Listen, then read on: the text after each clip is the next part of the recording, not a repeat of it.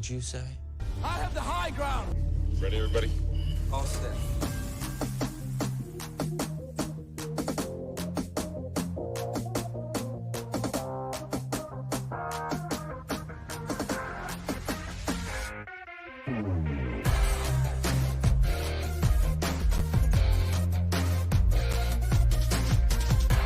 Hey, bud. Let's party.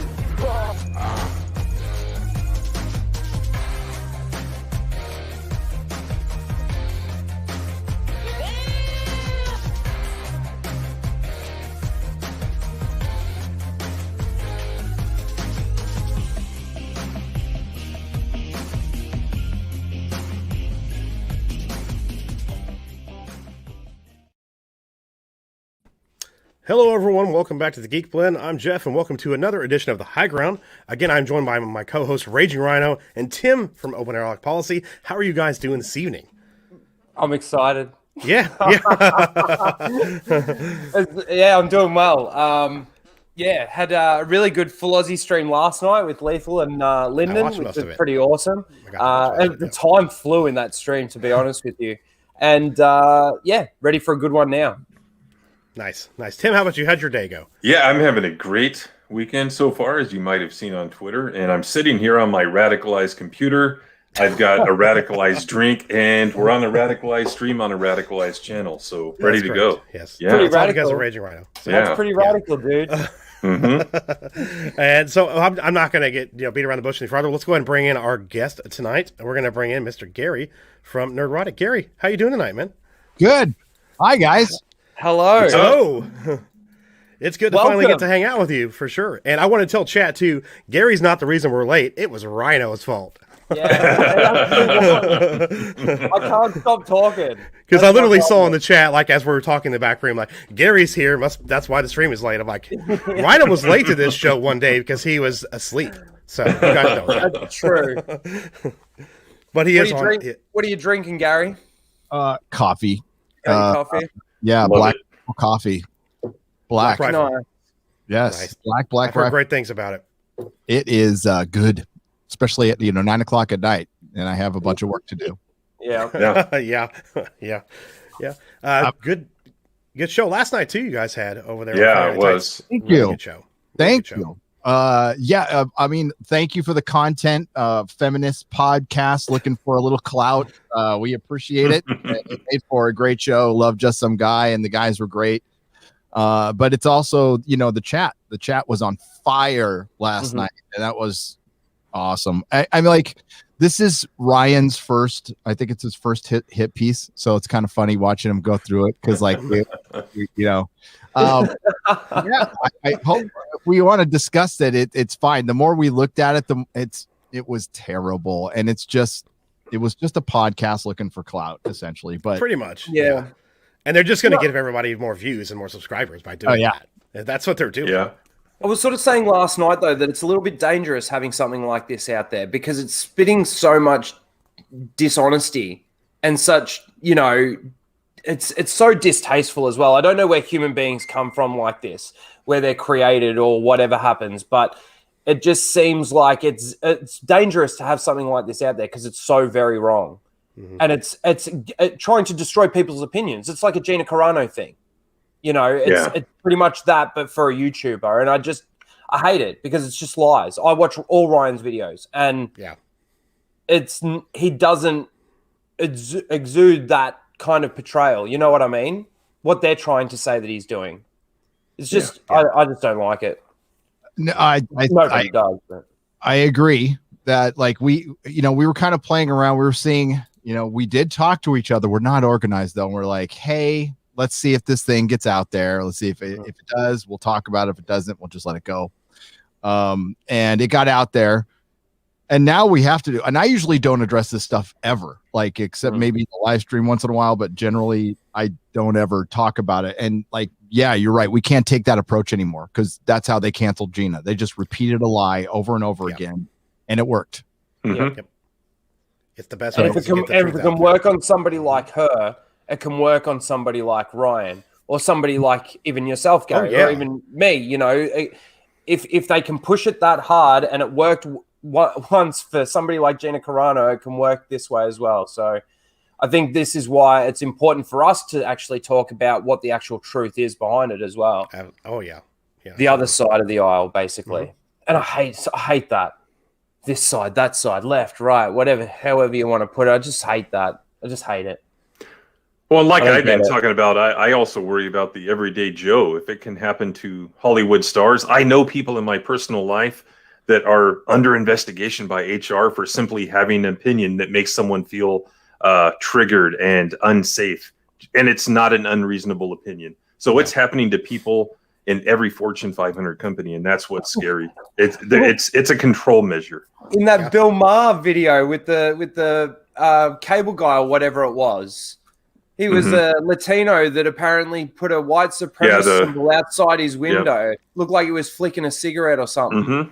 Yep. It's just ridiculous. Well, then there was that girl crying that someone retweeted on Twitter about a week ago, where she was fired from a retail job for pushing a like a clothes rack, and someone said the way she looked at them was racist, and she got fired. It's happening to everyday people. Yeah. And if we don't fight it now, it's only going to get worse. It's been this way for about 5 years now. I look at you and looked at them. Yeah, apparently my look was racist. That's just weird. Wow. And you could tell she wasn't so much upset about losing the job that she was about that something like this can happen, Yeah. Well, yeah, that's her livelihood, I mean? Like, now it's gone.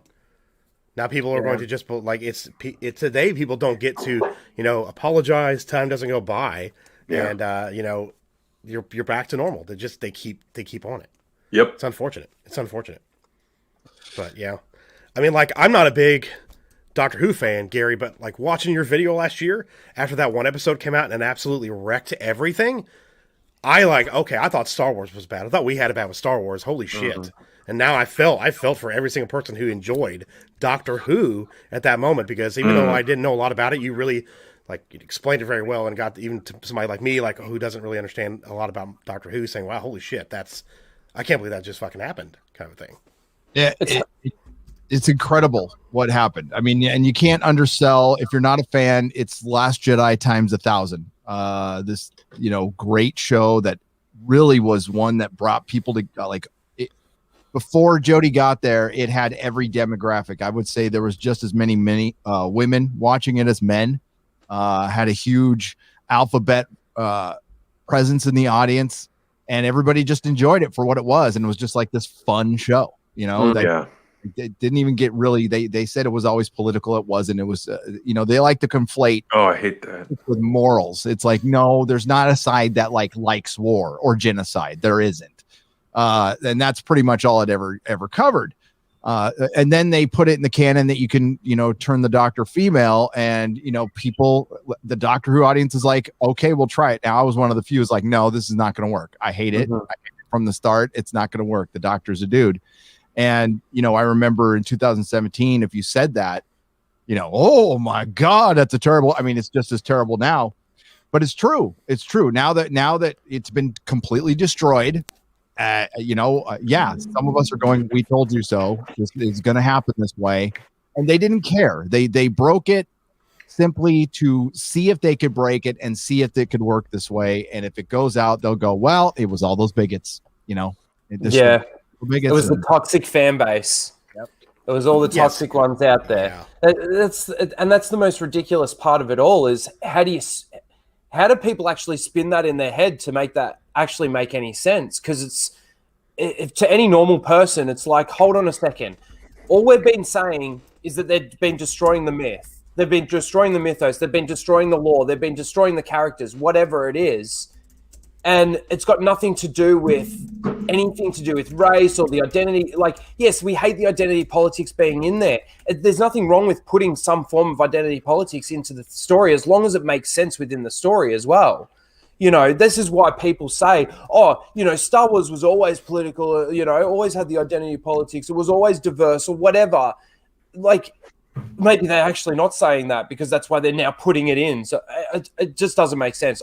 So many times you can put so many layers on it, and it doesn't add up. It just, No, and they're destroying it all. Star Trek's the same, and it's so heartbreaking. Like I'm Star Wars, you know, Gary. Like I'm just all Star Wars, pretty much.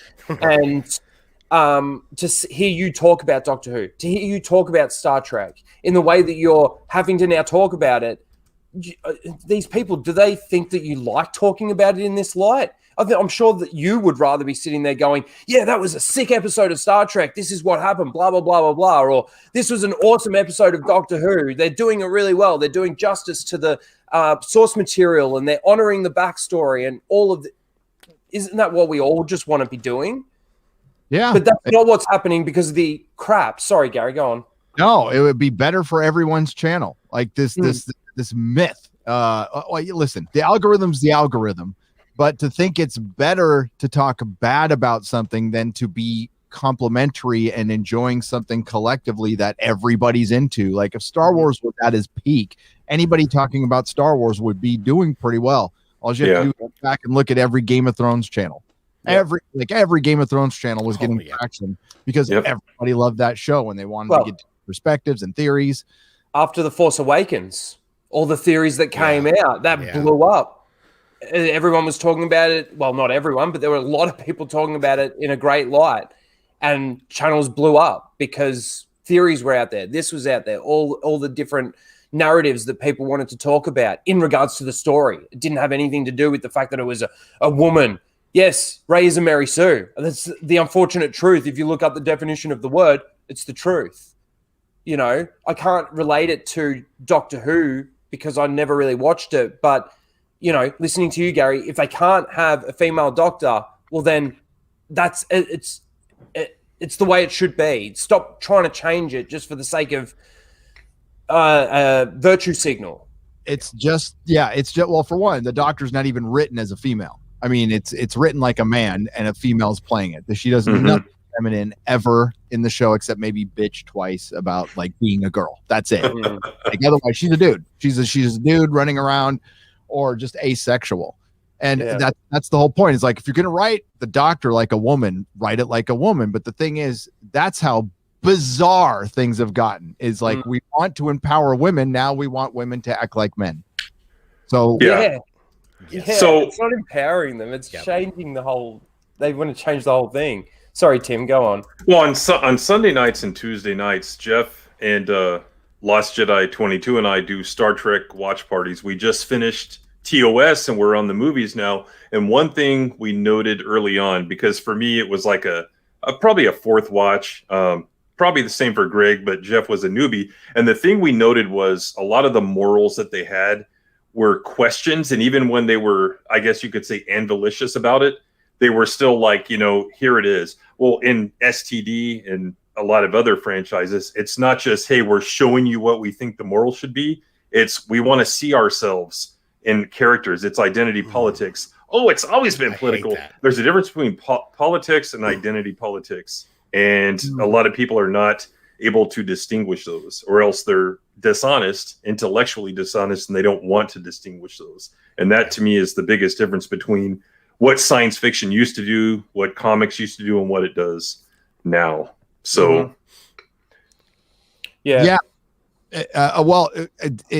presenting moral dilemmas, and now they're just judging you on your morals. Yeah, they're on their moral soapbox, and they are getting them bad, very, very bad. By the way, just talking about the morals of WandaVision, the morals of Wonder Woman's the one that sticks out the most. I was just talking about EFAP today. It's like, it's incredible how many people the drape scene got by. Like, nobody brought it up. I know. Jenkins, the editors, the producers, Walter Hamada, Jeff Johns, Gal Gadot, like nobody caught it. Chris Pine, nobody just went, this is weird. No. We shouldn't be doing this. No. And that shows you, like, for one, the actors walk in, they stare at their lines, they think about that one singular scene, and they don't think about the context of anything anymore. And things are so compartmentalized now that, and they do it to keep the script secret, to keep from spoilers, which didn't help with Wonder Woman. Yeah. And it's cool. And what it does is makes this homogenous crap that when you're putting the puzzle piece together, so many people are working on it. You don't have one person looking at the whole damn thing going, oh, wow, you think people might wonder if this is Drape or not. Like, Yeah. and then Patty Jenkins was desperate on Twitter to find an excuse to latch onto because she knew. She's like, she had to be embarrassed. Yeah. That's the director of your next Star Wars movie, though. Good luck. Hey. Have fun. And some of my most cherished source material, the X-Wing series. So, yay. Oh yeah, she's gonna get Rogue Squadron. So, I don't think she's gonna come back to Wonder Woman. To be honest, with Star Wars like this, I don't think. Yeah, let's hope not. No. But kind of after, circling back. Oh, go ahead, Jeff. Well, after what happened with Wonder Woman 84, like look at the first Wonder Woman movie in 2017. People loved that film so much. Yeah, it's really Wonder Woman. Shows a like a strong female character. She's a warrior. She's an Amazonian warrior princess. And then you get to 84, and of course interviews. Patty's like, we're not gonna have her with the sword. It's too aggressive. Too aggressive. She's a warrior. That's what she knows. That's how she is. So why does she have a shield? Character, but that's a part you of don't the carry around character. bullets without a gun. Why do you have a shield and no sword? That doesn't make any sense.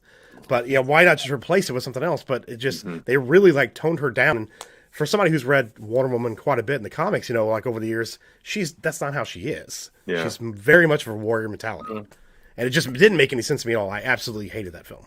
But see, that's, again, just like all of our entertainment at the moment. You got Wonder Woman, the new Wonder Woman doing Drape, as we've said. You've got, I think about Star Trek, something that I think you've seen, Gary, is that scene in the new Star Trek where they're talking pronouns. And like the person's asleep on the desk and he's like, he's asleep. And no, they asleep or something. Yeah, and Greg showed us that scene. Man, Greg showed me that scene and I was just watching it going, like, I was in shock. I can't believe this is a part of entertainment. This is what entertainment's become? Really? In, like, a galaxy far, far away or in the Federation? Or I thought the Federation, for me, like, my dad was a massive Trekkie. So I did grow up watching a bit of Star Trek. And to me, it always seemed like they were so far in the future that none of the real-world stuff that we've got right now is even a thing in this universe. None of it. We're so far disattached from that now. It's evolved that much that it's not there. So to have a pronouns thing thrown in, to make it so prevalent that they've got to have these gay characters, kissing after that scene as well, or whatever they do. Like, it was just like, this is Star Trek? Really? This is, and I'm not even a massive Trekkie, and I'm thinking that. Yeah. No, anyway. Like it's further in the future that Trek has ever been too. It's not just in the 23rd century. I think it was in the 32nd century. We're still discussing constructs. They just showed in Picard, the terrible series Picard, that you can transfer a consciousness into a golem. So why wouldn't you be able to just transport yourself into a woman? And you would be a real woman who could give birth and everything. Wow. By then, pronouns aren't going to matter at all. Yeah. No. I hate this whole narrative that they have to see themselves in every single character on TV and movies. I never growing up as a chubby kid. I don't look like Luke Skywalker. I'm pissed off because I'm chubby. I don't care. Now you get a Jedi mechanic in High Republic. Yes, because they don't work out as Jedi apparently. So, or don't have a good workout regimen or good diet at all. It's like a fat mechanic that looks like a woman. By the way, I thought it was a woman as well. I can't wait for the next con or something. Somebody's going to dress up as Geode and just go as a rock. Like, I want to see a lot of geodes. I want to see just geodes everywhere, man. That's what I want to see. But circling back, kind of to Doctor Who and whatever else, the question I have for you, Gary, is which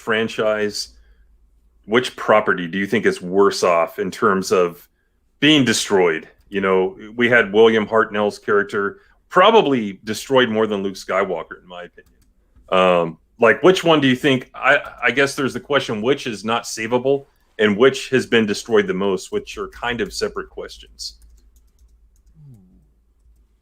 I would say the one that's savable is probably still Star Trek. Believe it or not, I think you could just cut off this whole Kurtzman era and forget about it. And I think eventually somebody will come to their senses and just say, those last 5 years didn't count. We'll put them in the Kelvin or something. So I think that's possible. Doctor Who is unsavable now. It's sad. Like everything is savable. They could, like, somebody who owns this franchise can go, that crap, the Disney trilogy will erase it, which they're not going to do, or will erase the Jodie era. They could do it whenever they want. They just will not ever do it. You got to look at the life through the lens of identity politics in Hollywood. And even if things do get better, they will not undo that stuff due to egos and their politics. They'll never roll them back that much. Yeah. So it'll have to be, everything will have to be rebooted fresh. It could be much worse. Yep. I know we've talked about this before on the show, guys. I know Greg. I'm kind of getting to Greg now. Point this, I just want Star Wars to fucking die now. Just let it go and let it burn. So eventually they'll have to sell it off to somebody else, and maybe somebody else will actually do with it what it's supposed to. Just let it go and let it die. I'm to the point where I don't want him to even try anymore. Just give Rian Johnson 2 trilogies. Let him do whatever he wants to do. Let it just drive it into the ground and just get done with it. That's how I am with that. And I mean, but of course, there's still just, I'm like Rhino in the back of my mind. There's some points where I'm like, maybe, and then we get right after Mandalorian ends, they're like, High Republic, guys, and you're like, wait, that's not what people are talking about. Yeah. Why would you throw this up? They're just kind of capitalize on that, which they're not doing it in sales apparently, from what I've been seeing around. But it's just a really bad. Don't use that to sell that. It just doesn't make sense. Yeah. Not the same people. Well, and I agree on Doctor Who. I've seen a lot of people bring back Russell T Davies. I made this video months and months ago. I can't remember why it was in the news, but I guess he either ghost wrote or wrote himself a novelization of the episode Rose, which was the first episode to bring back Doctor Who. And he wokeified the episode. And somehow, I think it was Rose herself saw into different timelines and saw different versions of the Doctor, which included a tall, bald black woman. And then it said something like a boy or a girl in a wheelchair with a robot dog, obviously canine. So I guess they were trying to say it's a trans person in a wheelchair was the Doctor. And this is Russell T Davies himself, whether he wrote it or he has his name on it. So even if you brought him back, and he's made a bunch of statements like, we made a lot of mistakes on the show, we should have done this. So I think he would continue the same crap, to be honest. So that franchise is dead. No, Russell T Davies is true blue, BBC, yes. He lives and breathes BBC. And honestly, you got to look at it with that first era. Stephen Moffat was instrumental. He was in the writer's room. He helped with a lot of episodes his name wasn't on. So it was those two working together. And even Russell T Davies has come out and said that. So it was a magical thing that will never be equaled. Seasons 1, I mean, it's arguable, but seasons 1 through 6 or 7, amazing stuff. Were amazing. The cinematic, the music was great. It was beautiful. And it shows you how rare that stuff is. And to do it for 7 seasons. I mean, now Doctor's been bad almost as long as it was good at this point. And that's when the tipping point happens. I mean, after this season, if they want to make more, and it's just because they're filling content on a streaming service. Yeah. But it doesn't matter anymore. And these things, they're just driving it into the ground. As far as Star Wars is concerned, I was reading it late at night, right before I was going to bed. I was looking through some Star Wars news, and I found this interesting article about George Lucas and why George Lucas has been quiet, why he doesn't do anything, why he doesn't help Alan Dean Foster, why he, you'd think he would be more instrumental with Star Wars, and he's fine. He doesn't miss Star Wars. He doesn't sit there and regret selling Star Wars. He is so fine. Let me tell you how fine he is. He sold Star Wars for $4 billion. He decided to take half of it in cash and half of it in Disney stock. At the time, the stock was at $50 a share. It's now at 100 something. George Lucas has made $7 billion since he sold Star Wars. George Lucas is fine. He's not changing anything. He's not editing anything. He's counting his money with his little kid and his wife, and he is fine. He's in retirement, and there's no more white slavers. He's over it because $7 billion. You got 7 billion reasons not to ever touch Star Wars. Yeah. I think and why would he want to come back anyway? To be honest with you, I just don't see him. I don't see, like, in regards to Star Wars, you know, you mentioned, Gary, that Doctor Who is in the worst shape, and I believe you. Like, in regards to Star Wars, though, the only way that it can be saved is if they decanonize what they've done, right? There's no actual true way that they can actually save any of these IPs, really, without actually decanonizing everything they've done. Correct? Correct. That's how. Yeah, you have to, and they won't. And if you do, it'll get replaced with a High Republic. I mean, what's going to change anyway? Yeah. Disney fired Gina Carano, lied about her, spit on her recently in a Q&A. What makes anybody think they're good? And Jon Favreau is going to do what? Do what? He's a hired showrunner. That's all he is. He's not an executive. He doesn't make any decisions outside of Baby Yoda and maybe bringing Luke back and stuff. Now, after time, he could probably obtain a lot of power, but Kathleen Kennedy, for whatever reason, saw fit to exert her power. And she is there for the time being. And by the time she's gone or Favreau takes over, who's going to care about Star Wars? You're going to get probably some moderately good or decent or very below average stuff like The Mandalorian. That doesn't excite me at all. As a nerd, as a fan, somebody who used to love Star Wars, none of it like moves the needle for me at all. It's like I could never cover it again and I'll be fine. Like I did it for a long time. Why is it that there's a lot of people out there, though, that can't see like the woke moments in The Mandalorian or the woke moments in WandaVision? Like, I just don't like. It's almost like the different levels of woke. Oh, that wasn't really that woke. Did you guys talk about that today? You know, it's either woke or it's not woke.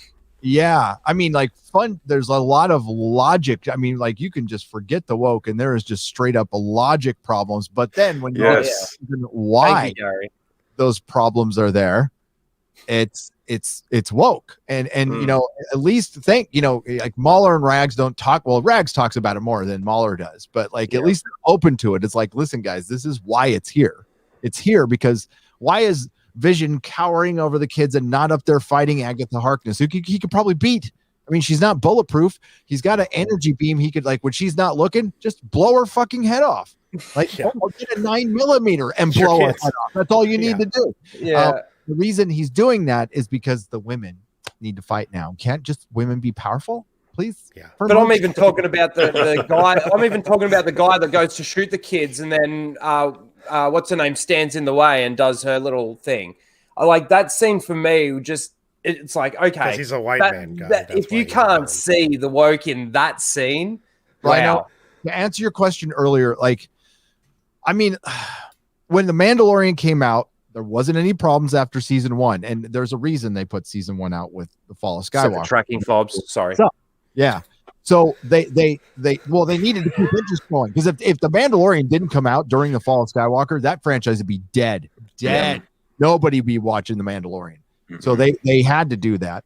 But the reason people were kind of looking past the woke moments in Mandalorian, I think they were treating Disney like a dumb puppy that didn't pee in the fucking house, excuse my language, for like a day. You're like, good dog. It might have squirted a little bit, but it didn't like new carpet. Wasn't a hose, I think that's the way I was like, listen, you know what? If they are making a concerted effort to turn things around and just bring things back to, we're going to do our best version of George Lucas's Star Wars. It might suck, but at least it won't be woke. I'm good with that, and I would encourage that, and I will continue to encourage that when I see it. But it was an anomaly. It was clear that that's an anomaly, that and it sucks because I do think Jon Favreau was trying to do that. I think he was trying to do it within the confines of Lucasfilm, but that is not possible now. And you can see it coming in. I mean, like, I love Gina and everything, and you know what? I love Katie Sackhoff too. But there was a suspicious amount of women surrounding the Mandalorian at the end of that episode. It's like he's got 4 female bodyguards. And I noticed that crap in The Witcher too. And it's like, come on. Like, it's every time now. Once in a while, sure, you can have a mighty female warrior. I love a mighty female warrior. I'm married. But like every single time now, it's maybe I'll do a video. It's in every show I have watched over the last 3 years. And I mean, every show, not just most, every single show. Like from Legion, a show I loved in the first couple of seasons. It had this ridiculous. They made up new superheroes, right? But so they have a one body, two people occupying one body, and they just out once in a while. And then, of course, the man is the effeminate, scared scientist one, and the warrior is a teenage girl. And you're like, okay, that was cool in the 90s. In the 90s, that was new and different. And now it's, nothing. What is that? Is that my phone? Something's going off in the lair, dude. Oh, yeah. Bat signal or something? Got to be somewhere? My phone was connected to my sound system. I just realized I can do that. I didn't even know. Cool. Nice. Brother Fett even asked, like, what about Cobra Kai? I was getting ready to ask that. Did you see, was there much in Cobra Kai? I mean, they definitely made fun of a few things in Cobra Kai. But I suppose there are those women moments in that, isn't there? But I don't know. Kind of fits maybe a little bit more. It's getting, I mean, if I'm okay with the women fighting each other. That's cool. Mm-hmm. But if they fight like dudes, then there's got to be, you got to show the consequences of that. I think that would be realistic. If you have a girl who can, I don't care how good she is at karate, she's fighting a guy that's 50 pounds heavier than her, she's going to get beat. Yeah. Unless the guy's blind or something, and she's going to get hurt badly. But, Cobra Kai, for the most part, does it right. And that's why I think if the vast majority of your show is there to entertain, if one little thing, the guy bringing up Captain Marvel and Jodie Whittaker as Doctor Who, like, it didn't make me hate the show. So I just think that character's lame, but that's the one show out there. I mean, like even Superman, I'm watching Superman right now on CW. I'm digging it. I think it's cool. It definitely could go right straight to woke, and it's teetering in a couple of areas, but for the most part, they treat Superman. They don't treat him like an idiot, and he's CW TV Superman. He's not like Henry Cavill is fucking Superman. He's a man. Yeah. And same with Ben Affleck as Batman, or I'm forgetting his name, the guy who was in Dying Isn't Easy. Man film. Oh, Porter, something like that. Yeah, he's amazing. Dead End. That is Batman. That's Batman. That's so it's happening in everything. It's intersectional feminism, and and they keep what happens is Hollywood connects to a new social trend that starts in Manhattan. Usually in freaking, I don't know, in high society Manhattan, the right heiress or whatever passes around somebody's book, and that becomes the toast of entertainment. All of a sudden, like everybody, Ta-Nehisi Coates, he is so amazing. He is so amazing. It's like after a white wine. And I've listened to these conversations. Like some of these people are my wife's clients, and this is how this shit gets passed around. And right now, that intersectional feminism, for one, it was BLM, intersectional feminism, back to BLM. The new one is critical race theory. That is getting integrated and baked into everything. And that's the one that will kill it all. It's segregationist. The showrunner for Falcon and Winter Soldier is black, probably because it's got a black lead character. I'm thinking the show WandaVision is a woman who doesn't know who Mephisto is, who doesn't. Yeah, we saw that. Anything. Oh, that's so ridiculous. Just bringing it back to Jon Favreau, though, just quickly, like I get exactly what you're saying. You like his heart's in the right place. The problem is for me is that he's got people like Pablo Hidalgo and Dave Filoni to go to for lore, and they don't care about lore. They don't care about continuity. They just care about like what looks good and Ahsoka Tano. That's it. It's just. I think John definitely tried to do something, but if you listen to the description of what The Mandalorian was supposed to be before he created it, when he first pitched it to Disney, to what we actually saw on the screen, they're two different shows. Mm-hmm. The whole panel at Celebration was completely different than what we got. I mean, it's not what we got. Like it wasn't supposed to have any Jedi stuff in it. They did the force. They had the force healing scene the week before. Ray did it on 2 days before Ray did it. 2 days. Whatever it was. Yeah, 2 days. It was a big justification. They don't have the continuity. They don't have the lore in place. And going into season 2, that only became a catalyst for this show, this show, this show, this show, this show, and just threw nostalgia in your face. That was no story. Right. Doesn't know what they're doing. They like just at this point they've had Star Wars for 8 years, right? Yeah. They don't know what they're doing. They are clueless and they'll never figure it out. Like The Mandalorian was the best you're going to get, period. And that was their most successful show. And it's taking 2 inexplicable years off, and it's being replaced by the same show. I mean, Boba Fett's the same show. It's a Mandalorian under a mask, and I'm telling you to normies, they're not gonna. They're like, isn't that the same one? Where's Baby Yoda? Why is this? Yeah, that's exactly right. That's what I'm gonna say. It's stupid. But that's Kathleen Kennedy, and Agent B will be protecting Boba Fett, and she'll be more badass. The 57, she looks great for 57. Even I tell you what, even in that end credit scene, like, why did she go down and shoot everyone first just to have Boba come? Like, why didn't they just walk? Well, he had to have an entrance, Rhino. He had to have an entrance. Protected by that many guards or anything like that. Oh man, it was just so stupid. We call that scene where they're running off the shuttle in the last episode the Charlie's Angels scene. I mean, if you slow that down in slow motion, which I think Rhino might have. No, you didn't do the slow motion. You did the Benny Hill music. They just come off like, just it was literally a Charlie's Angels, and then here comes Din Djarin kind of slowly behind him. The male. Wait till the women get there. Yes, exactly. Yeah. Mm-hmm. Anyway, it's very bad. I don't want to talk too much about Star Wars because it really is that painful to talk about. No, I don't. No, I don't. We're gonna have to start bringing polls in here, guys. How long until Rhino brings this conversation? Yeah. I just think there was a lot of, I mean, call it what it is, what it was. There was a lot of false hope out there in the fandom.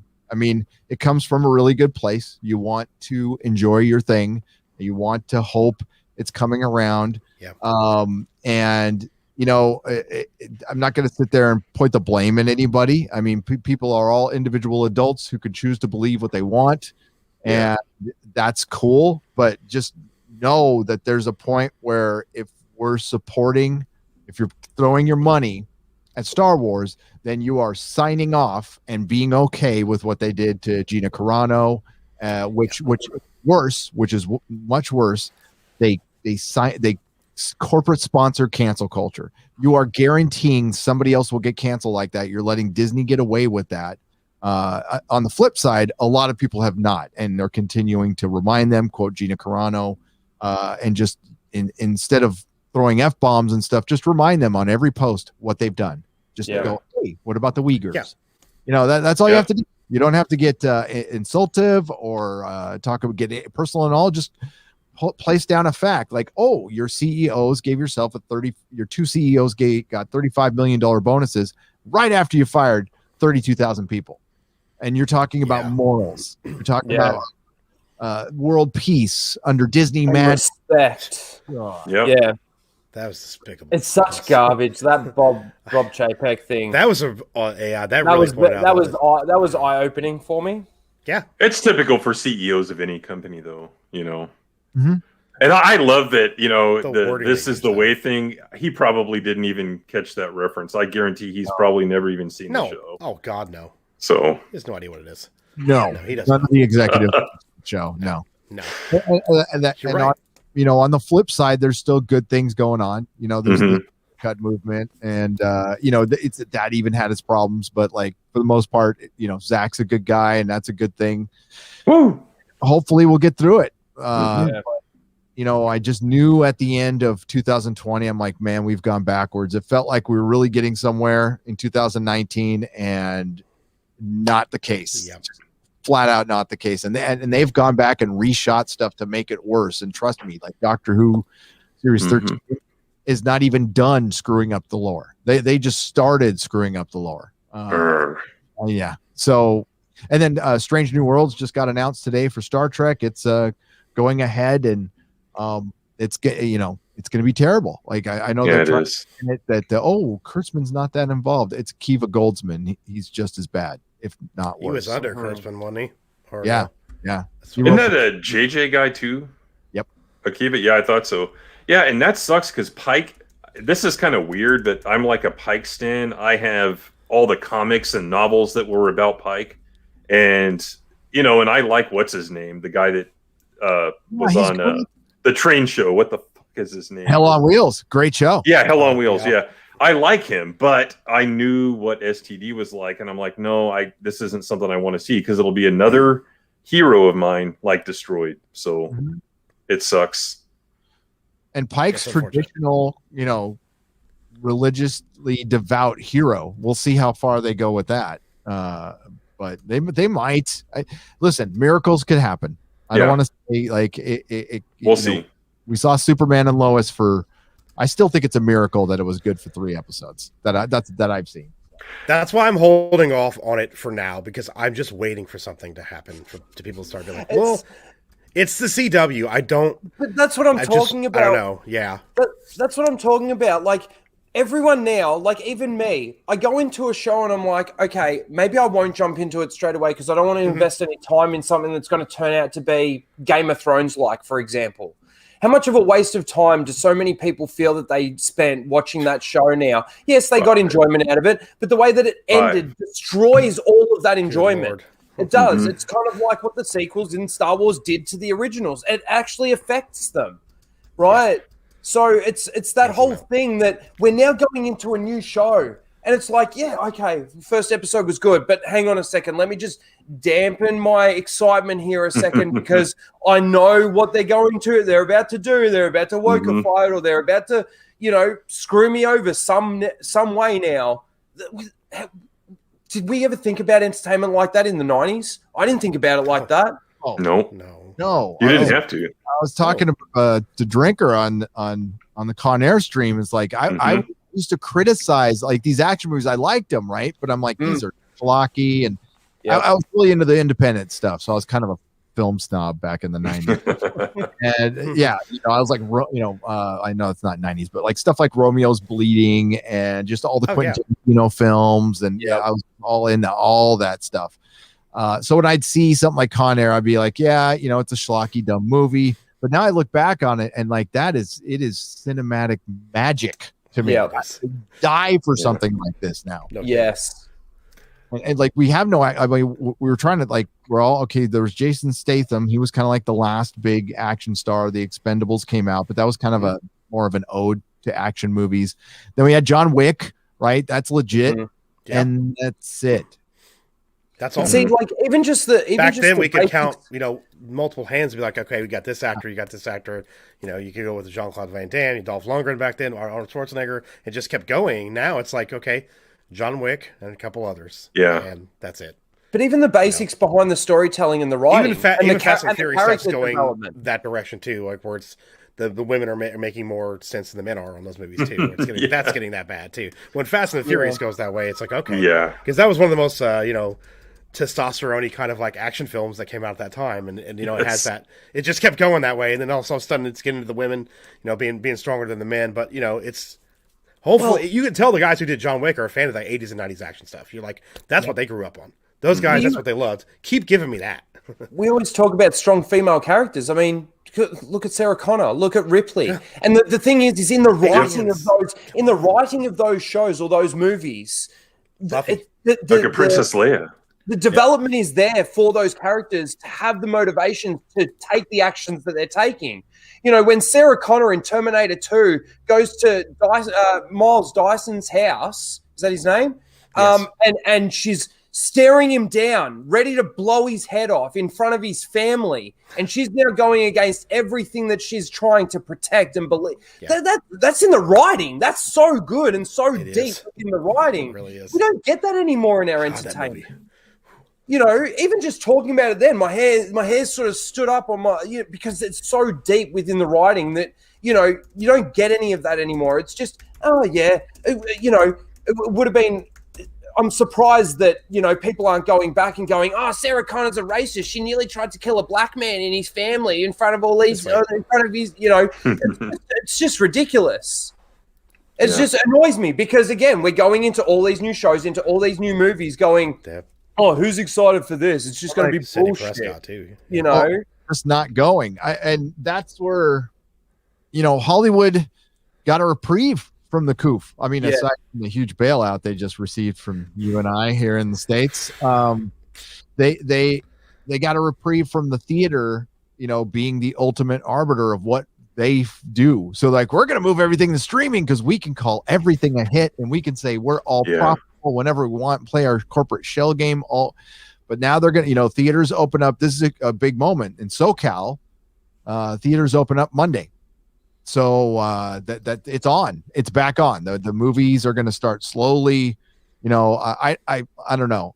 Maybe I'm not Nerdstradamus, but I don't think the pandemic's going to make a big comeback like it did last winter. Yeah, because there's not an election. So I think it'll be fine, and like we'll get we'll still be wearing masks. But as the year trudges on, we will. It's going to be a huge release year for movies. I know they pushed a lot of stuff back 2 years, but we're still going to get a ton of movies this year, and they're going to move stuff up too. They're going to go, once things get to 50 to 75%, they're going to be just desperate to get some money, and we'll have movies again, and they will not do as well. And forget the coup. I think people are just done. There's a large portion of this country that's mad at Hollywood, period. Whatever they make. And what somebody retweeted Sarah Silverman, saying she doesn't want to be on any political side anymore. I don't want to get too political, but like, I'm not on any political side. I don't get political on my channel, but it did, it's like, it's safe to say that now. So you guys were heavily political for the last 4 years. Where was this sentiment 4 years ago? Where was it before the pandemic? Where we'd all be better off if Hollywood didn't get so divisive and, make Dark Fate and Charlie's Angels and all this shit that's just hateful. I mean, Star Trek is hateful now. Doctor Who is a mean-spirited show that like half the shit they do in there is to troll the audience now. Yeah. And we don't need a headache watching our stuff. We're good. Yeah. Well, Ghostbusters 2016.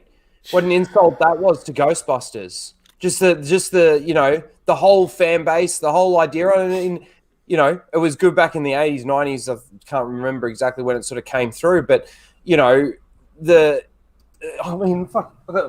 me a little Ghostbusters, honoring that. I watched it for the first time. It was only about a month or two ago that I actually watched Ghostbusters 2016 for the first time.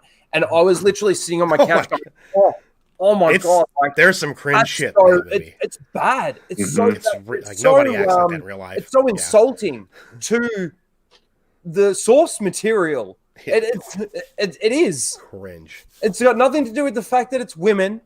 It's got nothing to do with that.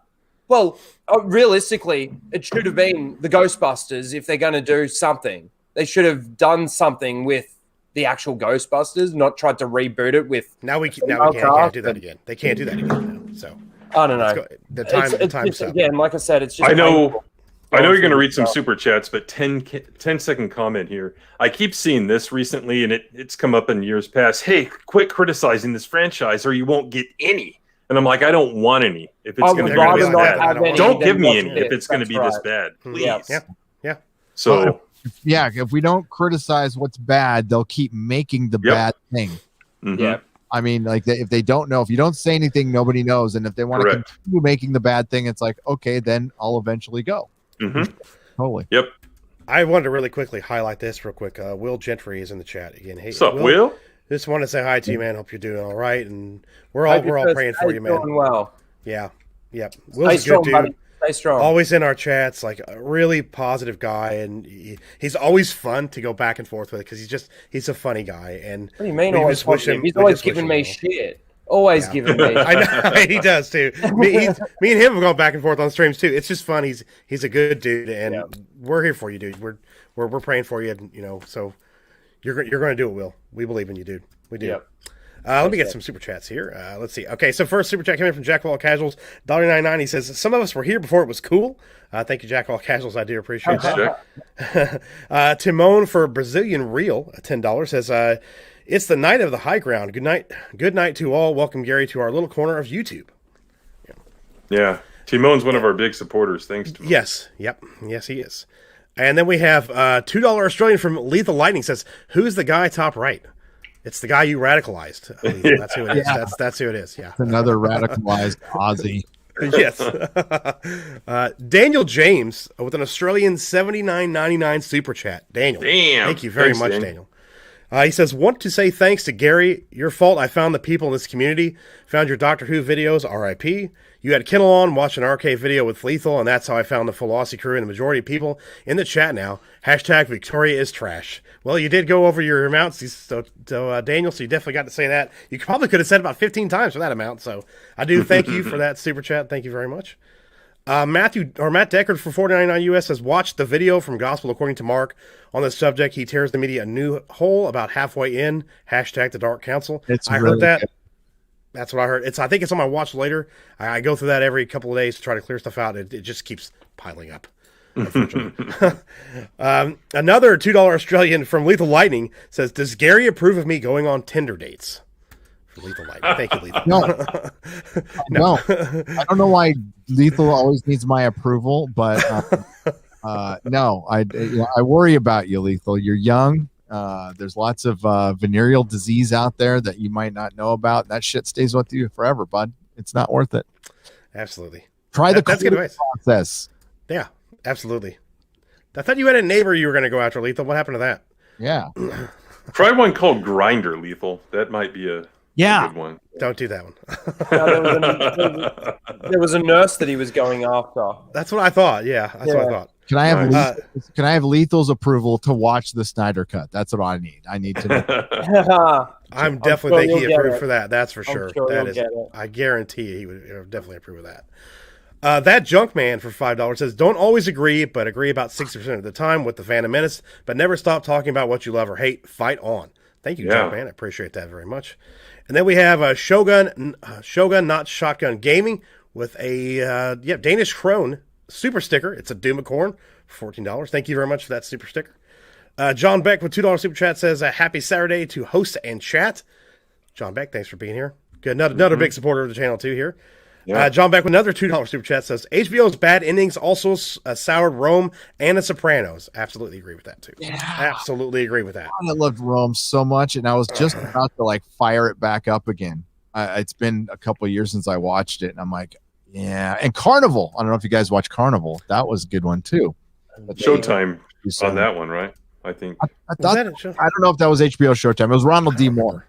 Yeah, I always think good things about it. DS9 fame and TNG fame, and Battlestar fame. So yeah. Carnival was bizarre and good. I loved it, but it ended too soon. I've heard great things about it, so I might go back and watch it. If you'd recommend it, I would definitely go back and watch it. Oh yeah. It's like with everything happening now. Like I just started The Expanse. Just started it, and I'm worried. Because it's a new show. I'm like, do I want to get into it? I keep hearing good things about it, but I'm like, I'm going to be scared that eventually it's just going to go woke, and people are going to be like, it's trash now. Now I've wasted how many seasons of it? So didn't that happen with the Orville? Not yet. I mean, it could. Yeah, it could. Orville season 3 comes out later this year. The Expanse a little bit. 5 got woke. It did. Damn. It did. Because the books got woke, didn't they? Yeah, but book 6 got you know what? That 2016. That's when the book was. I mean, it's no accident that's when everything. I mean, Hollywood was always woke, but not uber crazy fundamentalist woke. And right now, so yeah, shove it in your face. Yeah, it ruined everything. And that moral, I was the morals of Wonder Woman, the morals of WandaVision. There's the worst case of it in the Expanse book. They literally have somebody who was instrumental in killing billions of people. They praise her because she's a woman of color who has her and is powerful, and they overpraise her and stuff. It's like, wait a minute, she just killed 500 million people. Okay, but she's a strong woman. Bad woman. Yes, women power. Go women. Woman just be powerful. Yeah. Well, in WandaVision, do you think if that was a male character that did that to all those people in the town, he would have got to go free? No. Yeah. No. She could just go though. It's fine. No, just let her go. Torturing people for kids locked in their rooms where they can't go out and eat or go to the bathroom. But they're conscious of and then if they're not close to her, they're just standing there and waiting and frozen until she walks by, and then it's horrific. It's absolutely horrific. Really horrific, and nobody thought about this at all. No, It brings it back to the whole Wonder Woman 84 thing. Like, do people not realize what they're doing, or is it because it's a strong female character they don't give a shit about it? Is that what it is? I wonder. No. Yeah, it's gotta be. You can't do that. Did your cat just get in front of your camera? Yeah, Charles. What are you doing? I'm sure everybody in the chat was waiting for Charles to make an appearance tonight, so that's good. Say hello. $2 from Terminus says, could Doomcock be controlled opposition? I don't know what that means. I don't either. Controlled opposition. You mean kind of like? Oh, okay, I know. Yeah. No. Well, no. I talked to him and stuff. I mean, I don't know who his sources are, and we don't discuss that stuff. And I don't get into the rumor thing. I don't think any of those things are going to happen, to be honest with you, that I've heard over the last few months. And yeah, what he does with this channel, he does with this channel. And I don't, everybody can do their own thing personally, but I mean, people are going to ask me directly, which they have often. Sure. I don't believe that stuff. I just don't. I mean, like, it sounds too good to be true. Well, it's absolutely too good to be true. And right. Disney Star Wars has done nothing, not a single thing to show that they're going to go in any direction to erase anything, to retcon anything, to give anything. What you think or I think. They don't care because they're making money still. They're making lots of money still. They would never admit that they were wrong about something, or to say we kind of screwed up here. They would never say that. They would never do that. Absolutely not. No. That's admitting defeat, and they would never do that. Never. Next super chat here we got here. Okay, it is Matt G for $5 US says, yes, hail Gary. He should get a wrench as a parting gift because we don't have money or prizes like a game show. Hint, hint. Yeah, absolutely. I'll give him a wrench. Yeah, absolutely. Thanks. I got to remember to give you guys a wrench too. Oh, thank you. Thank you. Yes, thank you. Melissa Lord for $5 says, hail Jeff, Tim, Rhino, and Gary. Got a new job, so I'm back to my old schedule. I miss watching y'all. So what are your thoughts on this rock stuff? The Geo. I tell you what, somebody made a Geo Twitter account, and it's absolutely fucking hilarious too, by the way. It's just hilarious. It's great. And yes, Lennon says 128 people here. Smash the like button. Oh, Thank cool. you all for being That's got to be a record. That's our biggest audience so far. Yes, it is. Thank you, everyone, for being here. And thank you all for the super chats. We do appreciate it. Yeah, welcome back to Melissa. She was a big supporter and she couldn't watch us for a few weeks. And speaking of The Rock, Melissa, go back and watch the repeat. Was it last week or the week before? Last week. Yeah, Geode was on the show, Melissa. So go watch the first minute of the show and you'll see him. I just think it's funny you caught Rhino off guard that hardcore because he didn't know what you were doing in the back. I didn't know what you were doing at first. I saw it. And then I bring in Tim, and there's a rock on a little plate, and it says Geode as his name, and he doesn't say anything.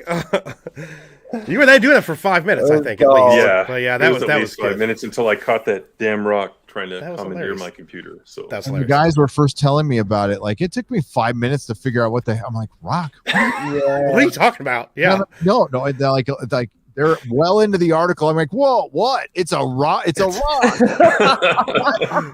And yeah, it's funny. It's funny how bad they are now. Now we can just it's a meme.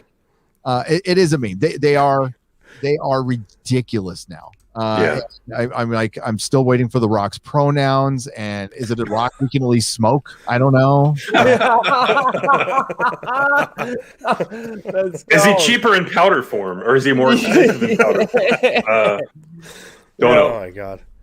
I just can't believe what's happened to like droids. And like droids used to be navigators. I don't understand. It must be the they droid. Don't understand them either. Droid rights matter. From Solo that made them think, oh, we better not make a droid, sort of a slave to the ship. And, the pointless names, they call a vessel a vessel. It's called Vessel, the vessel. Like, it's like the Wayfinders and they're creatively bankrupt, we can tell. They're so creatively bankrupt that they can't even come up with a good name. And the Wookiee character, it's Bubba. What is it? Buriaga Agaberry. Yeah. Yes, that's it. Yeah. You literally flip the first name to the last name, and that's his last name. I thought Wookiees didn't have last names anyway. Well, they don't, but No. even still, they don't know that. So they give him a last name, but they just flip the letters around. Oh, That's so stupid. It's literally a meme.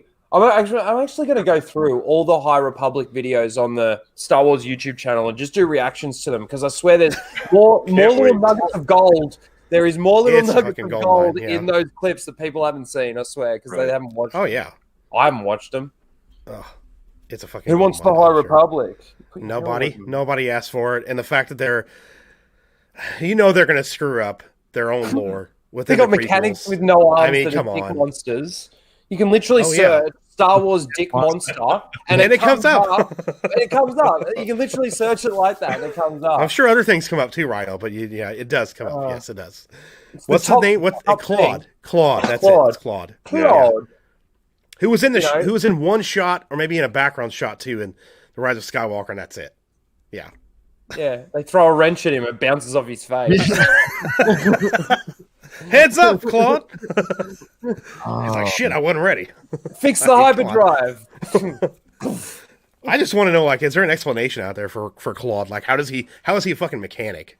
I wonder if it's on Wikipedia where they just made some bullshit up because Disney doesn't know what they're doing. It just shocks me, though, that we get to this point within this geek culture, within this fandom that we've had for years. We're now at a point where we're laughing at what we love.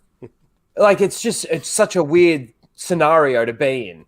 Yes, It's it ridiculous. No, yeah, like we're gonna get swirlies again and wedgies. I mean, like, gets their ass kicked now, and like I might do it. To resurrect a bunch of '80s jocks and just like have them beat the crap out of them and shame them in lockers. Absolutely. Because like Star Wars is a joke. They're going to notice. Sure, there's the Disney consumers out there, but their conventions are going to be like Star Trek conventions. They'll get smaller and smaller. Like when Trek was at its peak, 20, 30,000 people were going to these big, LA conventions, and there was multiple Star Trek conventions in every city. And now it's like there's a couple here and there, and the big one is in Vegas, and it was 4,000 people. 4,000. I mean, that's not impressive at all. No. And you could have gone. You get more people on Friday Night Tights than they got at the fucking thing. I never thought of that. Yeah. You get a bigger audience of Friday Night Tights than Star Trek could get at a con. Damn. Oh my God. We're doing a meetup in August. You're all welcome, by the way. I'd love to. I've got to get the COVID jab though, which it's not going to happen. Oh, do you have to get that to travel out of Australia? I don't know. I think so. I think they're going to make that a thing. Then they might loosen it up, but who knows? Yeah, you'll probably have to get a vaccine. Most likely. But if you can go, it's going to be during Star Trek Las Vegas, but I have no intention of going because they banned Vic Mignogna. So I saw that. Yeah, I saw that too. I will rent out a hall or something, and we're going to do live streams there. I'm going to try to get, like, this was supposed to happen before and COVID canceled it. I'm going to try to get as many YouTubers there as I can, and we can just do shows and hang out and watch movies and run around Vegas and gamble and do stupid shit. And I'll feed you time. Awesome. That sounds like a plan for sure. Yeah. Absolutely. We all could use a little fun. Oh, I know. Oh, we definitely could. Well, I like Tim brought up earlier. Like, there's so many things we can go back and watch that are great things that people. I'm sure everybody recommends stuff like, but going back and actually watching Trek for the first time with these guys has actually been really fun. And the show I'm getting people into, Jeff, and Teresa is almost through the second season. Stieg did a few episodes, but it's Babylon 5. I became a huge fan of that show in like 2002, and it's so great. I hope you and Az finish it because we will. It's wonderful. It's wonderful. Az said it's good. Then everybody's been recommending. I can't see it being bad. Mm-hmm. And like effects don't bother me. Like I don't care about dated effect. Come on, I'm an original series fan.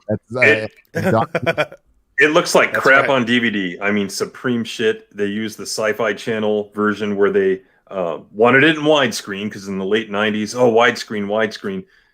Sci-Fi Channel got the rights to show the replays. They wanted it in widescreen, so they cropped everything and they, what is it called when they scale stuff up? So it looks like shit. It looks better on HBO Max than I've ever seen it. Now, it still Really? doesn't look good, but it looks better. So I am so glad that they got that Good. that treatment. So It's getting a lot of traction. You see a lot of people talk about it online. now, yes, the fact it's that, getting buzz. Yeah. These older shows like this that come back, and people get people into them. It's nice to have something to watch and not get pissed off about. The shirt you're wearing, Jeff, Zack Snyder, you know who owns it? WB. They own Babylon 5, and they fucked Babylon 5 since 1999. They meddled with Crusade, the spin-off show. You could go out and read about that, what they made him do. They wanted a wrestler on the show from WCW because it was on TNT at the time. They meddled with his whole franchise, and they screwed it up. Jesus. So it's sad. WB just can't do anything right. No. It's been like that forever, even before AT&T got there. Oh yeah, they've had these characters for how long, and they've never really fully taken advantage of them. It's just unfortunate. You to own be honest. Batman. There should be Batman should never be out of the public conscious ever. There should be a Batman animated series going on. I mean, like, dude, I loved Batman Brave and the Bold for what it was. I watched every damn episode of that. It was cute. Yeah. Yeah, my kid loved it. And it was cool. But, of course, the animated series, Justice League Unlimited, that whole... Oh, we were talking about that the other night. Yeah, that created a generation of DC fans that was equal to the fans created by the X-Men animated series. Maybe bigger, from the Batman animated series, because I had my shop back right when that was still in the air when I had my shop. That's all people would talk about. Mm-hmm. It was so good. And they just let it sit. Like there's not an animated Batman out right now. I know. I can't believe There it. should constantly be some version of him out. Should be. So, Gary, I know you love what you do on YouTube and everything, but do you miss your shop? Do you miss the interaction with fans like that? And do you miss that? Totally. Absolutely. Yeah. It was fun. I mean, this is the best job I've ever had, but I will go back to do that someday. Whether it works or not, I don't care. I love chilling in my store, reading my comic books, because I love the dead times. There'd be times where nobody would walk in for 2 hours. Yeah. I'd clean and I'd just read comic books all day, and I'm like going, I cannot believe I get money for this. This is stupid. And I tinkered with my shop every day, so like there was shit everywhere. It was on the ceiling, on the wall. Like my office is a microcosm of what my shop was. Yeah. It's just blasting Doctor Who or freaking some punk rock and reading comics. And I opened at 12ish every day, and I stayed open till whenever the fuck I wanted to. Like 7, 8, 9. It kind of varied. People got used to it. Like nobody rushed to my shop early because they knew I would not be there at 12. It'd be like 12:15, sometimes 11:50. Never know. But I make it very clear. But like, it got the people were hanging out. I had a group of 10 people who were there like all the time for 5 years straight. Damn. Wow. Yeah, it was fun. It was tons of fun. Just hanging out. Yeah. Talking comic books. And did you ever have those actual debates of like, who would win in a fight and all of that? You would sit there and go through all of that shit. Yeah. Get into the minutia of it too. Mm-hmm. Yeah. We talked about like, does the Thing have a dick? Does he Always? Like, it's not a comic shop unless that question's Does he really have sex with Superman? And does Batman really get laid? And like, stuff like that. Yeah. And Batman does get laid, by the way, a lot. nice. It's and then going to conventions, that was one of my favorite things to do too. I would go to like 5 or 6 a year, like clockwork, and it just I break even at every Comic-Con. San Diego is the one you make just ridiculous money at, but every other one you just pretty much break even. But it's good, it's fun to hang out, trade stuff, and it was mainly me shopping for the store for me, and if I didn't lose any money, I called it a win. That's awesome. I miss. He lived in Northern Indiana for a while. I'm in Southern Indiana, but I missed the shop up there because he was a really good guy. The shop here in my hometown, the guy's a piece of shit. Unfortunately, he's really far left. He doesn't care about people. Like he won't even try to order stuff for you if he doesn't have it. He just doesn't really care. We have a smaller shop here that does a lot more than just comics. That dude's really good people. But the one up there, I would go in every week, 2 times a week, and I just bullshit with him for like 2-3 hours. And we still message back and forth on Facebook and talk. So that was just so much fun to get to do that. Yeah. I miss it. I do miss that shop quite a bit. I just wish my shop here was much better, but he's not. Why? Yeah. Angry? Sad. He just, I don't know. He just over the years he's gotten really salty about stupid shit, and I don't know. The people he hires don't know anything about what they're talking about at all. Yeah. Just young teenagers off the street to just do the job, unfortunately. And of course, if he gets a whiff that you're not on the left side of the political, he really just kind of doesn't give you attention, doesn't help you at all, and you just decide you want to leave. Like I'll go to the other store. Politics is affecting people's customer Fucking service. sucks It's too. so It really bad. sucks. It really sucks. Indiana, too, in Indiana, like, okay, I mean, I could see that happening here, and it'd probably work, in San Francisco. But yeah, no, I couldn't. Listen, I gained customers because I wouldn't get political in my store. I had a big sign up front that said, "Leave your politics at the door." Like, do not. Nice. And and that people loved it. And I was a family store. I did the birthday parties for kids. That was some mom came in and said, "You should do birthday parties for kids." And I'm like, "You are right. I should do that." And I started it like the next day. That's locked cool. up the little thing, and damn, did I make money off of that? Yeah, the kids screwed up some comic books. Who cares? But no, comic books can be a tough job. It could be very frustrating working with Diamond and stuff, but don't ever let customers. It's kind of like talking about YouTube, behind the scenes stuff with YouTube. Like people just kind of like their eyes start glazing over. Yeah. Nobody cares. Your comic store should be a place of happiness. It should be primary colors. There should be, if you can, just every square inch should be comic books. Just showing your love of comic books. Yeah. Yeah. And when hiring people, it's very easy that you do a quiz. You just, make yourself 10 basic nerd questions. Yeah. That you think, if they get half right, I'm good. You don't want to throw them too hard, but it's like you have to know what Jack Kirby is, like really basic stuff. Mm-hmm. Yeah. Yeah.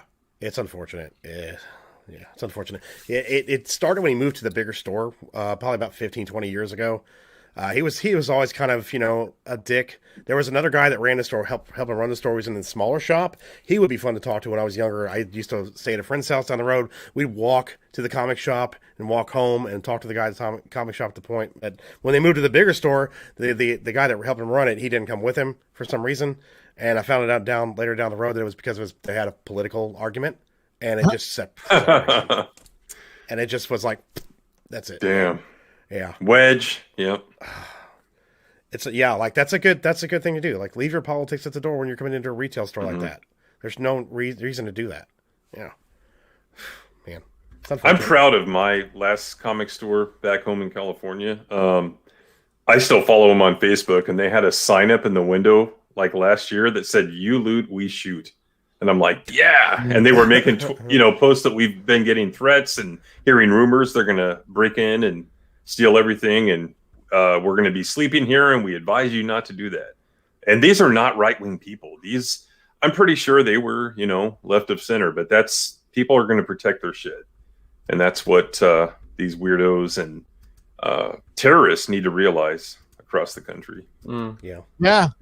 I mean, that was one of the main reasons I left San Francisco. I bet. Other than my wife losing her business, we just saw the societal breakdown after all of that, and it hasn't really recovered in a city. I mean, like where I am now, it's perfectly safe and it's fine, and it always has been. But like in the big cities, San Francisco has gotten so much worse, and it. And the poop and like all that stuff was real, and the needles everywhere. Yeah, I was like, I'm done. I didn't love it in the first place. I like there's actually a lot of cool people in San Francisco. They're not all a bunch of nuts. They're very cool people, and I miss that part. But I don't miss a dirty city that's overrated, completely overrated. Happy. It's to funny, be we all talk about how much Texas, Gary. we all talk about how much we don't, talk politics and stuff like this, or don't want to talk politics, but it's amazing how much it's infiltrated the entertainment to the point where it almost rolls into the fact that we're actually talking about politics. Yeah, I never want to discuss it. I really don't, and then having to, Me neither. And then it gets so, God, when Doctor Who mentioned Trump by name, and this is before Jodie got there, which I just couldn't believe. I'm like, God dang it. And then, it's just, and then Star Trek just gets where, you just talked about the pronoun thing, and I'm like, Christ almighty, pronouns in Star Trek. And there was like front page spreads about this, and they were right up in Variety, and I'm like, Cunning and Brave. For one, the two actors were terrible. You could tell they're hired completely for how they identify, and it's good on those good on them. I'll just say good on them for all of a sudden saying I identify this way to get some work. That's what everybody's doing now. Like everybody in Hollywood's going to be bi by next week so they can get work. Yeah. But it's like semi-bi. We're all semi-bi here. It's like calling somebody a Yahtzee is the same as what we used to call a hater. It's just such an overused thing. It's everybody's now doing it just because it's the way to do it. It's the way to go. We talked about Max Visaggio, I think, last week, about how that guy Brian was his name before. He got no work at all in the industry, and immediately he goes trans. He's like, oh, here's every fucking job you want. It's that's how it's gonna go. Yep. I think it's finally starting to dry up on him too. On her. I think so too. Sorry, my bad. Yes. I guess. And isn't that painful how you've got to now adjust the way you speak and the things that you do so that you don't become a transphobe or something like this? It's just they can pull up anything and connect you to be a transphobe nowadays. It's just How many people that were saying Gina Carano not putting pronouns in her bio makes her transphobic didn't have pronouns in their bio? I know. It's just unbelievable. If you actually have a look at some of them. Most of them actually did, but there were some there definitely that don't. So what does that make you? It's just so stupid. Well, now I'm seeing articles like, yes, white men can have sex with a trans woman and not be gay.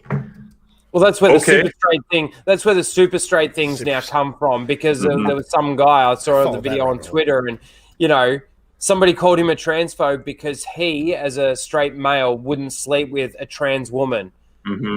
And that made him transphobic, apparently. So he's now come out with a thing saying, I'm super straight, so now you can't call me transphobic because I identify this way. Yeah, so why isn't his identity important compared to the person he didn't want to fucks? So ridiculous. Yeah. So ridiculous. It's such a clown world. It is a We're going full idiocracy. We're so getting there. Great. What's that? Supremacist straight. That's what I want to be. Yeah, there you go. I like that. I love it. I do too.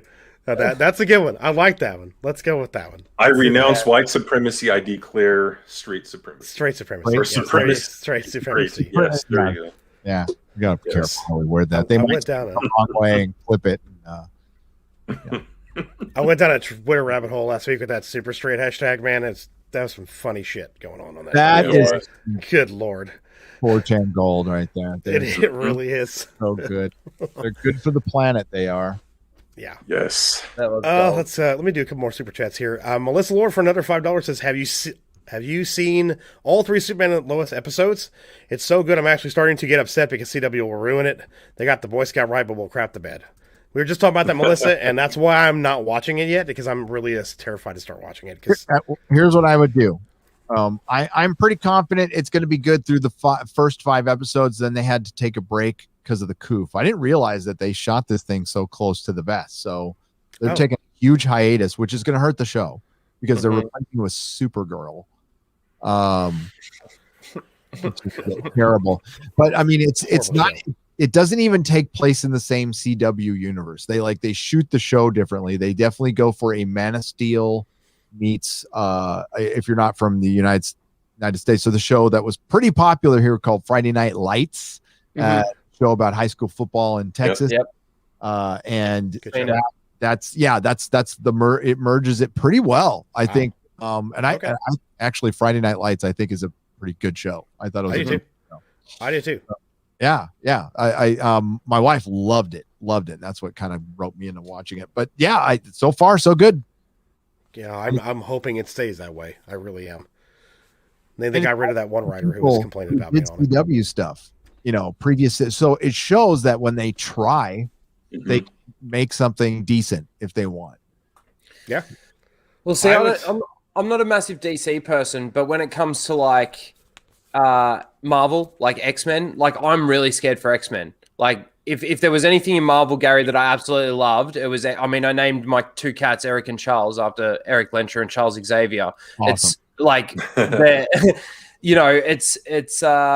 and I'm so scared because it's Disney's now. Disney's got their hands on it. Look what they're doing to the MCU. Look at what they've done to Star Wars. Anything that they get their hands on, look at what they're doing to it. And it just scares me so much. They're just going to destroy these characters. Anyway. Yeah. I think X-Men First Class might be, I love X-Men First Class. I Me too. Great movie. I think that might turn out to be the best of all the X-Men movie. Days of Future Past is I like it too, but I Matthew Vaughn is one of my favorite directors, and he even gets toned down in that one. But he did Layer Cake, one of my all-time favorite movies. And yeah, by the time Marvel is done with your and my beloved X-Men, we will be begging for Fox. We'll be missing those days. Yeah. Do you count the Wolverine movies as X-Men movies, or do you are they separate for you? I do. Yeah, they're X-Men movies. So do you think Logan is worse or better than First Class? It's a better film.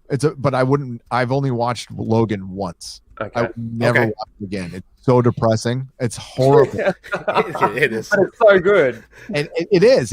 And it was only that weird chain of events that led us to Logan, which was X-Men.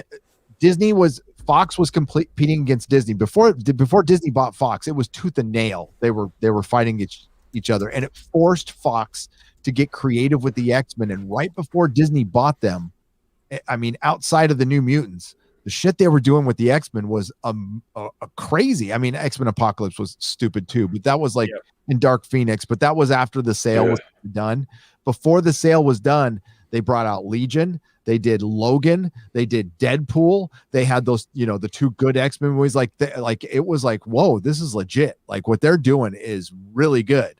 And then Disney came in and it was all over. And I think that little blip towards the end before the sale negotiations started creatively was the best X-Men we'll ever get live action, period. Yeah. Great little run there. I don't know if you watched the Legion show. No, I didn't. I did not. No. First 2 seasons were what WandaVision wanted to do. So you had Legion, who's the son of Charles Xavier. Yeah. Level 5 mutant, who could destroy the planet. I'm gonna have to go watch that. Sorry, go on. Yeah, 3rd season goes woke, but you can watch the first 2 seasons and it there's still woke shit in it, believe me, but it's brutal. It's a villain origin story, and it's a bunch of people trying to keep him from being a villain, and it's not because they actually like him or anything. It's because they want to live. It's so powerful. Sounds great. Yeah, they can't kill him. They can't kill him, so they're trying. There is people who actually care about him. Yeah. It's a psychological thriller mutant show done by the guy who did Fargo, Noah Hawley. And the first 2 seasons, especially the first season, was crazy. It's really bizarre, surreal, acid trip superhero. Yeah. Okay. Yeah. That's cool. Wow.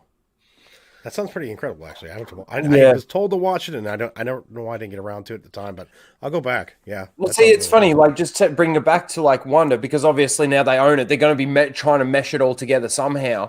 I hated.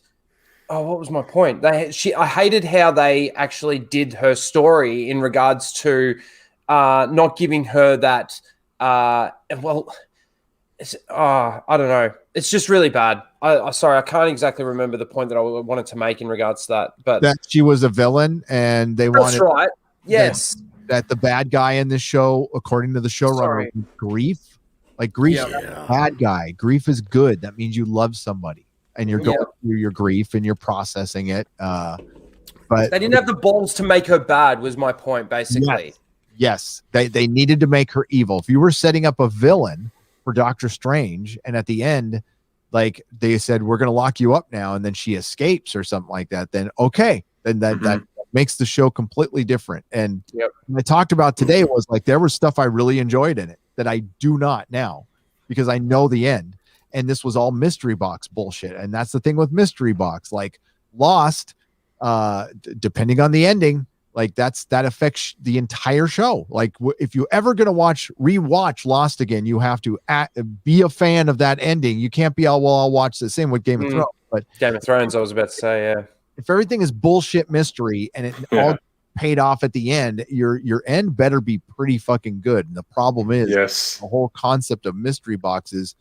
Oh, we don't care about the ending. We're just trying to get you to watch and talk about things, and then you can figure it out for yourselves. And it's really a cheap way of not telling a story. Yeah, absolutely. It's laziness. As an allegory, I always use this Office episode where Michael is trying to like get the Office to like him again. So he's like, I have a big surprise, and the whole episode he's trying to come up with a surprise, and he can't do it. So he decides to get some ice cream bars. And they're like, this wasn't the big surprise, was it? And he's like, no. And the very end, he's standing there, and one by one, everyone walks out, and they just look at him with like, he's doing the drum roll, and they're just like waiting for him. He just keeps going and going. And that's these modern franchises saying, hey, look, mystery box all season, and then they don't deliver. So that's exactly right. That's exactly right. That's great. No, that was a good one. That's a fantastic episode. Well, it turns out that WandaVision was Mandalorian season 2. It was just trying to set up all these other different shows. That's the problem. That's the problem with WandaVision, and I think it's going to affect them going forward. I think it's going to affect the numbers for Falcon Winter Soldier, even though I don't think that was going to get a lot of viewers in the first place compared to WandaVision, but I think it's going to affect the turnout for that show. And the rewatchability of it just isn't there because of the way it ends. It's the same with Game of Thrones. I mean, how many people now want to go back and watch all 8 seasons of Game of Thrones? Isn't it 8? How many people have asked you, do you recommend Game of Thrones now? And you say, well, I can't fucking recommend it. I can't. I loved Game of Thrones as much as I've loved anything. Like Star Wars, Doctor Who. I loved it. I read all the books. I'm a bigger Lord of the Rings show fan. Yeah, it was. I have a couple of podcasts. If you dig way deep, I'm like, this is going to be better than Lord of the Rings, man. I could just want to go back and smack myself for saying that. It started that way, though. It's like going on that upward trend, and then you're like, you get to that point and just kind of wait, what's happening? Well, the books are fucking epic, and tragedy is the books aren't going to finish. Fuck the show now. I know. But they're about to destroy Lord of the Rings. They're about to go through a whole new thing with Lord of the Rings now. It really hurts. It hurts when I know that's what's happening. You're going to get the background on Galadriel and Elrond, right? So Galadriel is a huge part of the story, but there's other major parts of the story. There's definitely women in Lord of the Rings. The fundamental problem that they're going to have a lot of trouble adapting. And I am not an expert on the Silmarillion. Like, I've read it twice. It's a hard read. I know some people it's their favorite book. I'm not a big. I like history books, like fake history books. But I mean, it's a bit of a tome for me, and I've gotten through it. And there's like the visuals in it are epic. There's shit that you cannot put on screen that's described in there, and it's dark. It's effing dark, and there's vampires and all kinds of crazy good shit, but they're going to the second age. But essentially at the beating heart of this entire story, and I'm watching people like OneRing.net and the Tolkien Society say this isn't the case. I'm like, okay, so everything I completely understood, which again, I'm not an expert at Tolkien, was he was a devout Catholic. Now, he didn't stick a bunch of Catholicism in his books, but the basis of it, it's a one God world, and it's men who turned their back on God versus men who didn't. And Sauron was able to corrupt the men who either didn't know God or turn their back on God. That's boiling it down to like really basic stuff.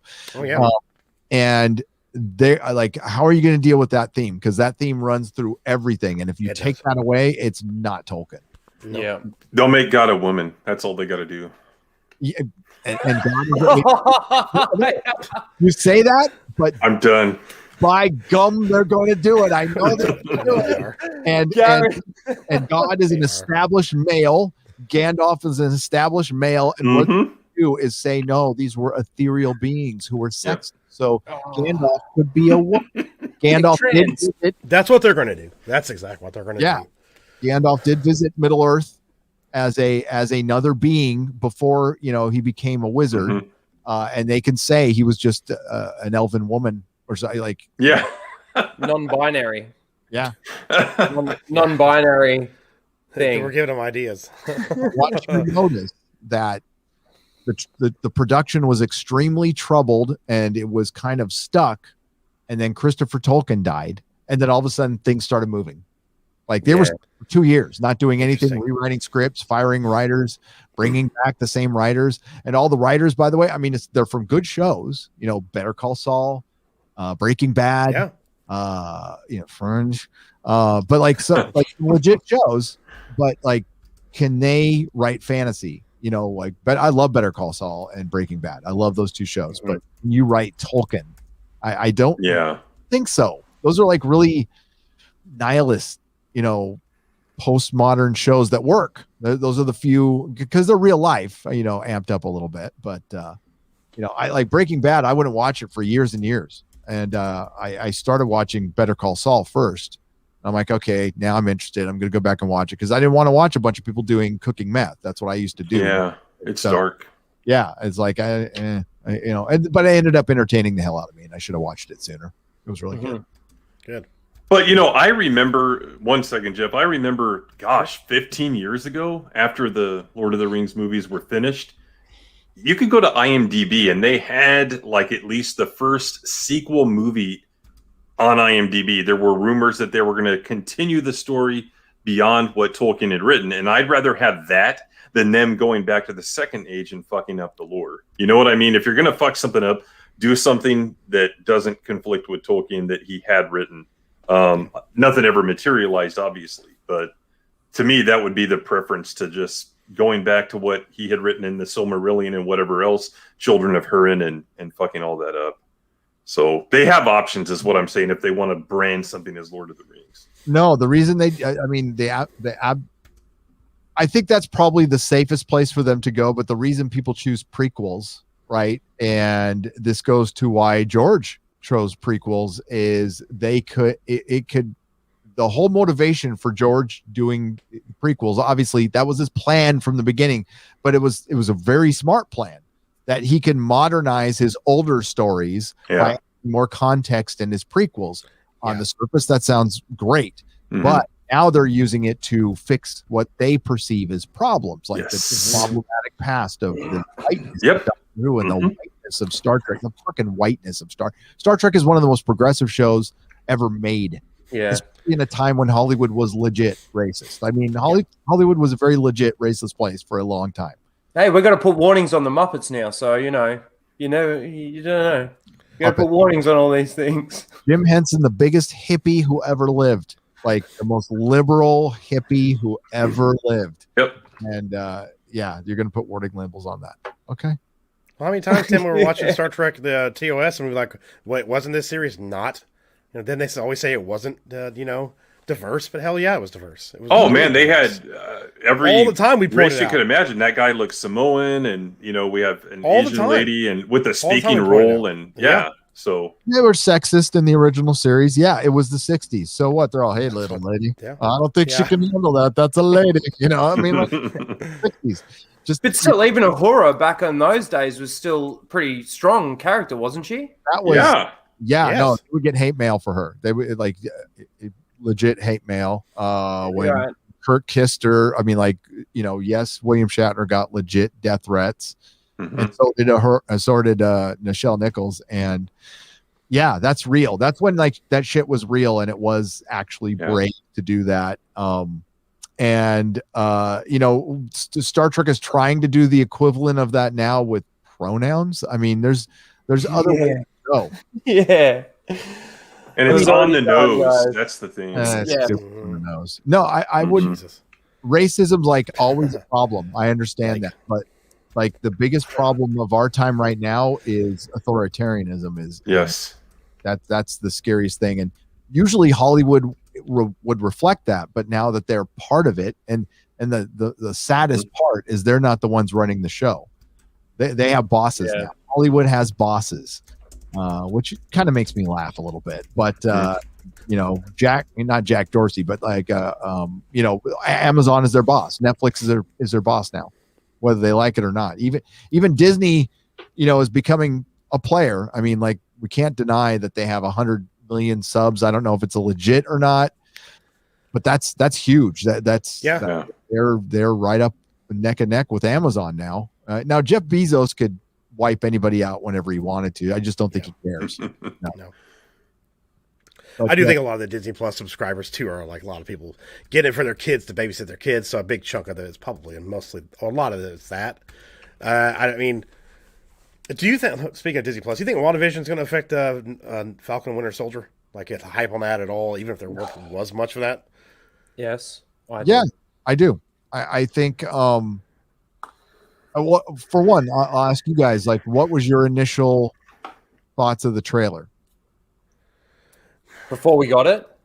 Before it came out? For Falcon and Winter When you saw the trailer, what were your first thoughts of the trailer? For Falcon Winter Soldier.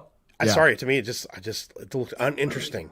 And I don't like Anthony Mackie, and I don't like Falcon. I didn't like the character at all.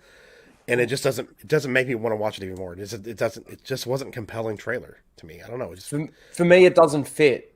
It doesn't fit. Like, having the Falcon have the shield, like, it should be still pisses me off. Winter Soldier that's got the shield. I just don't get that thing. I don't get that narrative. I don't get that point. You know, I don't understand why at the end of Endgame we've got Bucky giving Falcon the nod. You know, yeah, take it. Like, no, it should be you that's taking that shield, and you should be like. They tried to give Bucky this whole thing where his motivations to not take it is because he can be corrupted. And I kind of understand that. But in the same token, like, I thought, I don't know. I'm not really that interested in it because, again, they're not adapting the source material well to me. They're skipping over a lot of the source material to get the Falcon with the shield. That's what they're doing. With WandaVision, they didn't adapt the source material well. They grabbed a storyline from here and a storyline from here and a storyline from here. And they just peppered in Easter eggs. And that's why we didn't get a good payoff. It was all questions at the end because you can't give us a payoff because there's too many story threads and now you've opened up so many more. So they couldn't have done it, not even if they tried in one episode from where we were. I'm just not there. Yeah. What do you think, Tim? Did you see the trailer for what? Okay, so after Endgame, I declared, and I've stuck to this, that Marvel MCU is done for me, and I haven't watched 1 second of anything since then. Yeah, you haven't watched. Yeah, that's right. You haven't watched I mean, WandaVision, it looked interesting. I like Paul Bettany, Master and Commander. He was amazing. He was the embodiment of Dr. Stephen Maturin from the books, because I read Age of Sail books and stuff. But yeah, and obviously there's hotness in that show, but I'm done with MCU. I thought Endgame was mediocre, but it's over. I'm not interested in anything. Yeah, not. I know a lot of people like that too, though. I felt the same way. I mean, Falcon, Anthony Mackie's okay as Falcon, and Sebastian Stan was great in Winter Soldier. And they've but the whole premise of Winter Soldier was Cap was willing to forsake his country, his job, everything for his friend and what he felt was right. Yep. And Bucky then, in the comic books, there's a great epic comic book run by Ed Brubaker of Bucky as Cap to the point where people in my shop were coming in going, I am okay if Steve Rogers never comes back. I like this that much. Wow. How fucking good it was. And it was a Cap with a gun, and his costume. It was cool as hell. Designed by Alex Ross, and they're skipping all of that. And yeah, I mean, Bucky deserves the shield. He's been there from the get-go. Falcon is his own character, and inexplicably they made him okay. But he has no superpowers. His mech suit isn't even Stark tech. No. How's he going to throw the shield? I mean, how does he throw the shield while he's flying with his little wing arms? Good question. They're forcing it in, and it's too generic sidekicks essentially that you're trying to make into what 48 hours, or I mean, like, well, I don't know what they're trying to do, make it a buddy cop thing, something like that. Yeah. And that's what it seems like to me. I know Baron Zemo's in it, and I guess he's going to actually be Baron Zemo. This is their chance to redeem that. They're going to try to do that.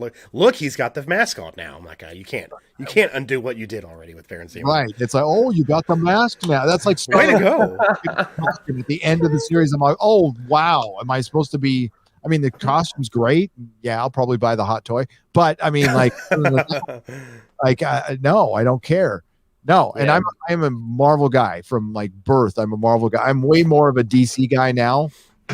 Over the last 5-6 years, I've become more of a DC person. I buy more DC books, older books than older Marvel books. But just because that's where I have a big hole in because I was a Marvel guy for so long. I didn't read like Silver Age Justice League, so I bought Silver Age Justice League and starting to read it for the first time. Wow. I fucking love it, by the way. Bought a bunch of old Superman I never read, like Superman's best friend Jimmy Olsen, that cheesy stuff, and then when Kirby came on, I'm just discovering that for the first time. So I love it. But yeah, I'm not too excited about this, and I think WandaVision will affect it. I think as more people think about, like, it's taken a week for, at least for my review, which, I mean, don't expect like critical drinker level stuff or anything. I've been on too many live streams, so I haven't been able to work on my video. But as time goes on, I'm glad I've had more time to wait and think about it, because I've changed my mind on this show like 50 times to where, like, when I started my video, I was at it's a 5 out of 10, and now it's a 1 out of 10. Like, it is so bad, and it should be on EFAP today and breaking it down slowly in my head of like why nothing meant anything in that. I don't even know. All it did was make Scarlet Witch more powerful, but that power was there all along. Wow, does that sound like Captain Marvel? It does. It's exactly like Captain Marvel. So no, you the whole time. Yeah, the MCU is going to be. I think it's going to be very, very bad. I think Black Widow is going to be very bad.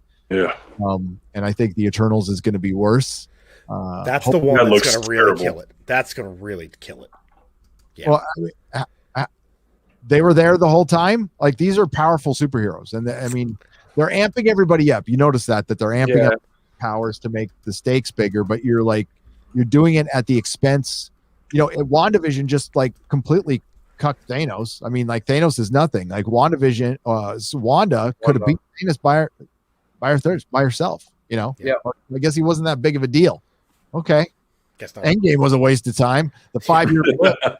And now she's even more powerful. They mentioned she's more powerful than the Sorcerer Supreme in that episode. Completely had to say that, didn't they? Mm-hmm. They had to. It really pissed me off when they did that too. Yeah, and the 5-year blip is going to hurt everything they do from now on until they need to address it, like with a movie, with a series. But I think they're just going to wipe it with the multiverse thing. I think they're just going to fix the glitch. I agree. It creates huge problems. Yeah. And I you could spend hours talking about all the problems it causes. But again, it just brings me back to X-Men and Fantastic Four. It scares me that they're just going to destroy the characters. I loved watching those as a kid. The animated, the cartoons. It was just, I don't know. They're just going to destroy it, and I hate it because, again, everything that I love right now is actually owned by Disney. The two things, like, I'm more of a Marvel guy too, Gary, and Star Wars, and it's now all owned by Disney. Fox doesn't now own any of it. It's all Disney's. Yeah. And it's just like, fantastic. Fucking rights to Predator, for God's sake. I know. Oh yeah, makes me so fucking sad. Disney princess now. Let it die. Yeah. Fantastic Four.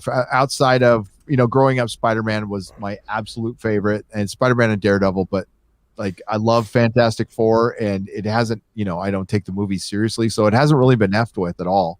And I kind of wish it wouldn't be at all. It's one of the most pure comic books, and like, people have always thought it was goofy. I always loved it. The family dynamic, and like oh yeah, a family and a friend went in a rocket ship. That's cool. Against the government's wishes. That's what made it really interesting. That Reed said, "Fuck you, I'm going to space." He's kind of like the Elon Musk, except he wasn't getting subsidies. So Yep. yeah, Get that's back what to I super liked chats, about it. Super stickers, real Yeah, quick. yeah. Let's get through these. McKinney 90 for $2 super sticker with a little doggy. I think he's doing, I don't know what he's doing, like waving, I think. Yeah, okay. And then Canadian Jedi Knight with Canadian $3 with another little doggy super sticker. We appreciate that very much. Lethal Lightning with a $5 Australia super chat says, Gary, what traits in a woman would you approve of in order to be a long-term life partner with me? With you? With him, yeah. Patience. They'll have to be really patient. Snyderverse fans. Yeah, they'll have to be Snyderverse fans, and well, I mean, you're a friend of Ryan, right? So okay with being in the kitchen and getting fucked, I guess. I don't know. I was gonna say that. No. One of Lethal, Ryan's greatest quotes. Lethal needs a good, strong woman. Keep him in line, and he'll find one. Yeah. Absolutely. $2 from John Beck says it makes you super straight. That's exactly right. We're all super straight here. We are. Yeah. Yes. Matt Decker for $9.99 US says, have you ever heard of Gary's Corners bookstore in San Gabriel? That was my comic shop, and I miss Gary daily, and he always held behind the counter. Yet what he thought I missed, I miss him. Yeah. Sorry to hear that, man. Yeah, that's it's.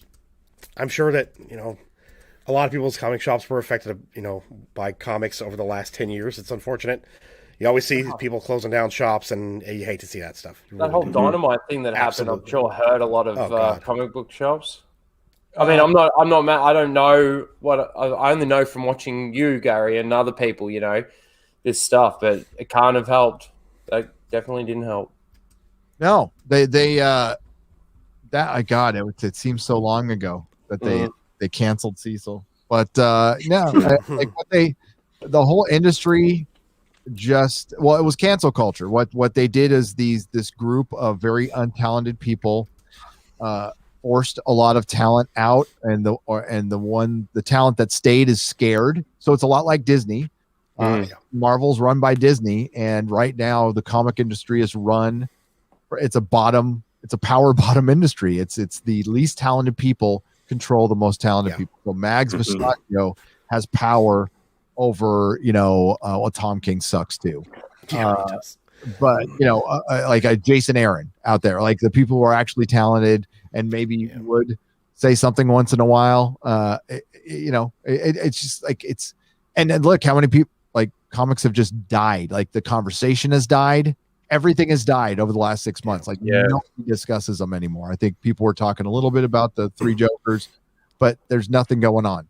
Like this future state's going on with DC, and they say, it's selling great. I see no conversation about it. No, nobody's talking about it, only negatively. I mean, I think your boy Zach is the one to kind of turn me on to what was going on in comics when he first started his channel, because I caught him pretty early. He was on my recommended when he had just started. I think he was just at maybe 600 subscribers when I found him. But yeah, he's one of the ones who really kind of shined a spotlight on this for me, and I'm like, wow, this is. What they're doing is it's just that disease of SJWs that just get into everything, and they come in and they just try to take it and make it their own, and they can't. Nobody wants to buy that shit. No, you're not selling that kind of shit to people who buy comics. It's not happening. And some of the people that don't want to buy it, they probably aren't as aware of what's going on in the comic. They just read it and go, I don't like this, but they don't know why, and they don't buy it. So it doesn't matter why they're doing it; they're not doing it, and that's what matters when you're trying to make money and you're trying to sell a product. No, but the virtue signal matters. It's kind of like bringing it back. Yeah, it matters, but I'm saying, as from a business standpoint, if someone's not buying your product, then they're not buying your product. Yeah, but at the end of the day, that doesn't really matter, because the proof is in firing Gina Carano. She's saying to them basically in the Ben Shapiro thing, I hope they're scared of me. I hope this is, this does something sort of thing. And I don't think that they're like, I hope they're as scared as her as they say that she is, but I think they're more scared of the mob, the cancel culture mob, than they are of her speaking out. I don't know. But listen to it. Yeah. Exactly. So I don't know. No, I think they are. That Disney, it was the path of least resistance. Bending the knee to them was easier than keeping Gina Carano around. They just didn't care. And the problem is they just perpetuated it. and they're going to stand by their decision. And for the most part, most people at Disney agreed with it. I was going to say they're yeah. compliant. Yeah, they are. They're willingly compliant. That's the worst part about it. I know. I actually really liked your video on the Bill Burr thing, Gary. Like, oh yeah, because I was sort of saying good on him, and then when I sort of watched your video, I was like, man, I kind of wish I didn't say good on him as much as I did. Like, yes, what he did was, better than what anybody else in Hollywood's doing, but it's, like, come on, somebody else needs to stand up. So some people need to stand up and actually go, no, fuck this shit. I'm going to speak my mind. I'm going to tell you what I think, and I don't care what you say or what you think about me for it. I don't know, but it's then hard. They get fired and families, and I don't know. Yeah, I think he missed a big career opportunity too. Like sure, you'd be on a blacklist for Disney for a little while, but other than that, I think he would survive it by being at maybe not at Chappelle status, but legendary status, and he would be a man of the people. And as a comedian, like Bill Burr's not a thespian. He's not going to go out and get like a bunch of like a leading role or anything. He, at best he'll be a guest star in a big movie. But if he wants to continue being a comedian, if he wants to be legendary, if he wants to be remembered like Lenny Bruce, then be remembered for the guy who said F you to Disney. Yeah. And then all of a sudden you are solidified as this, and he's got a bit of a persona that like honestly is not there. Bill Burr's woke dude. He's straight up a woke dude. Oh yeah. But he calls out political correctness once in a while, but he could be much bigger than he is now, and instead he decided to be just another comedian. Yep. Unfortunate. Go ahead. Sorry, I was just going to say it kind of goes to what she said though about like how everybody's afraid too, like everyone in Hollywood is afraid of even speaking any part of their mind because they see what happened to Gina Carano. I mean, it's the proof is in the pudding. Anyway, go on, Jeff. Oh yeah, I only got a couple more. Storyman Jack for $5 says we are way past Clown World. I mean, a frackin' rock doesn't move, doesn't talk, and more important than the female color co-pilot. Nice, exactly. Absolutely, it's way past Clown World. We're way past that. And then we have Ryan Kinnell for $10. It says happy to see my internet dad here, on with my dudes. What's up, Ryan? What's up, man? Baby boy. Yes. It's shout out to Ryan. He comes on all of our streams, much smaller channels, and he's so great. Actually, our show was born in Ryan's Discord. Yeah, to be honest. Yeah, our original show was with Greg, Lost Jedi 22. It was me and him and Rhino, and we were just like, we would stay after Ryan would leave on a Sunday night, so we would end up talking for 6-7 hours. We're like, why don't we just do a show with all the shit we're just talking about? Like, then we did. That's where it started. Ryan, we were birthed from Ryan. So thank you, Ryan. and Ryan on his go round on the shout outs on Friday Night Tights, both shouted out Jeff and myself, which he's been such a help for all of us. Absolutely. And, legend. Really good dude. Really good dude. Yeah. Myers, he grown. Hopefully he's not listening to us to saying that though. So. Yeah. No, he doesn't like to be. And go, fuck off, guys. Like, he doesn't like to be talked nice about. He's like, I'm an asshole. Not nice. But thank you, Ryan. I appreciate the super chat, man. Thank you very much. Appreciate you stopping by.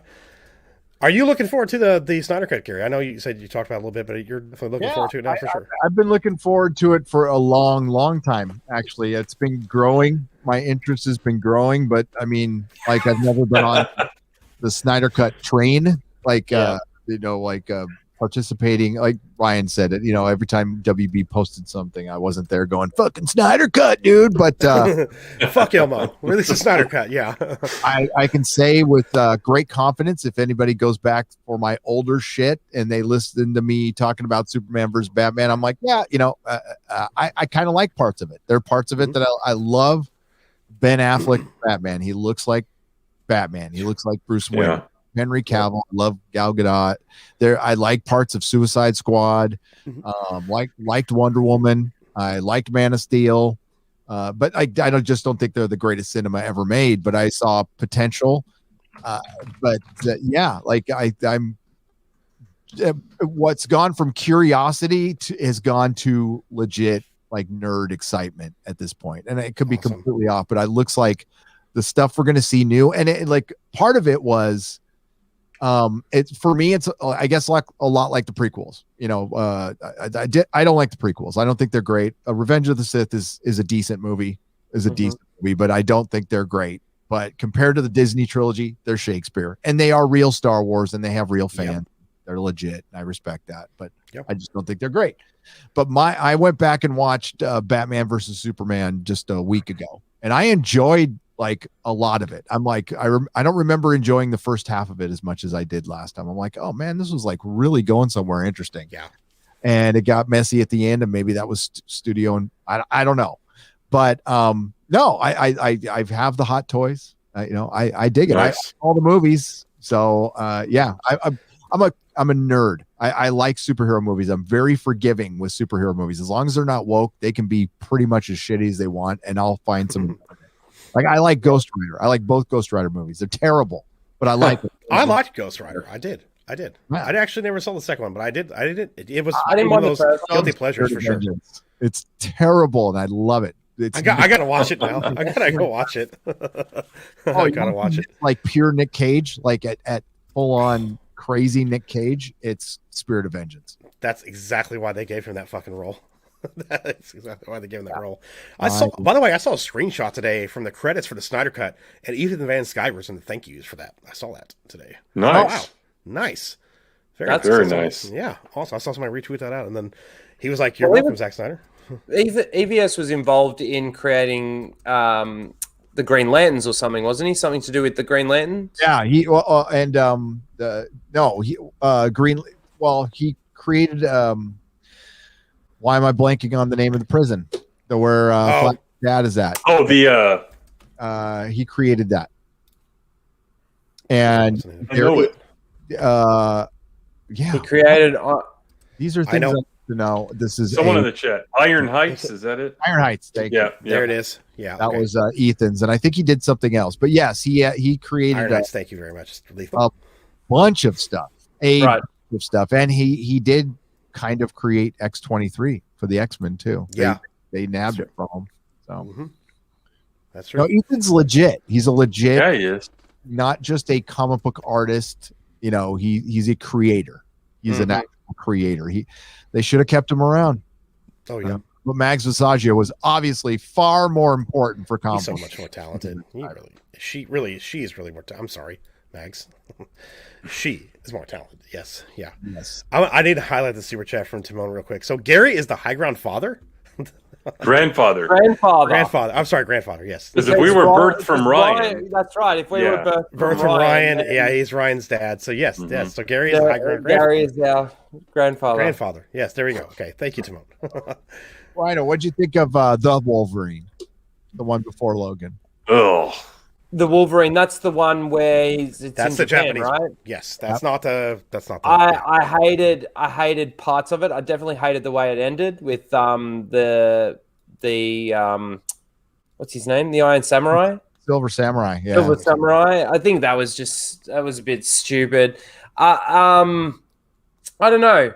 There were bits of it that I liked. I liked the fact that he lost his healing abilities throughout, and he had to. You know, it was sort of a fish out of water for him in that moment. That was kind of cool. But other than that, I don't know. I can sit there and it's maybe a little bit of a guilty pleasure. I can sit there and sort of eat some popcorn and maybe watch it. But I don't know. I didn't really like it. Yeah, I felt I liked it right up until the end. I liked it a lot up until the end. And then it just fell apart. But again, it's one of those things. I just went back and rewatched it. I'm like, wow, it's still better than 99% of the shit out today. It is. So, yeah, you're right. Isn't there? There's a PG-13 version and an R version too. Isn't there of that, Gary?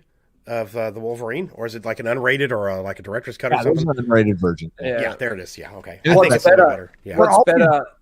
The Wolverine? Unrated. Unrated. What's better, the Wolverine or Apocalypse? Oh, the Wolverine. Wolverine. Wolverine by far. That was not Apocalypse. Yeah. I don't own Apocalypse. I mean, I'll own any shitty movie that I can get but Apocalypse and Dark Phoenix were just Dark Phoenix was obligatory. You can tell that was terrible. I haven't even watched it. I haven't watched it. No, my friend Jason, who does our beer reviews on Tuesday with me here on the channel, like he was on a plane and he watched it. He was going to Paris with his wife last year. He said it was so fucking bad he wanted to jump out of the plane. He's like, they fucking ruined Dark. He was so pissed off because he is a massive X-Men fan, and he was just absolutely angered with it. He's like, I was jumping off the plane. I'm so pissed off. I got super pissed off about the most recent Fantastic Four movie. That one pissed me off. Actually pissed me off.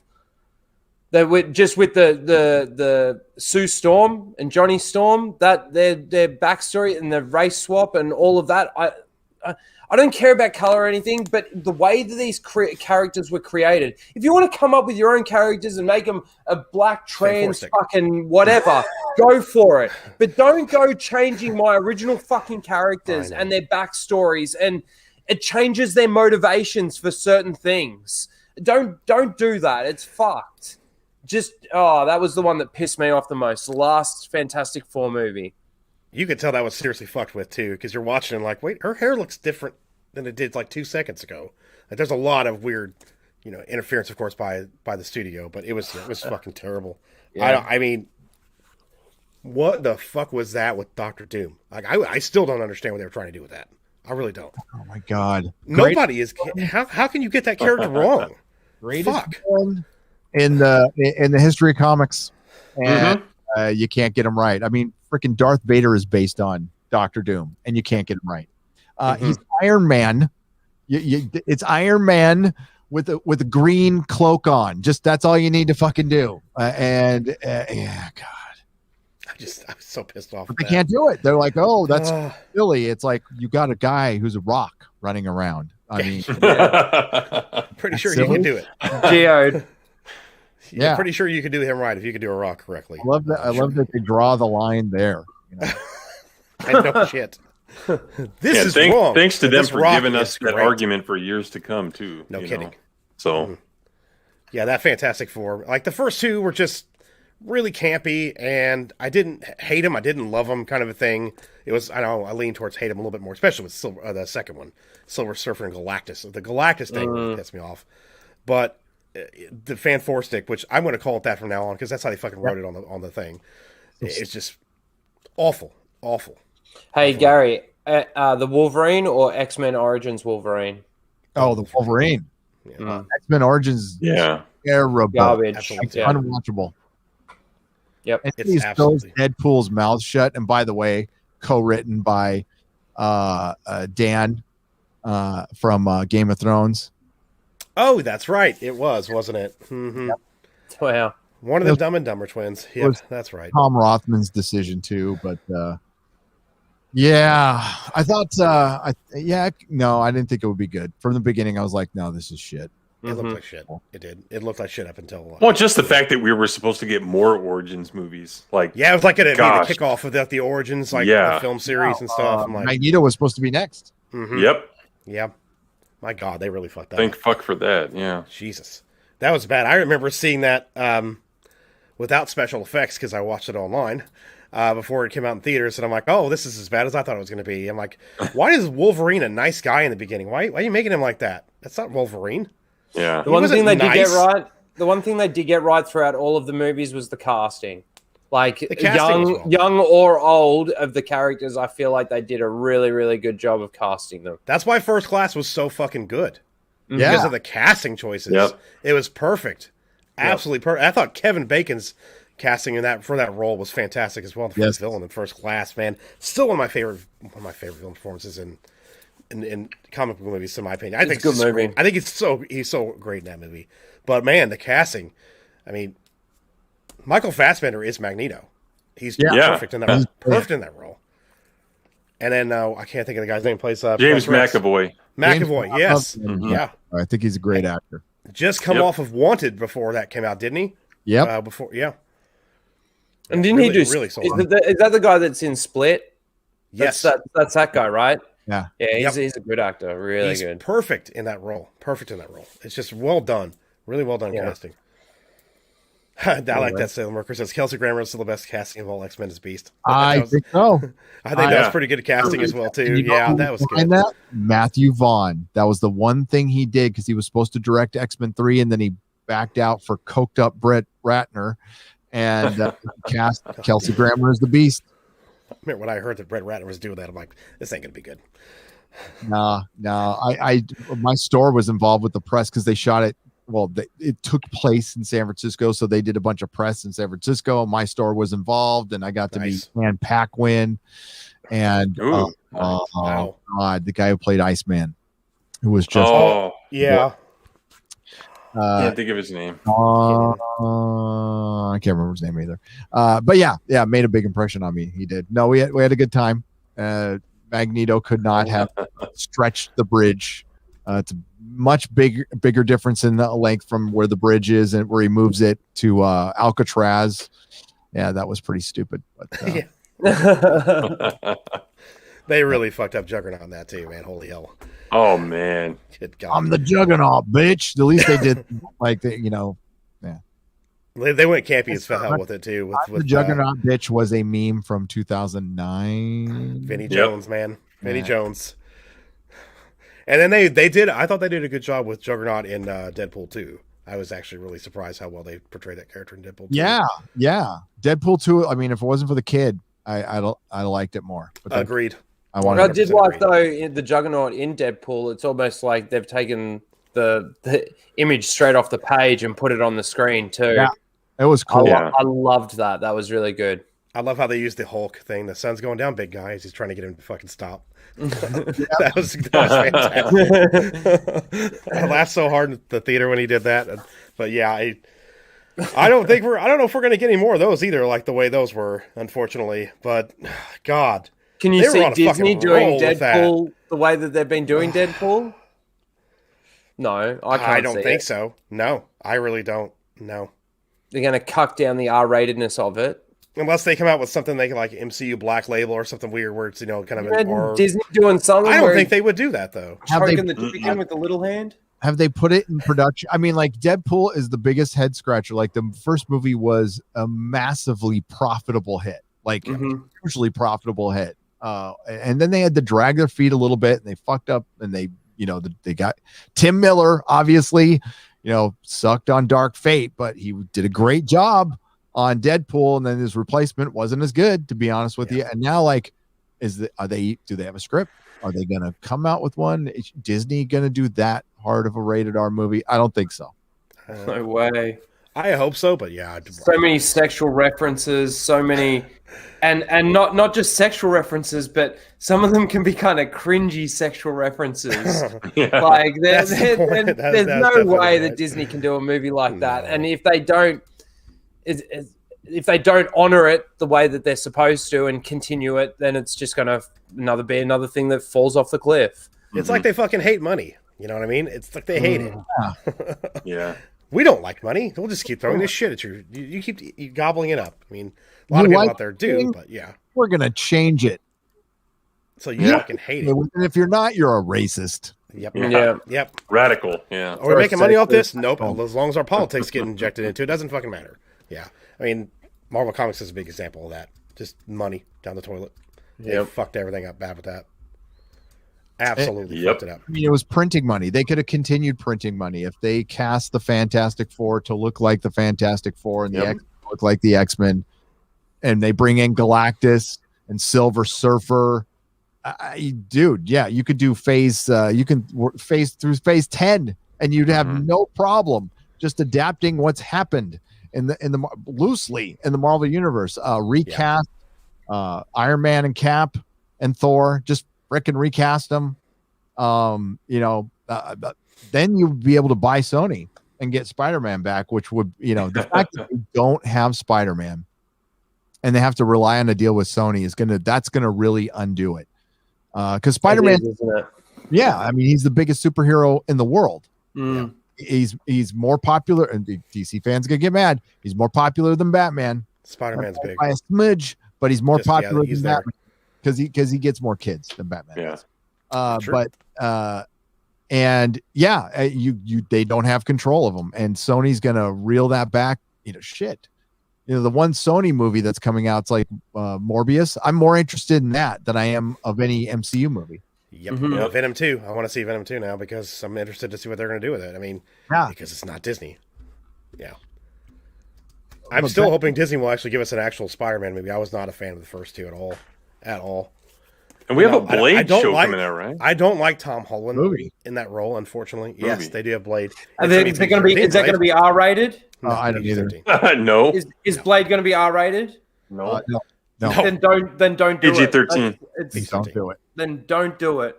You have two damn good Blade movies, two like really good Blade movies that are out there. That you can 2 and 3, right, Gary? Yeah. No. I got you. Yeah, clip that. But I just watched Blade 1 like last week. It had been remastered in 4K, and I'm like, wow, this looks amazing. 4K, it's coming. Yeah, soon. It's so fucking good. It's such a good movie.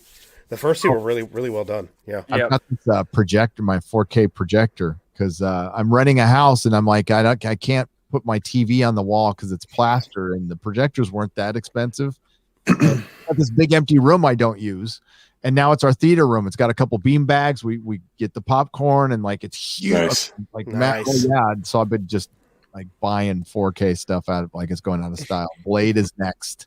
We're gonna do a Blade 1 and 2 thing with my kid's old enough to start watching all this shit now. So Exciting. That's a great time to start getting into this kind of stuff. That's great. Oh yeah, he's gonna watch Big Trouble.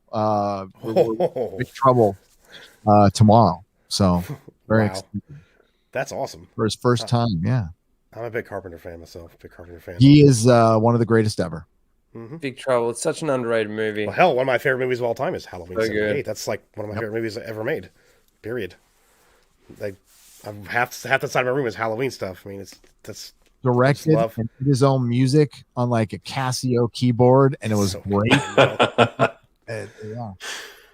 I'm so glad he came back to work with the music on the newest one because it made it so much better.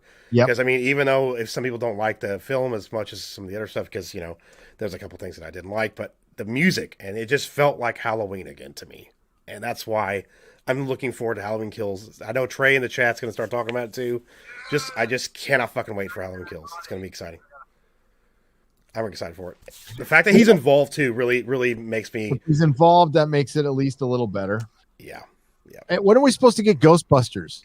The new Ghostbusters. It was supposed to be this summer, wasn't it, originally? But now that everything's been pushed the fuck back, I don't know. Are you worried about that at all, Top Gun. Gary, or you got some high hopes on that one? I thought the trailer was definitely better. I mean, anything was better than 2016. So yeah, it looked like Stranger Things. I was intrigued. I was intrigued enough by the trailer. I'm like, okay, this is obviously it looks like somebody likes the Ghostbusters. So that's where we can start, and I'm fine with that. And it looked like a nice little tribute to Egon, to Harold Ramis. Yeah. If they send on their website, it says fall 2021. That's all it says. Huh? Just fall. It was supposed to be June. But was it always supposed to be 2021, or was it supposed to come out in 2020? I think it was supposed to come out last year. Last year, no. Have you noticed they didn't, they have a bunch of movies in the can that they could have released trailers for months ago, and they haven't. They've Top Gun. Yeah. Top Gun. I'm more curious about Top Gun. I really want to. I was really too. keen Hell to yeah. see that. I wanted to see that too. That looked Maverick. the trailer was great. It was Fucking absolutely awesome. fantastic. Yeah. I can't wait to see that. It was one of my How favorites. much as a of kid. that is complete? Is that a completed movie? It's done. It was supposed to come out last summer. Oh, 007's another one. Just seen it in the chat. I got another one for you. Snake Eyes. It's gonna be shit. Snake Eyes. Mm-hmm. Man. G.I. Joe, yeah. Oh It's- no, yeah, the Snake Eyes origin where oh god. Race swap. Yep. No. I mean I don't love G.I. Joe like as much as Jeremy, but I watch it. I love Snake Eyes. Everybody loves Snake Eyes. Yeah. I want to see him getting ruined. When is it supposed to I mean, be? I'm going to give it a chance. I was on a G.I. Joe podcast about, 2 months ago, and these guys were really into it, and I told them I'd give it a chance because they did race swap him. Snake Eyes is a white guy that kind of went to Japan after he got out of the military, and he kind of learned the ninja way with the Hard Master, with Storm Shadow, and he kind of was, adopted into that culture, and that's what made it interesting. So we'll see what happens. Someone told me that the Indonesian actor, I think he's Indonesian, is a very good actor. So we'll see what happens. I'm going to give it a chance, but I don't have high hopes.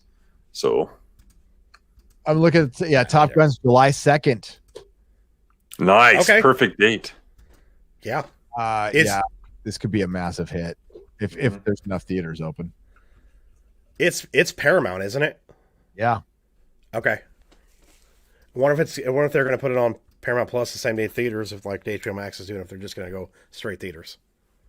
I haven't heard anything about it doing that. I'm hoping it's just theaters. I want to just go see it in theaters. I'll go see it in theaters. I'm going to go see Godzilla versus Kong in theaters most likely. Yeah. Oh, I am. Oh, no. If it's the Lord of the Rings films were being released in IMAX around the country. If I anywhere near me within 50 miles, I'm going Monday. I'll cancel my live stream and I'm going because like I was about to drive to Arizona to go watch them. Really? Yeah. Oh God, IMAX, Lord of the Rings, 4 hours. Yep. Oh yeah. It's ripping my kid out of his dumb Zoom school class, and we're going. Right before the lockdown hit, they redid our IMAX theater. Before. Nice. We saw one movie in it before it got shut down. They have like these zero gravity recliners in there now. They redid the screen. It's just, it's amazing because it used to have the old cramped, old style seating in there. And we saw one movie, and then of course lockdown came. And like, oh, that's awesome, great. But yeah, I'm hoping that Godzilla vs Kong is in. We get an IMAX. That's going to be. When's that coming out? Soon, right? It's like I think it's like the end of May, like the 28th, maybe something like that. It's really soon after the Snyder Cut. Yeah. Yeah. And well, shit. Yeah. Black Widow's in a month then, like a little over a month, May 4th. Mm-hmm. And again, I could care less. I was going to ask you about that because I mean, the Stinger, maybe if the Stinger leads into like Doctor Strange or something, maybe. Sam Raimi's Doctor Strange is the only thing I want to see. I mean, that is tailor made. For one, Sam Raimi's a huge Ditko fan and Doctor Strange fan, and he's actually pulled off a PG-13 horror movie, which I thought was legit. Drag Me to Hell. Me too. I love that movie. So yeah, I think he can do it. I think so too. I hope so. That's the one I'm really looking forward to as well. And I like the first Doctor Strange quite a bit. That's one of my favorites in the MCU. It is. So I'm looking forward to it. I thought Benedict Cumberbatch did a good job. I wish he would have just kept his British accent. I don't know. I like him. British accent, but I think he did it. Yeah, he did a good job. Mm-hmm. Did you hear? Oh my God, Kevin Feige keeps chasing his mind too, and I'm surprised this isn't bigger news.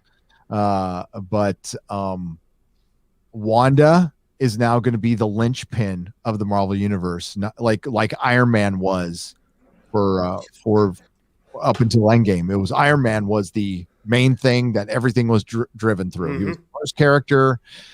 That's what Wanda's going to be now. That's why they couldn't make her evil. That's why they couldn't make her bad. That's why they couldn't actually do the story any justice, because they want to make her exactly that, the linchpin. That's crazy. Anyway, oh my God, damn it. But that's why. Who's there? Captain Marvel was supposed to be that. Yeah, right. Yeah, now and that's how quick. Yeah, I think it's pretty clear that they know Captain Marvel's not a bankable character at this point. No. Like they know it was a bunch of shit, and they're still going to make Captain Marvel 2. It's going to be cringe. They're going to fill it full of Avengers, and it'll probably be an Avengers movie at this point. That's what I predict. Is Captain Marvel 2 will be like Civil War was, most likely. It's the only way they can sell it. Well, and they can't blame the I guess the audience's unfamiliarity with Captain Marvel. They can't blame it on that because the Guardians of the fucking Galaxy made how much money, and who the fuck had ever heard of them before? I mean, come on. Completely unknown characters. It's supposed to be in Guardians of the Galaxy 3. Oh no. I'm not seeing it. Like I said, I'm done with MCU. So yeah, Guardians is like my holdout. I adore the first movie. I love all the movies. The Cap movies, they're the best. They're so great. And Chris Pratt is just the best. He's great. Oh yeah, he's great. Star-Lord. He is so good. That whole cast has great chemistry together, and it works really well. And it shows. I mean, invisible. Drax. They were some of the best parts of Infinity War. Yeah, they were some great parts of that too. Why have her in that though? Like, it doesn't make sense. I don't know. I would assume Thor would be in that. Yeah, he's going to be in it. Well, after he gets cucked. Thor is Guardians. All the Guardians are going to be in Thor for like a little bit. I think it's going to be kind of like maybe not as much as Hulk was in Thor Ragnarok, but they're going to probably be in like the beginning, and it's going to set up their movie just because they haven't been around for a while. It kind of makes sense. But Karen Gillan was all in her makeup, and they showed it. Okay. And I guess Love and Thunder's going to be the next one. They haven't started Doctor Strange, but Love and Thunder, it's going to be. You think? I've gone back and rewatched Ragnarok recently because I liked it first time I saw it, and I didn't think it was great. I'm actually a huge fan of the first Thor movie, as simple as it was. Yeah. I loved it. And I mean, I like the first MCU movies, like for Captain America. Phase 1 is fucking awesome. First Avenger is awesome movie. I love it. I love it. Skull and everything. But Ragnarok is, I didn't like it as much. This one's going to be so much worse. So it's gonna be, you thought Thor, I mean, Fat Thor was bad. This is going to be, Cuck Thor for with Tessa Thompson. I can't stand her. She's the fucking worst. She's the worst. And then of course now with hulked up Natalie Portman gonna be playing Thor. You see those pictures of her out like with her muscles and shit? God. Here, I'll search it. Yeah, I really kind of. Lyndon, if you're watching and you have them, send them to my Twitter DM. Yeah, I know I'm sure he has them. Yeah, he's been down there like getting photos of the set, reporting on the set stuff because it's right down from where he lives, where they're shooting Love and Thunder. Mm-hmm. So, but yeah, she got like people said Abby-fied a little bit. Really? Yes. I'm searching. Hang on. Should I just put muscle Natalie Portman? Yeah. Am I gonna get? Yeah, there you go. That'll work. Just type in Abby now that might Natalie be coming Portman up. and see if that comes up. I see it. Yeah, that's pretty big. Yeah, right. Yeah, she got. Yeah. Like that one's not real. Lyndon says DM. Not real. But the one doing pictures, is it? Is that her face or not? See, you can never fucking tell these days. No, that's not her. Yeah, I'll share this. Is it her in the mirror or is it like a set photo? It's a set photo. It's a set photo. I can't. Mm-hmm. Yeah, I'm seeing a bunch of stupid photos of. There you go. Here. Hang on, let me get back. That's not real, is it? There's a bunch of different ones, like different angles of it too. That I know that. Yeah. She couldn't get that big. Look at it. Look at her biceps. She's got real skinny arms all the way up. Like, no way. How many people made fun of her after Comic-Con when she came out and held that hammer in her hand and her arm was like this friggin' big? And they're like, you're going to be Thor? Okay, whatever. Yeah, that looks like a man's body. It does. Your head shop on a man's body. It does. Yeah.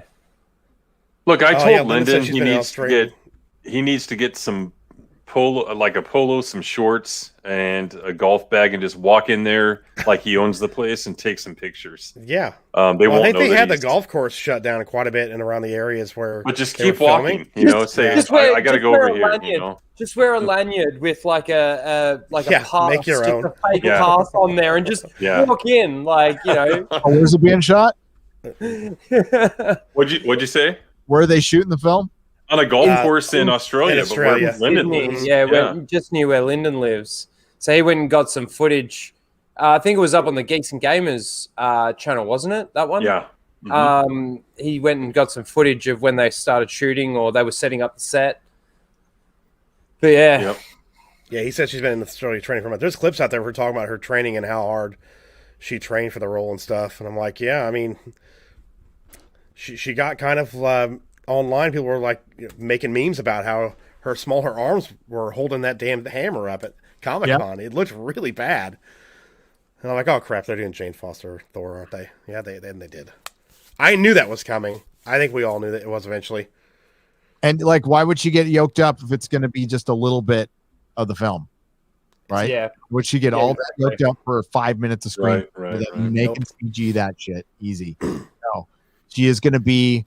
It's going to be a bait and switch, fucking switch. And like, this is how Hemsworth is going to go out. For one, I mean, people will recognize this a little more. And I did it at the time. Every time I watched Endgame, I liked it less and less until like the third time I'm like, I don't like this movie anymore. Yeah.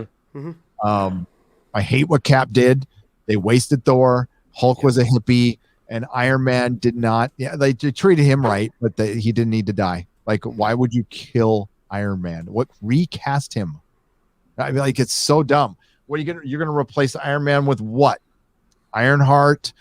You don't have Spider-Man. Doctor Strange ain't that. He might be good in a team dynamic, but you can't have solo movies with him. No. Mm-hmm. And they need to replace Cap, Thor, and Iron Man and they don't have Chadwick Boseman. That could have been a good argument, a decent argument. And who are they trying to replace them with? You've got Falcon they're trying to replace Captain America with. You've got Spider-Man who they're trying to use to replace Iron Man with. And you've got, Captain Marvel who's trying to replace Thor or something. It's like you're saying, who are they going to replace this with? Who's going to be that person that's going to lead Tony Stark was perfect for what they actually did, through that phase 1, like you were saying, Gary. That phase 1 was so spot on. The movies felt different from each other until they got to the first Guardians movie, and then everything became Guardians of the Galaxy.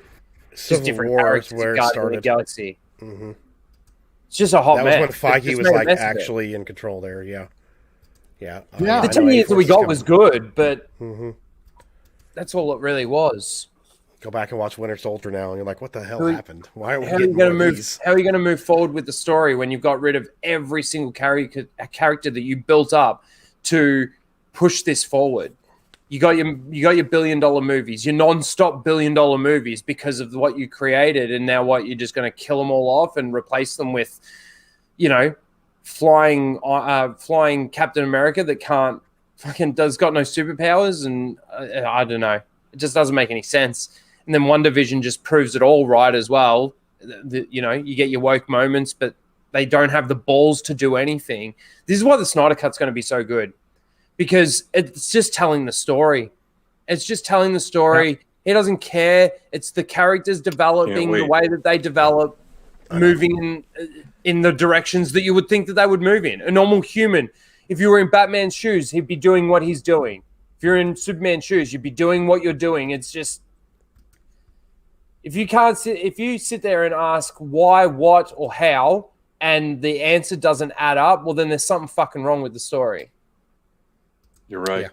Yeah. No identity politics. I mean, they're just not there. I mean, there's modern stuff, right? I don't know if the skinhead robbing the fucking store at the beginning. I don't know if that was Joss, or I don't know if that was Snyder. That was did you see the jacket said MAGA horde or something like that on the back of it? That was cringe. Yeah. I'm pretty sure that was Joss. Yeah. Yeah. But otherwise, I watched Justice League knowing it was shit, and there's parts of it. It's like, I just like seeing Ben Affleck as Batman and Henry Cavill as Superman. But the movie's a hot mess. It's terrible, and fucking Steppenwolf looks fucking awful. And they emphasized Wonder Woman more. They really wanted to make her like the leader of the team, and I don't know if Zach was going to do that or not. It doesn't matter really. But yeah, they were just presenting. They were just setting up the heroes. They were kind of doing it backwards. I think Zach was probably being a good team player and doing what Warner Brothers wanted. I think in hindsight, it still would have been better to build these guys up more before you went to Justice League. But it's done, and this thing has to be the biggest thing ever. I don't know how that's possible, but I hope it is. And then it forces Warner Brothers in a really uncomfortable position that I still don't think they'll make, because I think the fucking Hollywood ego is the great barrier. And that's what brings us a lot of our politics and stuff, is these fucking petty egos.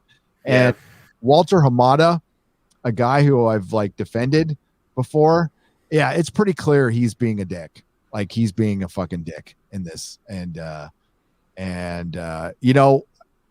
Warner Brothers is in a tough situation. See, J.J. Abrams' wife Me Too'd his predecessor out, who was a better producer. And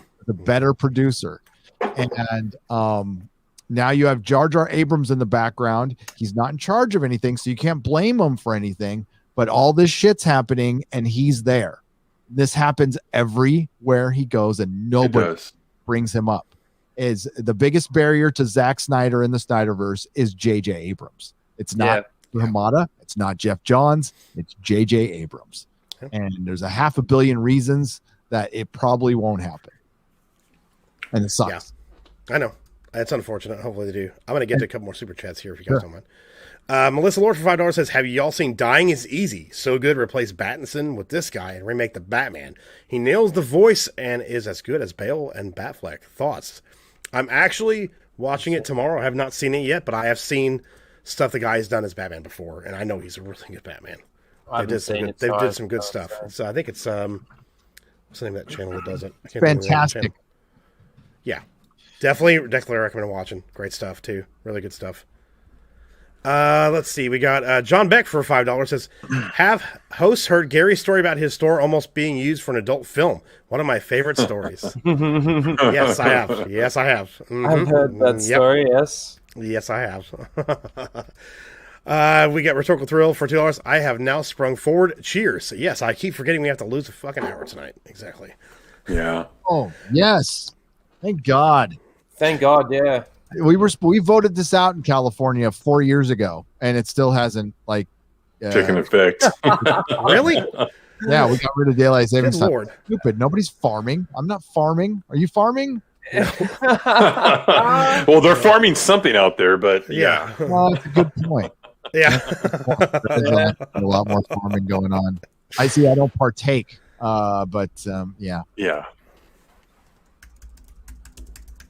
Oh, believe me, Well, Gary, I do appreciate you coming on and hanging out with us tonight. I had a good time. I did too. Awesome. Absolutely. Being good. We still got trivia. I know. We usually go for about an hour, and then we'll get stuck into trivia. 2.5 hours now? Still haven't hit trivia. It's been great. Honestly. Me and Tim had talked before the stream, though. If we get to trivia, we get to. If we don't, we don't, kind of a thing. Yeah. We just wanted to hang out and talk to Gary. That's what we wanted to do. Yeah. So, well, next time I'll hang out long enough to do trivia. Sorry, I've just no, it's all good. It's all absolutely. good. We're glad you're here hanging out with us. We had a really good time.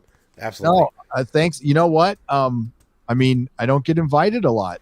I just don't. Maybe people think that because I'm doing my streams or but I don't get a lot of invites because I'll really? come on. Yeah, I love sitting around shooting the shit and this is my favorite thing to do. Yeah. So it's like being back in the comic book shop, isn't it? Yeah, it is. It is. And a bunch of people, did this for me when my channel was, up and coming. And and that's what you guys are. You're up and coming. You're not small. Yep. Thank you. And it's a lot of fun. I'd rather do this together. I mean, doing this alone would suck. So, it's the more the merrier. And no, you guys are doing a really good job, and I was happy to help whatever we could, with Friday Night Tights to give you a little bump. Great. And absolutely, we will pass it around evenly too as much as we can. And if you guys need anything, just ask. Yeah, thank you, thank you, Gary. Appreciate it, man. Thank you very much. You're a legend. And as I said, we're not worthy. We're not worthy. Thanks, mate. Thanks, Gary. Yeah, save it for when Jeremy's on. He likes that kind of stuff. Yeah.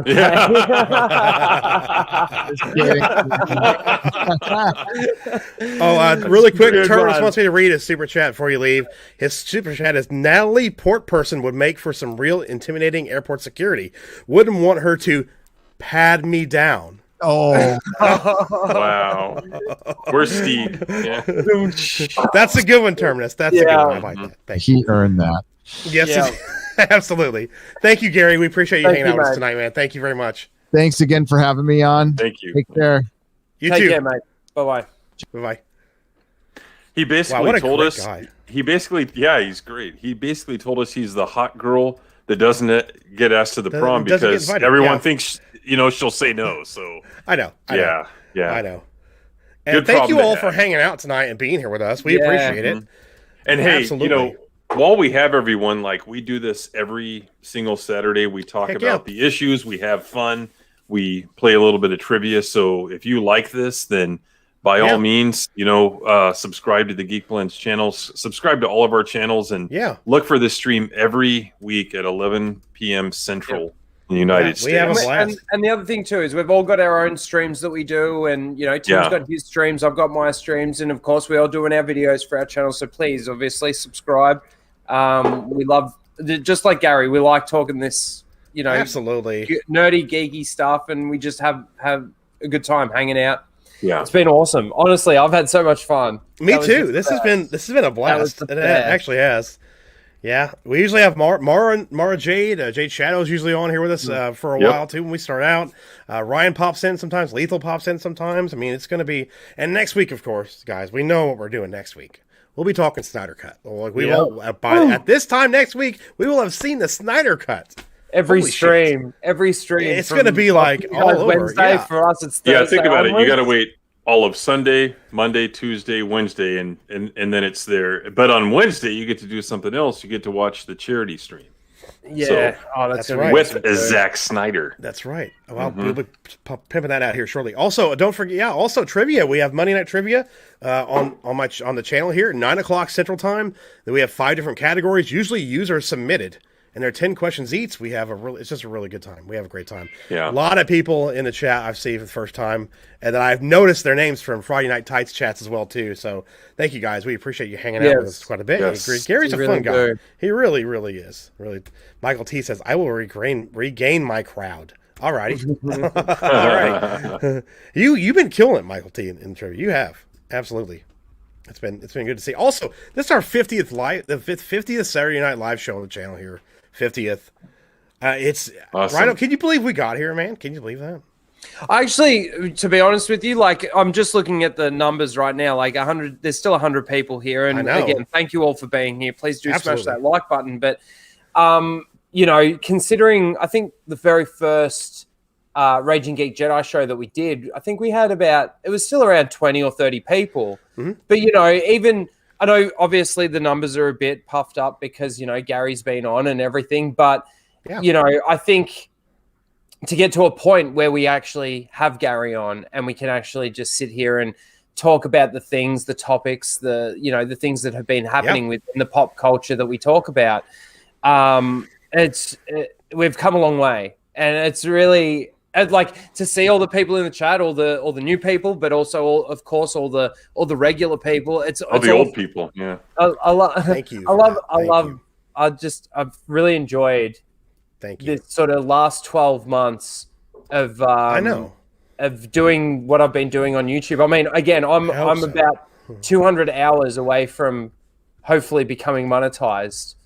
Yes, so close. So close. And it's been such a ride getting there. It's a lot of fun. I've had my ups and downs where I've gotten to points where I'm like, nah, I'm fucking shutting it all down. And Lethal's been in my ear, or these guys have been in my ear going, what are you talking about? Shut the fuck up. And look, if 10 of us run his stuff around the clock for a couple of days, that's 200. Yeah. So he'll be there. Yeah. Oh, that wasn't my point. I was just trying to say. I know it isn't. But once you get there, I've gotten to this point now where it's like, man, it feels like a really good achievement after doing this for 12 months and not really, doing it because I love doing it, but not really seeing too much back out of it. You know what I mean? It's fucking awesome. Rhino's gone weird. Anyway, read the super chats. Philbo Baggins for $5 says, I heard some HBO Max subs got to see the Snyder Cut already by accident. Did that happen? It actually did. Last week, people turned on Tom and Jerry, expect to see Tom and Jerry, and they actually saw not all of it, but the first hour or two of the Snyder Cut. Yes, people were posting screenshots online saying, HBO Max, this doesn't look like Tom and Jerry, but yes, it actually did happen. But Philbo Baggins, thank you for the super chat. I appreciate it, and I've seen you in a lot of chats around too, man. But today they got to see it on purpose early, right? Yeah. Yeah, and somebody, I'm highlighting this guy's comment here. He put out a really, just an emoji with a zipper mouth. That's all he put out. Yeah. That's all he put out. Lethal Lighting for $2 Australia says, Rhino has gone weird. I don't like Happy Rhino. Yeah. Just all the new people in the chat. And there you go. I usually go absolutely psycho about Star Wars stuff, so... Blake was doing that earlier, by the way, in the chat. And I noticed Greg said, I see what you're doing there, Blake. He's trying to trigger me. He was trying to trigger me. I didn't even bring it up. I'm not getting into it. I'm having too much fun. And thank you, everybody, for the super chat tonight. I do appreciate it. Yeah, and it's still available, so I want I want to. No, it's gone now. But yeah, the Terminus, that was a good one, man. The pad me down. I love that. I like pad. Yeah. Yeah. Okay. There we go. Yeah, that was great. He's trying to compete with Steve Kenobi. Yep. I think what we're going to do is start out kind of like talking about our first initial thoughts of it. Then we'll kind of go through like what we like and we didn't like kind of thing. Yeah. Maybe not like an actual EFAP breakdown. We're not sure. We haven't really talked about it, but we're going to talk quite a bit about it next week. So, yeah. Well, it's going to be fun. Speaking of EFAP, something that we promised we'd do was do a long man stream on Cobra Kai now that you've seen it. You know, and whoever can be there the whole time, great. If not, I think you and me, we're definitely planning on doing it. Because I'm not a long man yet. I think Rhino would have to be there for that fucking hour. Yeah. He would have to be. Yeah. He would have to be. Yeah. Because, I mean... I do what I can to... It depends on when and that's why we'd have to figure it out. Yeah. I see VJK's comment here. He says, this Saturday Night Live is way more entertaining than NBC's SNL. Hell yeah, it is. Thank you very much, by the way, to love the old school Batman symbol in your avatar there, man. Thank you for that. I appreciate that, guys. Well, the thing to remember about this show is... I was going to say, we're the last show of the week, and we're the first show of the next week. Every single week. So, yeah. I was going to start the show with like one of my wigs on or something, and I changed my mind on it. I was like, I'm going to... No. Not going to make a fool of myself straight off the bat in front of Gary. But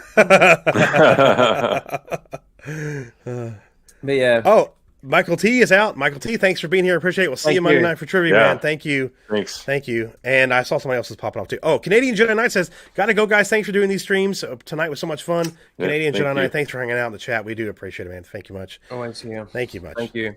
Oh, see, that's the thing too. Like, I know Rhino. That's why I want to try to do it with Rhino on the stream, because he loves that show so much as well. And the fact that it's after I watch it, I'm like, I know what these guys were talking about now. Like, I would love to sit down and break. It's so great. Episodes like that. If we have to end up splitting up the streams so we can get Rhino on the show, I'd rather do that, because he's so passionate about the show. That's what got me like, okay, now I got to go watch it. So yeah, love it. Yeah, like breaking down. The funny thing is I still think about like the binge model that they have for Cobra Kai and how much the hype of it did fall off the cliff. Just like, we all sort of said it would because of the binge model. Everybody ended up finishing it at all different times.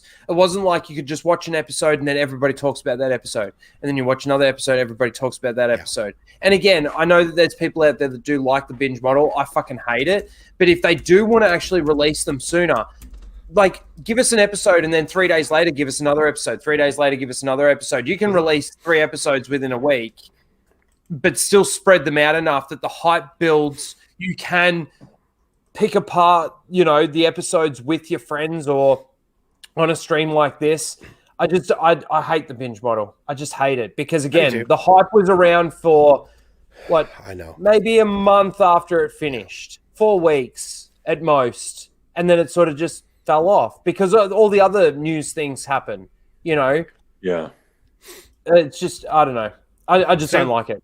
I know I talked about that before, Blake, but we are going to do it. I'd like to get anybody like Tim or anybody else who wants to watch I'll the do movie. Predator. Fuck yeah. All right. Sounds good, man. We'll do that. I won't do a Predator, but...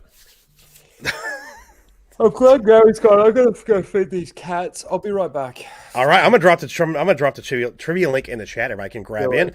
And I will also reiterate, if this is your first time playing trivia, if it like asks you for an email, you don't have to put in your real email. You can just put in your name at youtube.com and just use that. Just make sure you use that every time you log in. That way we can keep a record of your scores if you continue to show up and want to play more. That's the only reason that pops up with an email. Yeah. I had a fight with someone I know on Binge Model, and they were like, no, I need it. And that was basically their argument because they get addicted to a show. But I'm like, yeah, but for business reasons, it's probably not the best, especially right now because these studios don't have the ability. Thank you. Yeah, they don't have the ability to constantly film and produce stuff because of the Commie Cop. So if you can't release month after month shows that people can binge, then it's not a sustainable model. And these people I was talking to just didn't get it. Their only argument was, no, but I need it. I'm addicted to watching binge shows. It's like, okay, that's not a good argument you have. It's a selfish argument. It's an invalid argument. It's an unsound argument. So, yeah, it really needs to go away. Sorry That if would be that fantastic. pisses Blake. anyone in the chat off, but That would be great. That would be awesome, Blake. That would be great. yeah. That'd be great. Yeah, I think I don't know if I'm going to do any Snyder Cut trivia for next week since it's right away, but maybe that's then a too week quick. after we might do one. And then after, of course, the next big thing we're going to jump into is going to be View Askew. So, like, after we get done with the Snyder Cut and stuff, we'll be jumping in, like, Clerks, Mallrats, Chasing Amy, Clerks 2. Well, Jay and Silent Bob Strike Back, Clerks 2. We haven't really worked out the order yet, but we will announce it, and we'll have a list of what we're going to do next. So, yeah. I think that would be fun to do, because, man, I rewatched Clerks and Clerks 2 recently, and I fucking love those movies so much. Still haven't watched 2. I have it on DVD now. Oh, you gotta watch it, dude. It's so fucking good. And the fact that people put it above 1 sometimes, after watching it again, I realize why now. I'm like, okay, I understand that. I see why. Where's Rhinotron? There's no Tim Rhinotron. At least Snyder isn't pointing at Aquaman crotch. I know. The Wonder Woman poster he was. I apologize. It's fun. It's fine. I hope you guys liked the trivia or the thumbnail for tonight. I thought it was fun. Yeah, it was awesome. Yeah. Can't really tell it's me behind that mask. I think if you actually look at it a little bit closer, you can. It definitely has your... Yeah, I thought it was cool to make you that Ocean Master, though. I was like, makes him look kind of badass with the helmet on. So... And I really hate to pat myself on the back, but the one with Rhino is Guy Gardner, and you're Martian Manhunter, and I'm... Who was I? Captain Marvel, I think, holding Rhino as Guy Gardner Shazam. back was amazing. Yeah. Shazam, yeah. Captain Marvel, whatever. It's the real Captain Marvel. We know it is. The real Captain Marvel. We know yeah. it is. We know. Oh, and he was badass in Kingdom Come, by the way. God. I gotta reread that. I gotta reread that again. I'm going through Nightfall right now, so as soon as I get up with that. Nice. Actually, That's a great storyline, Nightfall. I need to read that Dark Prince Charming again, or read it too, because I haven't read that yet either. That's right. Kenzie Taylor is the real Captain Marvel. That is correct. Yeah. That's absolutely correct. Yes. Oh, I need to put Uche's stream link in the chat too, guys. I keep forgetting about that while we're everybody getting logged in for trivia. Where's that at, I wonder? I was getting ready to look at it. Amazing. Really good. $15,000 right now. My God. Yeah. That is just... I think Why there's are a there few 3 people out thumbs there- down? Who the fuck would thumbs down that stream? I think there's a few people out there that are holding on to their money for these auction items. Like I said on stream, I told my wife, like, can we break into our savings account? And I showed her that picture that's signed by the cast, that art. I'm like, she's like, okay, but we're gonna have a limit, and we're gonna get outbid on this limit. I'm like, maybe. How many of I'm gonna those? try for something. I wonder if the limit is going to get like I'm gonna try for something. when it comes to the actual day. How many of those? Go on. I would say, how many of those JL shields are going to be put up for bid? 2. Ryan has 2. Only I think 2? Maybe oh, 2. Man. Actually, I think there's more than 2. I actually think it's more. Those are He said a few. badass. They're amazing, and the fact they're going to try to get him sent off and have Snyder autograph them, man, that'd be great. Yeah, I put it right back here on the wall. Oh man, can you imagine getting that autograph picture with all that concept art with all them on there? Motherfuck, that would be right there on the wall, dude. Right there, like that would be there. Yeah, I'd personally be more interested in one of those football helmets. Oh yeah, they're signed by the cast as well too. Sick, yeah. Well, I'm gonna try for some of them. Tim F says Gary's got money to burn. He's already said he's buying shit in the Snyder Cut charity stream. LOL. Nice. Nice. Buy me something, Gary. Buy me a helmet. That's funny. I'm gonna put a link right now for the charity stream. Yeah, they're at $15,000. That is unbelievable. Let me. The reason it's important right now is people are at home and they're in lockdown and they're depressed and they're isolated from their families and friends for probably stupid reasons, and a lot of them are taking their own life. So especially right now, it's important that we combat this affliction that is infecting America and across the world. So thanks to the team for doing that. Yeah, it's amazing. Unselfishly doing that. Yeah. Yeah, absolutely. I'm so looking forward to that stream. It's gonna be Thanks to really Zack good time. Snyder. Yeah. The fact that he's doing the stream and then he right away has to go to the red carpet. Yeah, Yes. so Right unreal. away. I'm so And he's happy not a for Hollywood Lethal. weirdo, folks. I'm He's so not a happy for Hollywood weirdo. Lethal. Like ever since like it's sort of come out that this is happening, like Lethal's now able to vent like how excited he is about this. It's pretty cool. Oh my god, I would have loved to have seen them like get a recording of them in that call the first time that they were like actually talking to him.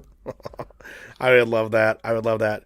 Also, Tuesday night here, guys, on the channel, we're actually going to be watching Justice League with some alcohol. Me and Mara and a few others in the Snyder Cut. I think maybe Lennon said he's never watched it and doesn't plan on watching it, but we're trying to talk him into it just to have a good time. So, and plus, Lennon drunk is fun. I saw him on his the beginning of his stream the other morning. He was already drunk. It was funny. Because the reason we're doing it, a rhetorical thrill, is because it's one of those things where people are gonna be like, "Well, it's the same movie, just recut." No, like no, because we just watched that movie and none of this is in there. That's the reason, and it'll be the last time we ever watch the movie as well too. That'll be the last time. The last time. Hey, we had to do a watch party to watch all the Star Wars movies, which was horrible. We did, horrible. didn't we? Yeah. Hated that. Fucking terrible. I hated it so much. Hey, where did I put that? I It wanted was to show your the fucking fault, thumbnail. Jeff. I know it Your was. fucking fault. I know. Since that's a work night, if I do show up, I'll be like the designated streamer. It's going to be probably about 7:30 my time, so it's going to be a little earlier than normal. I was trying to see, because I know I made that here. Let me see if I can share that now. Yes, that's correct. That's why I put what I did in the thumbnail. I'm going to bring up the thumbnail I made for it. I wish Jedi Luki was here, because I did something in the thumbnail that was his idea. He'll watch the replay. Yeah. And hey, he'll take the quiz and tell us he got a perfect score. So, which to be honest with him, I'd probably fucking believe it. Yeah, he'd believe it. Yeah. Yeah. Except, never mind. I won't go there. I won't go there. I'm not going there. Oh, Star Wars Christmas special watch party, says Tim F. during Christmas time. I'm ready. Can I clue you into something? I've never seen that. I've seen parts of it. I don't think I've ever sat through the whole thing. I've seen where Itchy's watching space porn. I've seen the cartoon. I've seen B. Arthur's song. And I've seen, the American Starship song and not much else. Yeah, what the fuck was that about? I have no idea what they were trying to do there. But that song wasn't bad, the American Starship song. Was that the band that was in that movie? I believe so. Yeah. I don't remember. As soon as I share this and show this off, then we will start trivia, guys. Just do it. I want to bring this up and show you guys the thumbnail for the watch party on Tuesday. Megatron's ready to carry me again. There's the thumbnail for Tuesday, guys. I think it's Hello, no.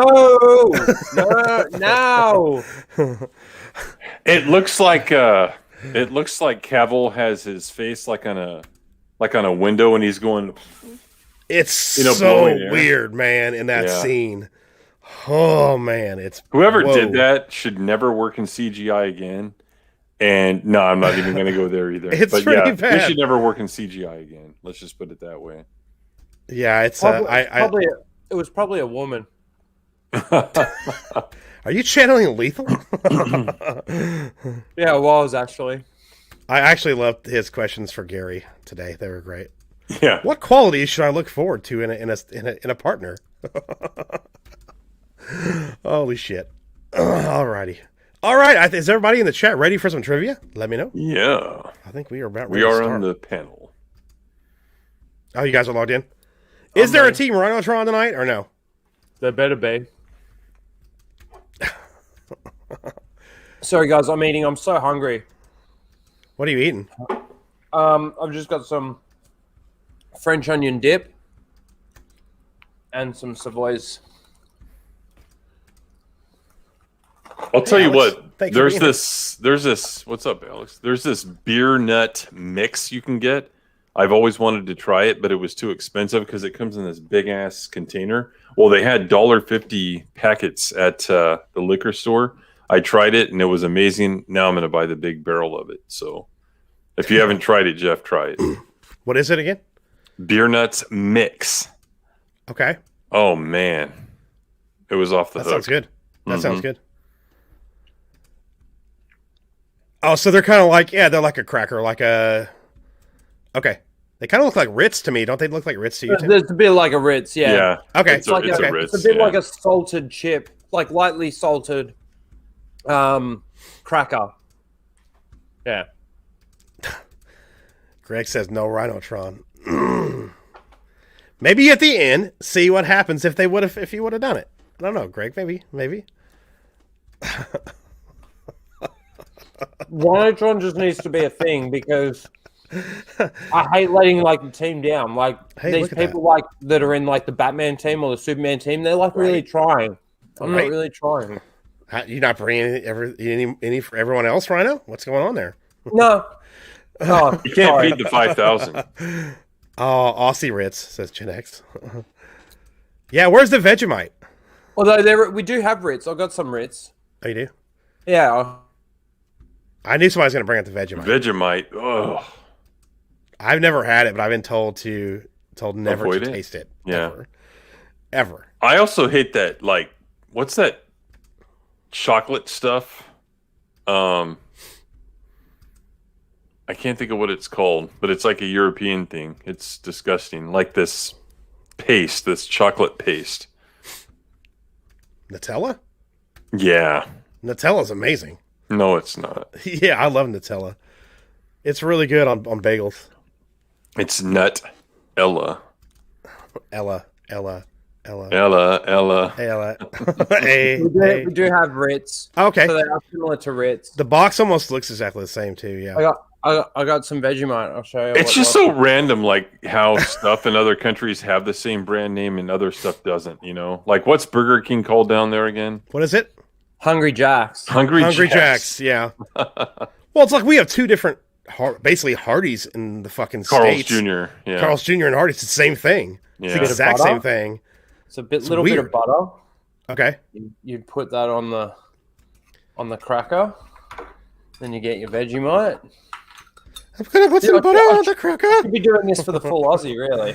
Yeah. But like, it's educational. You only want like a little bit, like tiny little bit. Putting butter on the biscuit. And then you would butter. You'd like mix it in with the butter a bit, so it sort of turns into like a.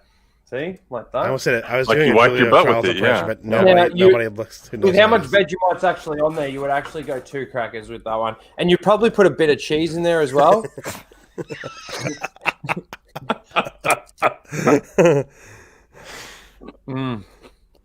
That's a good cracker.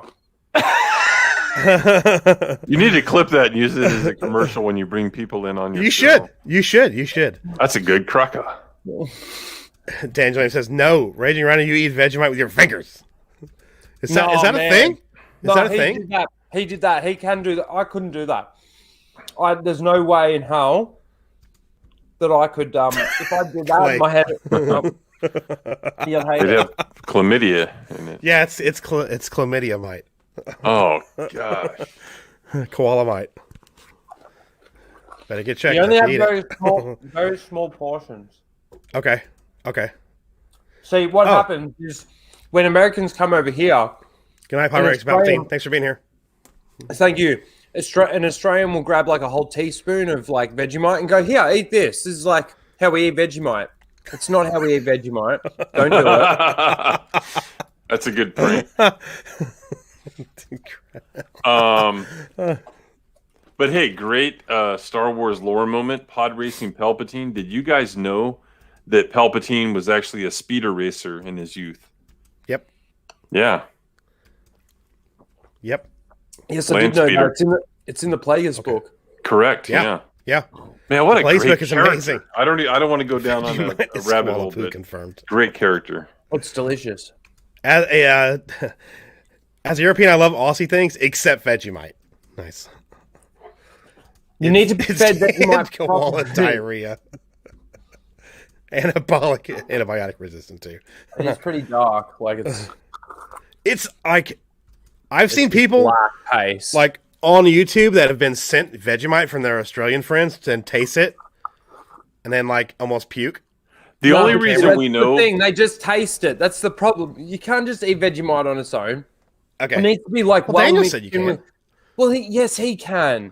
But that's because he's like used to the taste of Vegemite, and he's actually Okay. enjoyed Vegemite in the way Okay. that it should normally be eaten. Ask Daniel. Megatron's It's not how you normally eat Vegemite, right? You can't say that it is. That's just stupid. If he does say yes, then well, then fuck. The only reason we know You're what getting educational content here, guys. Anyway, Yeah, the only reason we know that Vegemite is Aussie is because of that Men at Work song. That's it. oh Daniel. I know. I saw that. I'm not highlighting All it right, though. let's play trivia. Let's play Hopefully it's trivia. shower fresh. I'm not. Daniel. I'm Hopefully not it's shower highlighting fresh. it, but I saw it. Enough. Enough. Are you talking about Vegemite or Yeah. Yeah, you gotta.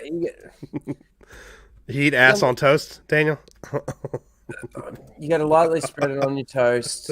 Okay. Vegemite. Very small portions, Okay. and it's got Yeah. like mixed well in with the butter. But yeah. Anyway, let's play trivia. Let's play trivia, everybody. Let's play trivia. Oh, it blew my head off. Yeah. Um, Terminator says Fatal J would throw up his Sam's Cola at it. Yeah, he would most likely. Yeah. He talked about Sam's Cola the other night. Dude, that was funny. Hey, Rhino, what is an Australian kiss? Says pre hindsight. what? I don't know. What is an Australian kiss? I don't know. It's a kiss.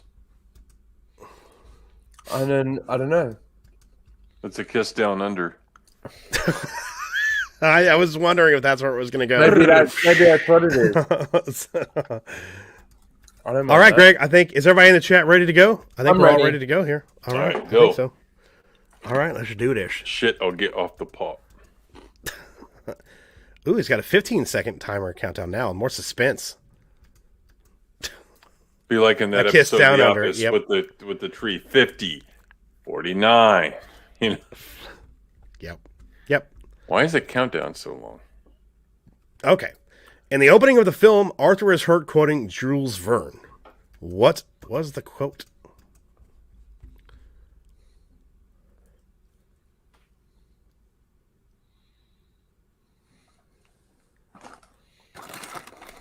I just went real quick because I actually don't know. Have you ever seen this movie? I Ron? have, but it was Okay. a while ago, and I didn't Got it. rewatch it. I've got to stay consistent. Yeah, I guess you do. I guess you do. Majority of... Oh, look, it's pretty split, actually. It's actually pretty split. It's actually C. Put two ships in the open ocean without wind or tide, they will come together. And all of these extra answers are Jules Verne quotes. So, yes. They are. I did it. Superman is... That's really, really not that close. Well, I mean, it is close. I mean, yeah, that's what I mean. It's close. One question. Yep. Rhetorical thrill in first place. Rhino's infected horn in second place. Megatron got back in third place. Well, SPK in fourth place. Okay, so next question is the first sequence with Arthur as a child. He is in an aquarium. What is the name of that aquarium? It's funny too. I'll talk about it here after the question's over.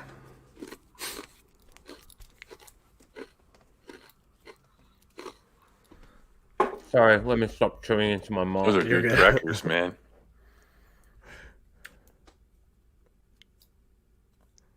The correct answer is actually C, Boston Aquarium in Massachusetts. Yay, I got it right. And I will say the reason I brought this up as an answer is because me and my wife, when we watched it the other night, we played a drinking game with it. And one of the main things we found on a bunch of different drinking games online was anytime you see an on-screen call out to where they are, a location, you drink. They do it a lot in this movie. Like, I didn't realize how much it was. She's like, oh my God, they're doing it again. Megatron got back in first place. Boba Fett in second place. And Teresa's up there in third. Teresa, you might want to screenshot that. Teresa, you might want to screenshot that. Yeah. Open-airlock in fourth and Rhetorical Thrill in fifth place. I love Rhino's infected horn. Whoever did that, that's great. What does Aquaman say when he enters the submarine run by the pirates? I forgot to add that. What does he say?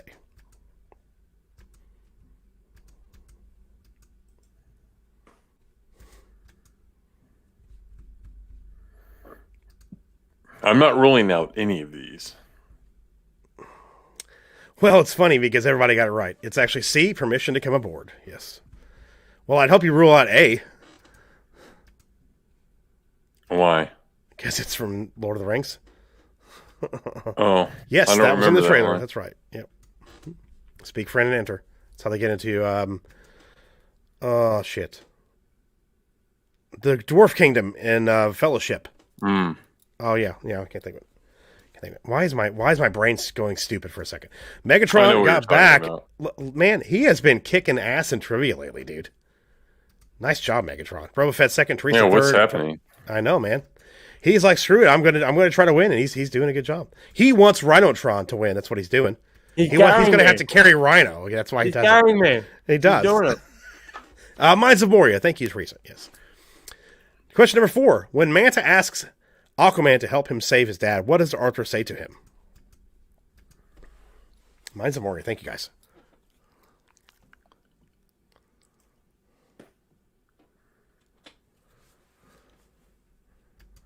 It's just faster for the super fun happy slide. That's right.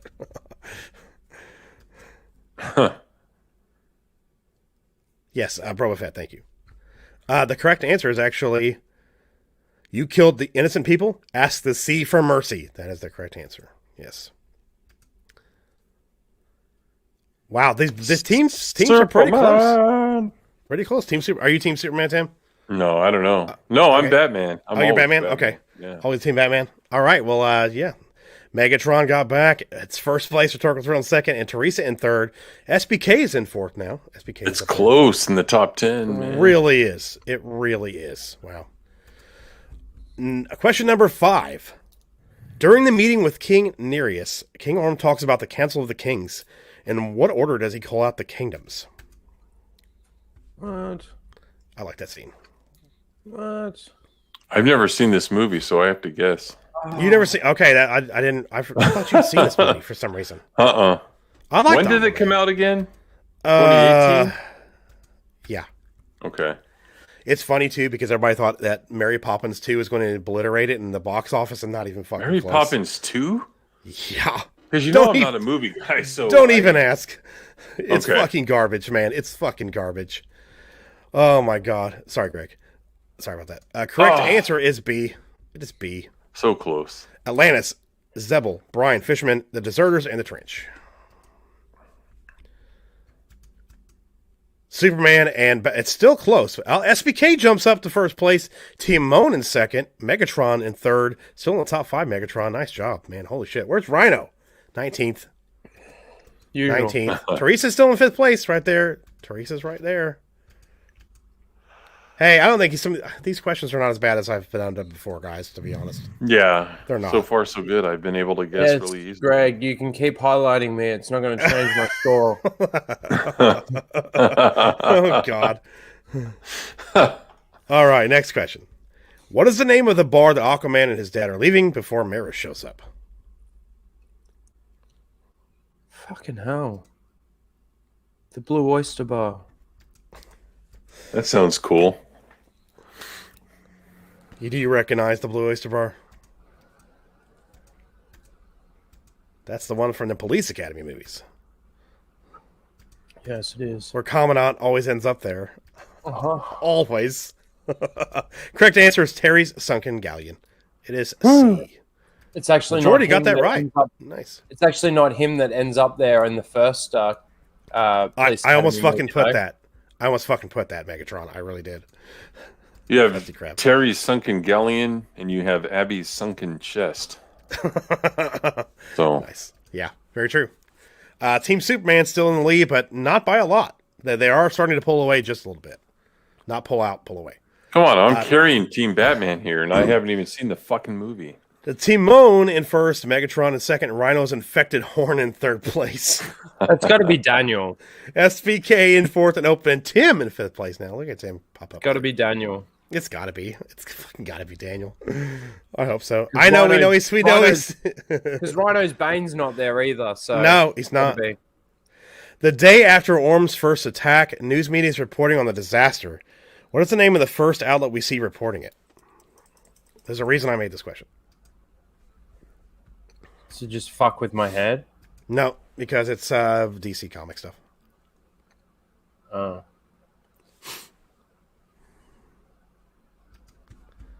Or Blake says, or is it? Why are there changes going on? Hey, I got it right. Yeah, correct answer is B.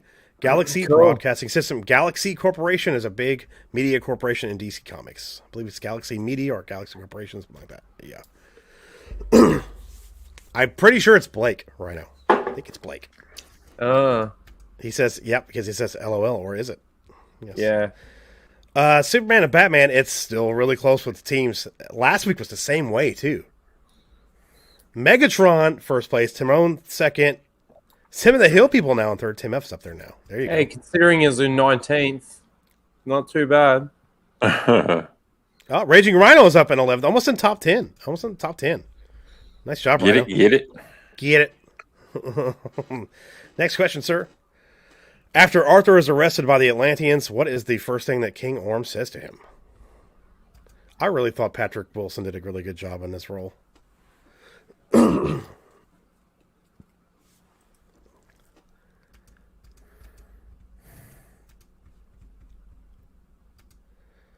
I sat down to do the trivia. I started drinking. I ended up having like 7 beers while I was doing the trivia. That's why it took so fucking long. The correct answer is B. Welcome to Atlantis, brother. Yes. It is Blake. Blake is Rhino's infected horn. Timon in first, Megatron second, Rhino's infected horn in third place.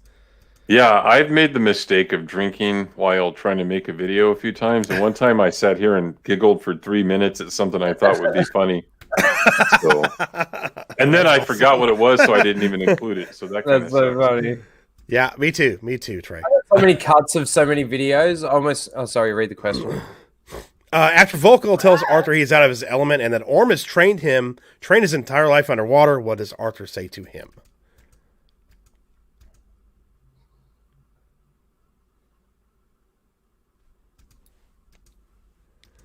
Damn, really? Yep.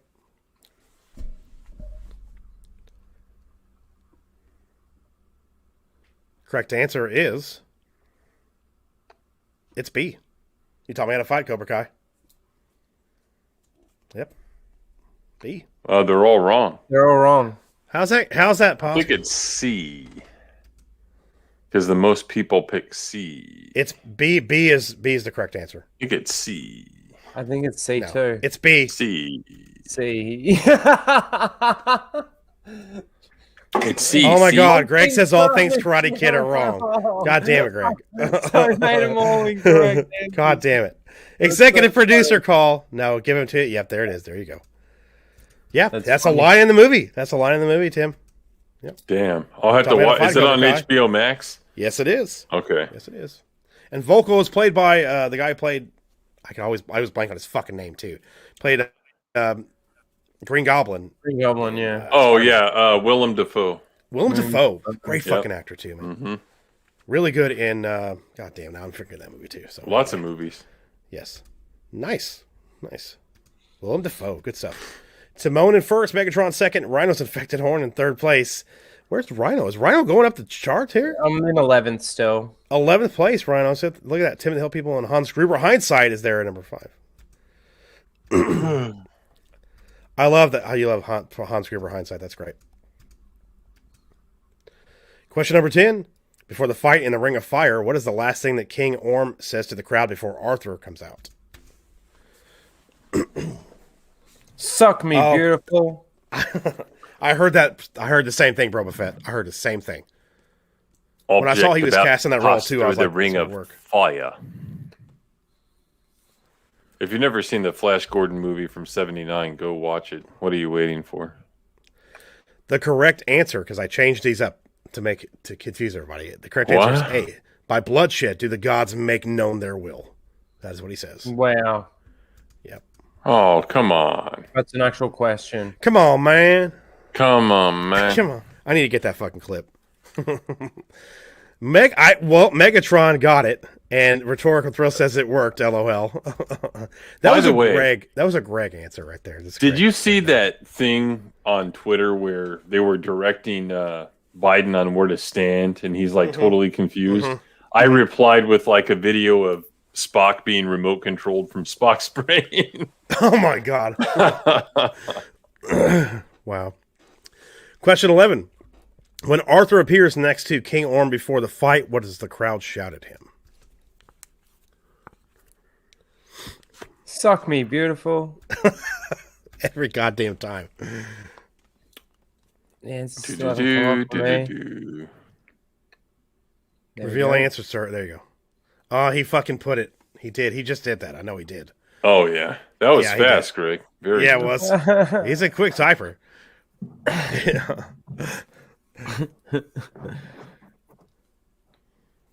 Correct answer is C. Traitor. It's Traitor. It's C. Yeah. I believe it. Yeah. Superman's pulling away with 2,189. See, this is why you should take me out of Batman, because I'm not that good. Timon in first, Megatron second, third is Tim of the Hill People, fourth is Hans Gruber Hindsight, and fifth is CLC. Nice job, Corey. Yes, I dropped down to 12. Thank you, Greg. I love number 20's. Number 20's username is Final Crisis Hurts My Brain. That's hilarious. That's hilarious. Next question, sir, producer. Question 12. Orm tells Arthur about a legend of an ancient sea creature. What is the name of the creature? The Kraken. Release the Kraken. If it actually is the Kraken, I don't know if he that's put what Suck it Me is. Beautiful there again. I think he probably did it for the rest of them. His name is Suck Me Beautiful. He's stealing your thunder, Rhino. He's stealing your thunder. Actually, the correct answer is it's the Karathan. Oh, the Karathan. Mm-hmm. It's the Karen. That's right, Megatron's booty. It's the Karen. Release the Karen. Can you imagine that shit? Team Superman still pulling away against Team Batman. Batman. Timon the TripAdvisor first place. Megatron second. Tim of the Hill People third. Nice job. Ancient Sea Dong, says Lyndon. Ancient Sea Dong. What's up, Lyndon? Question 13. When Mara and Arthur arrive at the Sahara, what part of the Sahara does it say on screen? Again, like I said, there's a lot of call-outs to where their fucking location is. He did it again. Something beautiful. I'm picking it. Megatron earlier. I forgot. I didn't see that one. Wrong.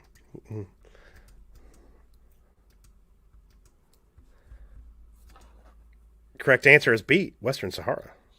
It's B. It's That shitty fucking song plays over it, man. By Pitbull, where they remake Toto's Africa as the chorus, and Pitbull rapping the fucking so bad. Yeah, Pitbull's bad. Shitbull. Timon first, Megatron second, Hans Gruber now in third, Timon in fourth place. Lyndon Hall says that Batman family was jam packed, not bad. Yep, that guy's really good in that role. He really, really is, really good. Fan film, you say? Yes. Yep.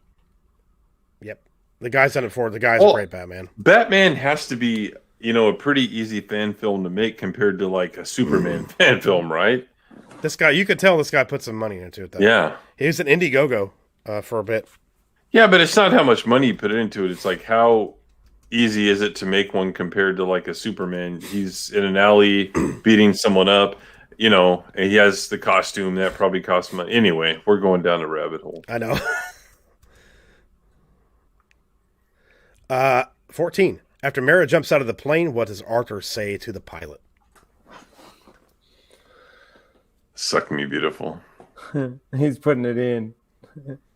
I mean, that's us. Well, I guess not. Careful, she'll shit in your bed. It's Amber Heard playing Mara, so.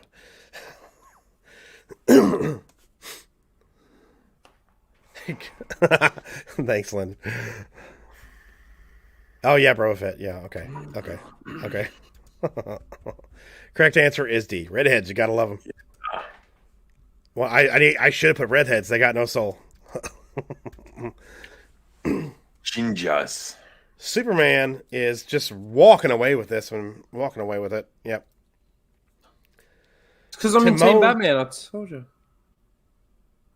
Rhino's infected horn down to 7 now. Timon in first, Megatron second, Hans Gruber in third.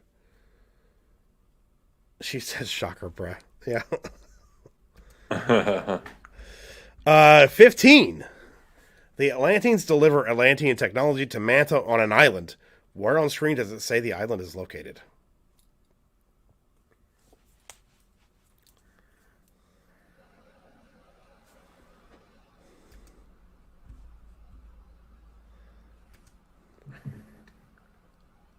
When does this take place?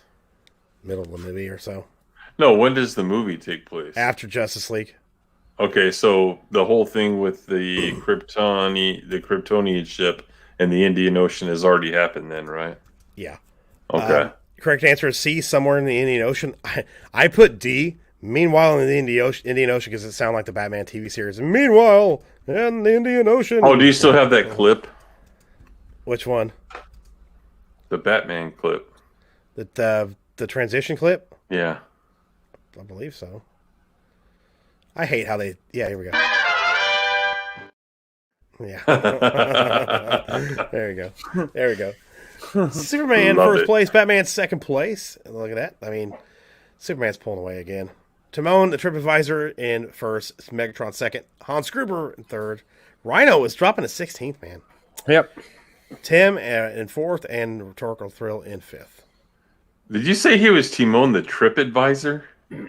Yes, I did. Yes, I don't know why I said that. 16th, I don't know why. Maybe I thought I was hearing things. I'm sorry, Timon. I don't know why the fuck I said that. Triviador. That's why I know. I'm sorry. Question 16. During the Black Manta creation montage, what song is playing? The fact they did a fucking montage, though. They did a fucking montage. It was great. Me and Jason were in the theater singing it.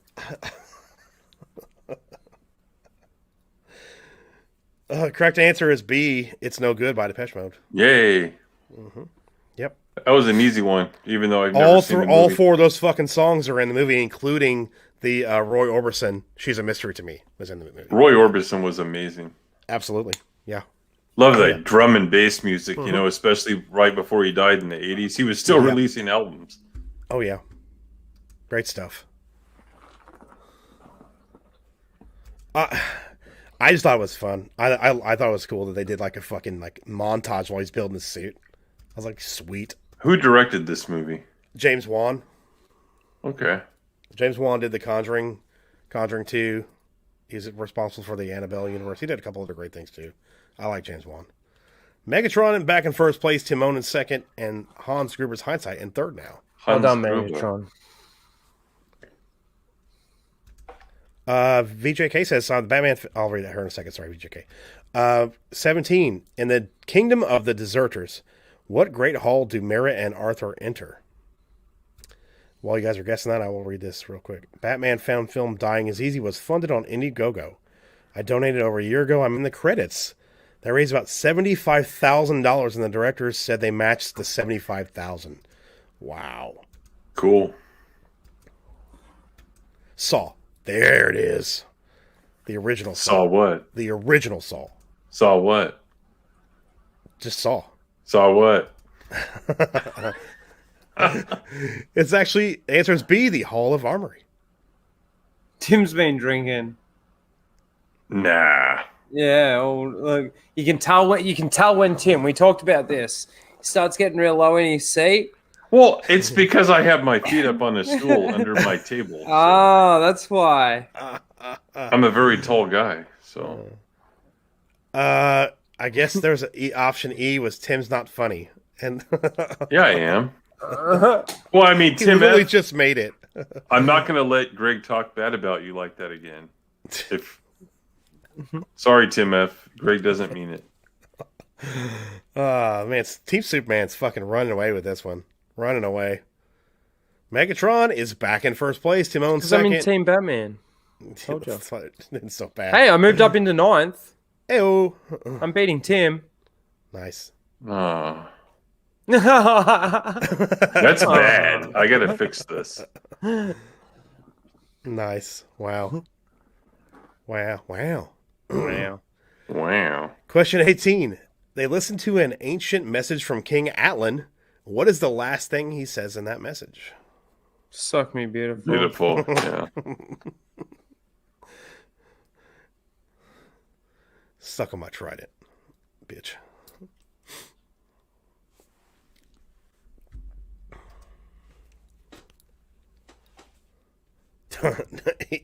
Don't shit the bed. Correct answer is B. Only in the hands of the true king can he truly see. Something's fishy down here. No, that's just Amber Heard. Amber Turd.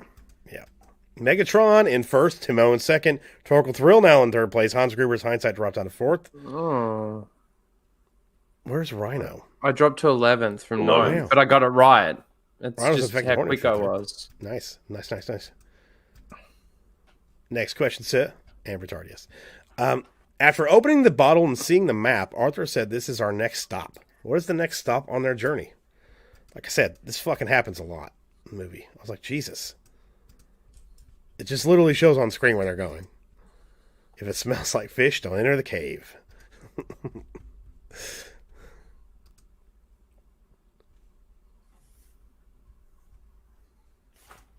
Correct answer is D. It's Sicily. It is Sicily. God damn it. Go.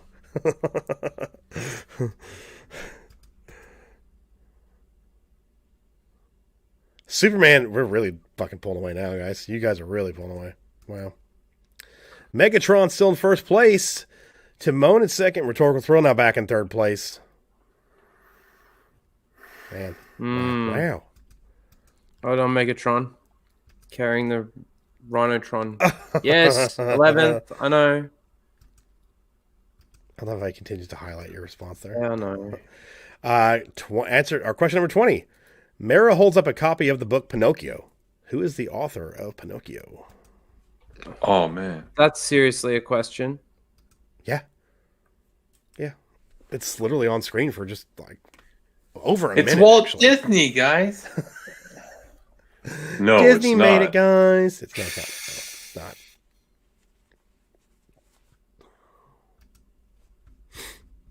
Fuck off. It's B. Carlo Collodi. Collodi. I think it's Collodi, actually. Who knows? Hello, D. This is a question on Who Aquaman knows? trivia. Love it. Megatron first place. Timon still in second. Rhetorical Thrill still in third. Top three have not changed for a couple of rounds. Tim and Hill People in fourth, and Rhino's Infected Horn now in fifth, and Raging Rhino dropped down to 12th place. Mm-hmm.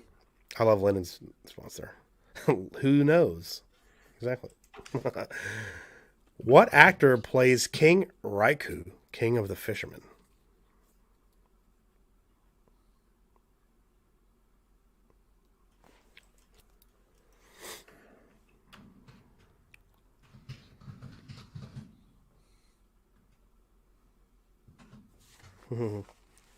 Brofet says, I know that one.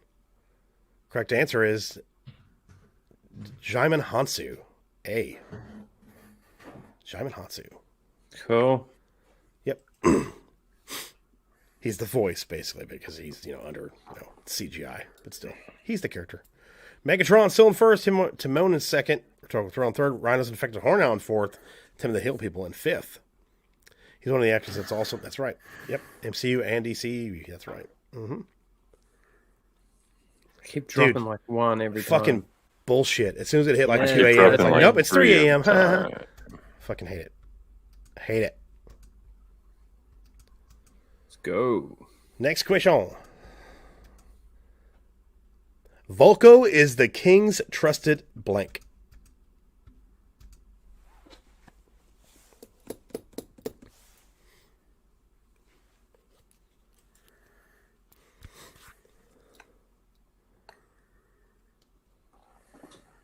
And Volko is played by the guy we said earlier.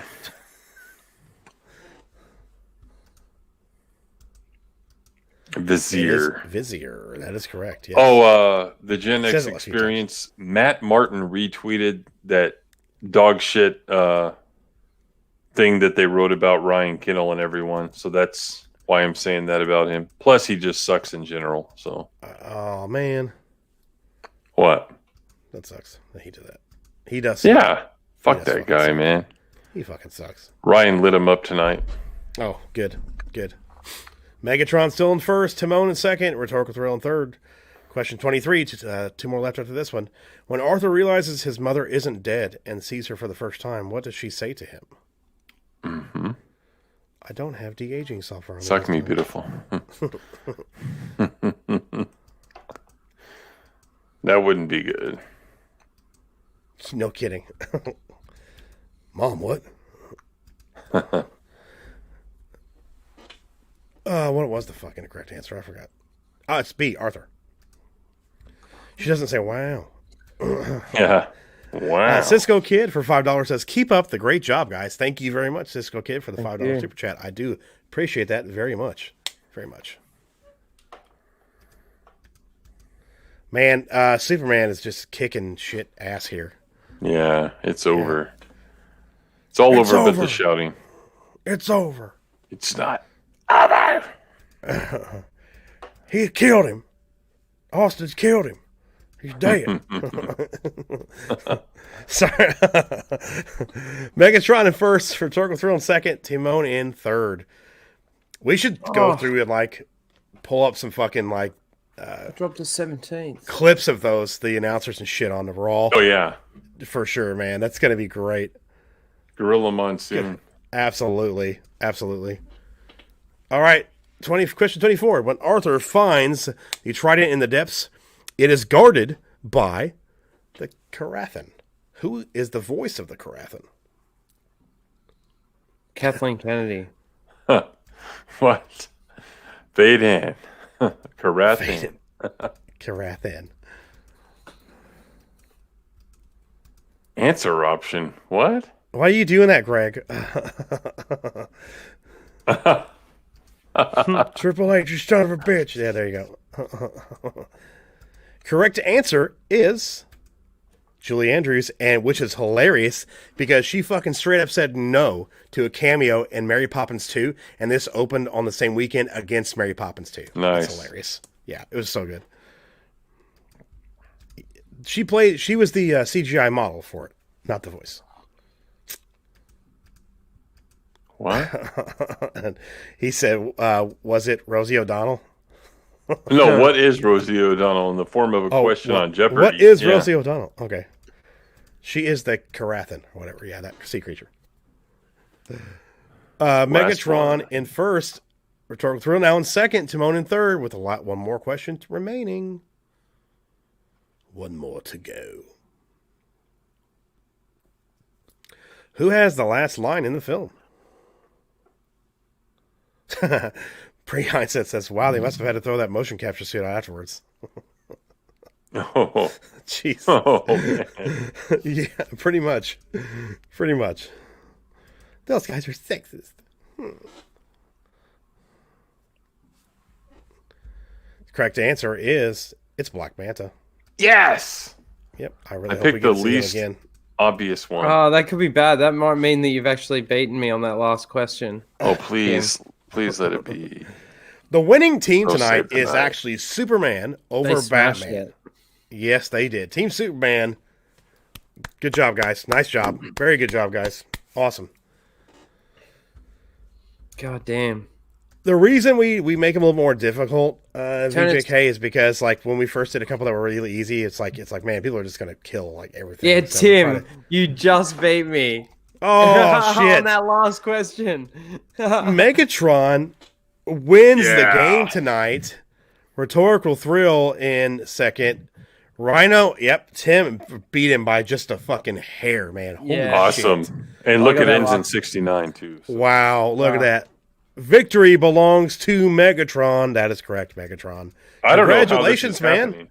Damn. He's probably watching these movies and stuff. Turn us into Rhinotron. Turn us into Rhinotron and see if we would have won. Yeah, actually, I would like to see that too, Greg, and see if they actually did win. Because I was really bad and he was really good. If Rhetorical Thrill and Timon were on the same team, or even, well... He says no. He said no. Fuck No. off. You don't. No, it, he it means won't no, be he won't official. do it. You can at least No, show no. it. You know, Mhm. it would be official. That's true. Anyone paired with the winner would win. So technically, it would Why? be yes. Yeah. Mhm. Not wow. necessarily. That's not how averages work, sir. That's true. That's true. Because you're also 19 taking out of it out of 25 the averages correctly. of the other Megatron. teams. Damn. Mhm. Nice job. And Nice I wonder job. if Megatron was in the Superman team, and if I was in the Batman team, if it would make a difference taking us out of those teams as well. I wonder. What that would do to those scores. Rhinotron won. That's right. It's all that matters, Timon. There you go. There you go.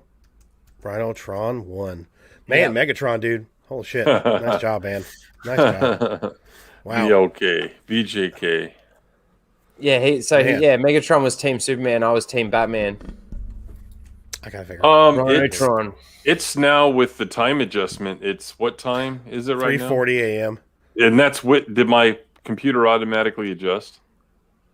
Is it Yeah, so right? It's yeah. the real Mine- time is 3:40. Yeah, it's the real Mine time. did too. Either way, rhetorical thrill. Aren't you up past your bedtime? I'm just asking. But we're glad you are. We're glad to be corrupting influences. Oh shit! What, 4:40.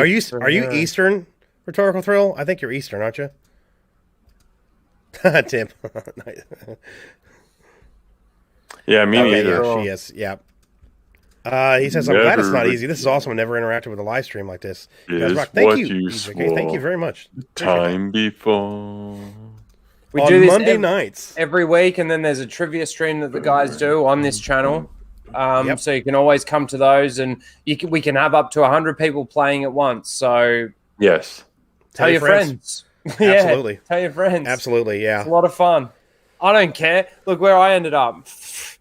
It's I still watch the fun, movies. even when you don't do well. Like, Yeah. it's still fun. It doesn't matter. We talk Even about when you that on don't do Monday night well, stream. when it's on a topic you actually like Star Wars, you know, Yeah. it's a very fun time to be here. Fun for I knew you were everyone gonna bring that else. up. I knew you were going to bring Fun that for up. everyone else. I knew you were going to bring that up. It's a bit hard when you get asked stupid questions like, "What is Padme's last name?" Naberry. No, it's not. Naberry. No. What was it in the Amidala. film? I know it's What was it in the Naberry because it's in the Plagueis book as well. I think. It was on the action figure in 1998 before the I fucking don't movie came out. care. It's out It wasn't there. in the movie. It wasn't referenced in the movie, not once. Look at the So screen. you're anti-EU. Got it. Yeah, you're an EU elitist. Yeah. Got it. I'm a gatekeeper. Proof I am right. Yeah, so Rhinotron. We would have won. Rhinotron is king. Well, that's 3 true. weeks in a row that That's true, Boba Rhinotron Fett. would have won. That's true, Boba Would have Fett. won.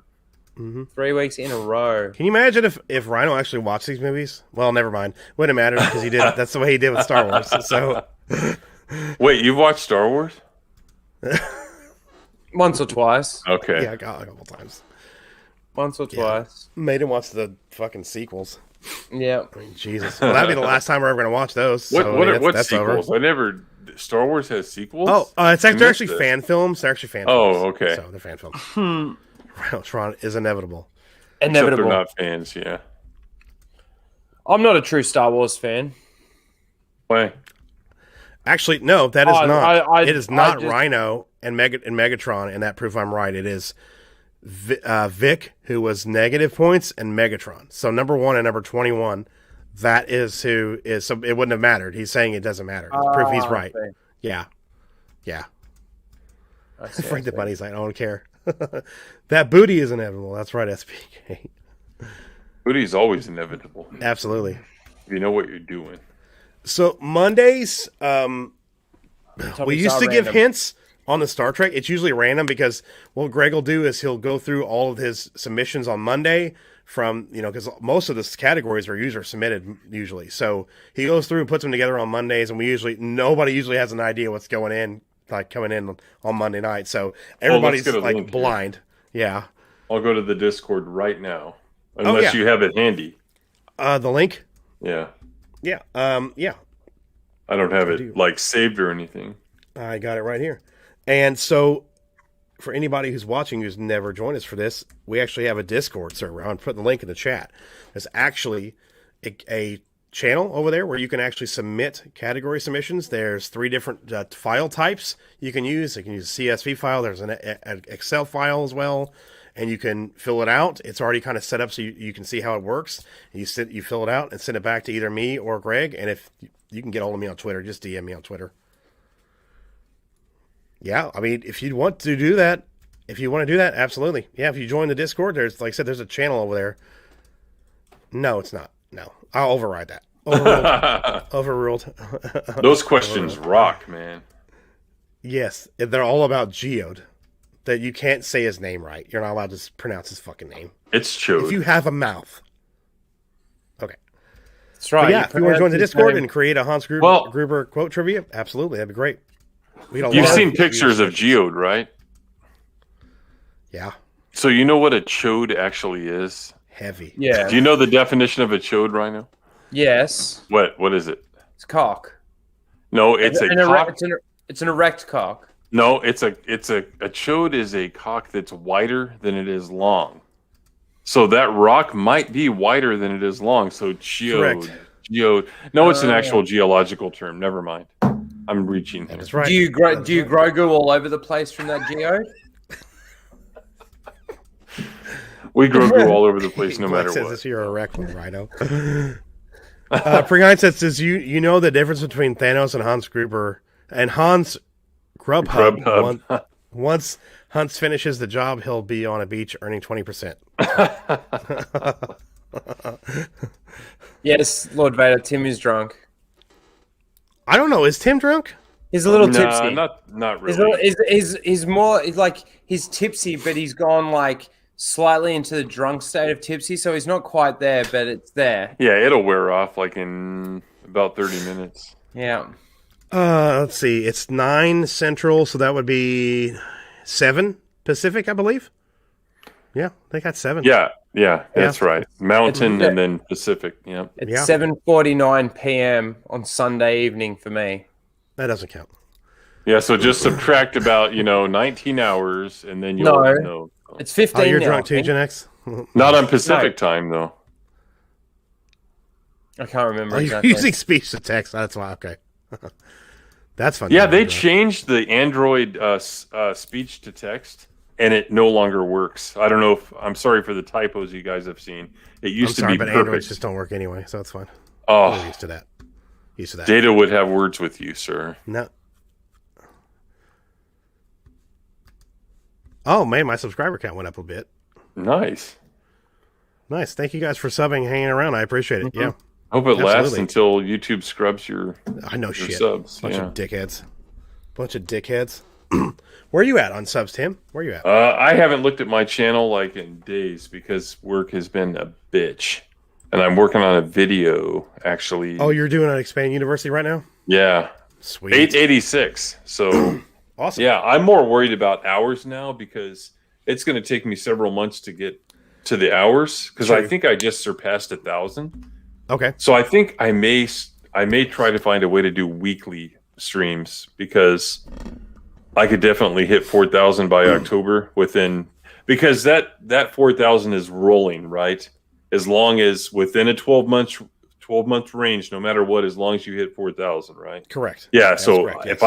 if I go to weekly and I get the crowd I am getting, then I think I'll hit 4,000 sometime in early summer, maybe like in August. Well, me just doing my one weekly stream. That's all I do on my channel is one weekly stream. The other streams that I do is Lethal Lightning's channel and this channel. Yeah. So, from that one stream, like if I was to show you my graph, there would be probably about 3 months of the beginning of the year period where I don't even have a spike. There's nothing there because I wasn't doing any streaming. There was a couple of videos in there, but I've got, you'll hit it if you do that at least one stream. Yeah. I think I've been doing, every other week, but I may, like I said, go to weekly. It's a lot of work, but it'll be worth it, But the other thing too is even if you're doing every other week, that can still work too because the audiences will grow. You'll get it'll move to the point where you'd be at least getting 20 people watching. And your streams aren't short either. What's he does. Stream? He gets 20. Holy shit! Sometimes we'll go till 3 in the morning. I know. It's at least 4 hours. Last one was really fun. We had a good time last time. Yeah. So you got to remember, and then there's rewatchability to those streams, or people that didn't get to catch it live that will want to actually go back and watch it. And I always try to greet the people that are watching a replay. Like, if you're watching this later, whether it's now or a year from now, then hey, thanks for watching. Real quick, this is for Android people. I know this from speaking to Android users. He says John Beck says I highly recommend the Nose Comfy with it to download the Swipe APK, the slide keyboard, and speech to text are better. I've heard the same thing. I'll try it. Mm-hmm. I'll try it, and if I don't like it, I'll just delete it. Thank you, sir. Thank you, Melissa, for that. SPK says you stick to your jam and it will blow up. Thank you, man. Yep.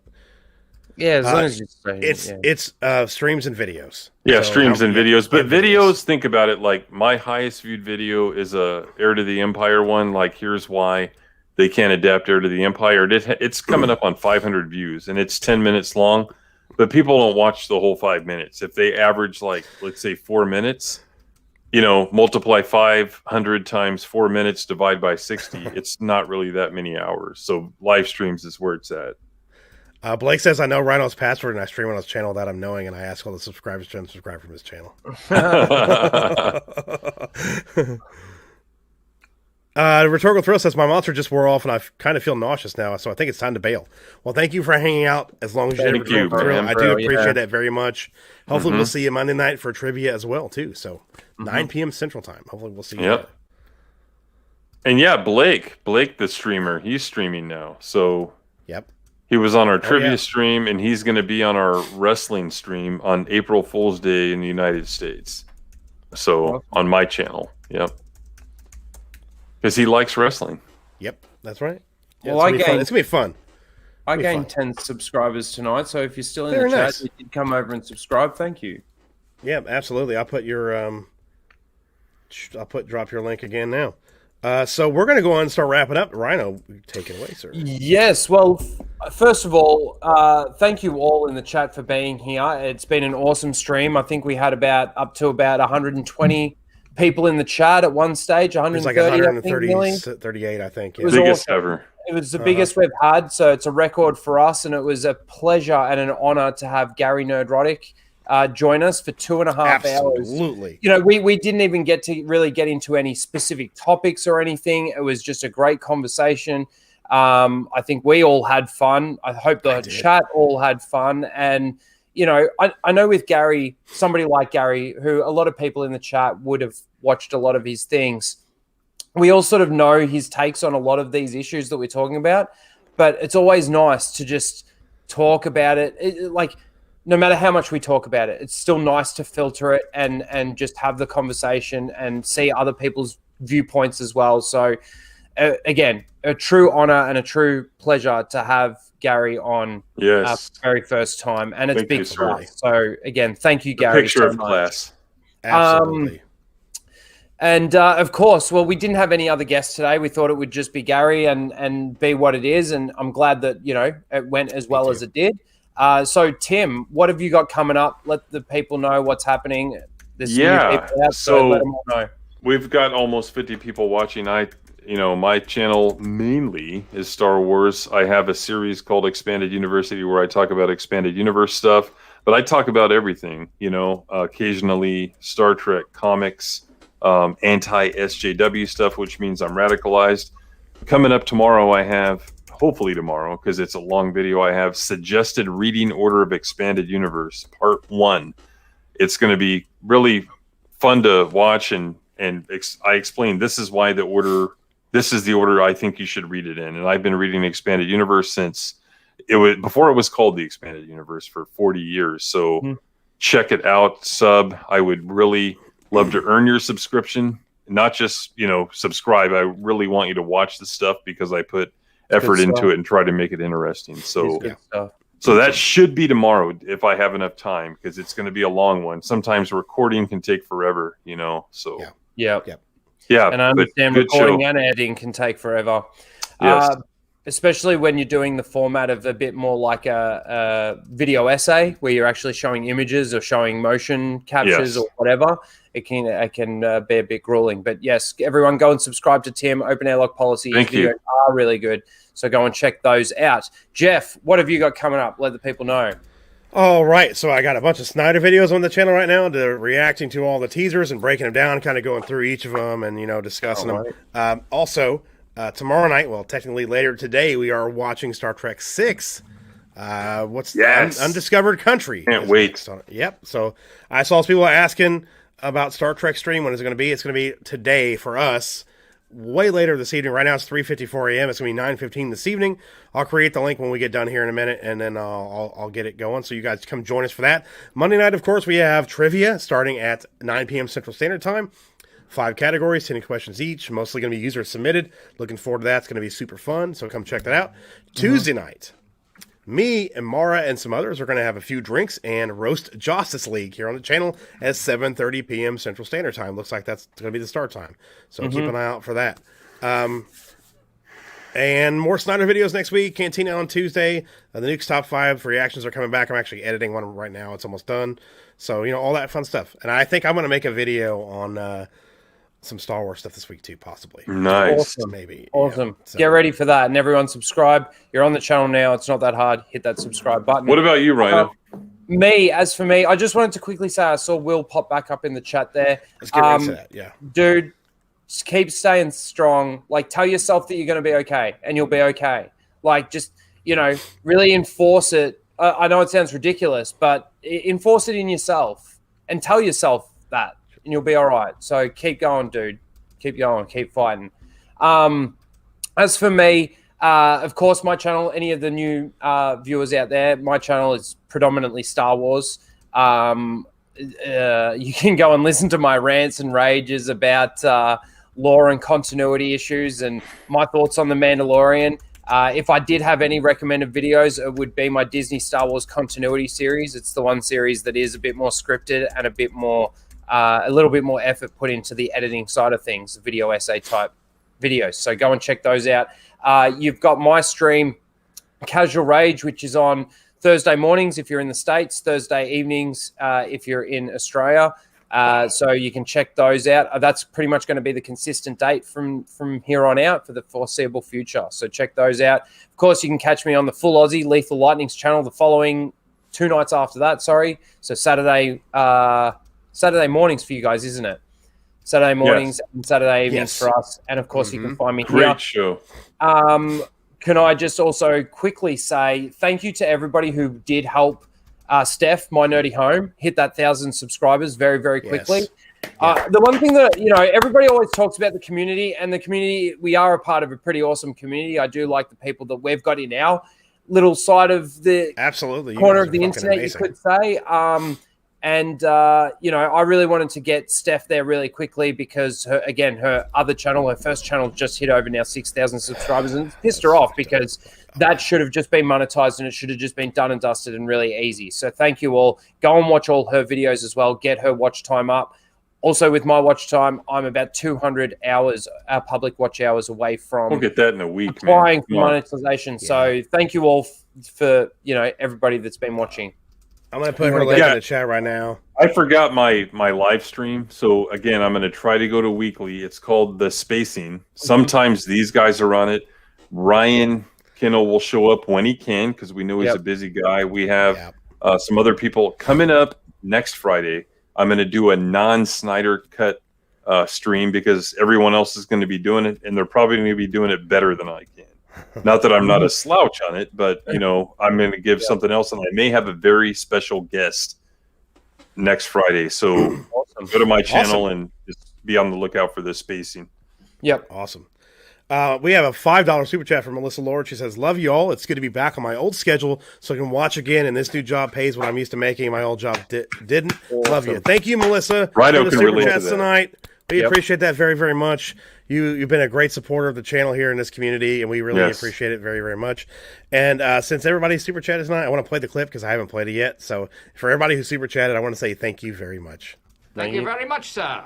You're a gentleman and a scholar. Oh, I'm sorry. Okay, I'm sorry. My mistake.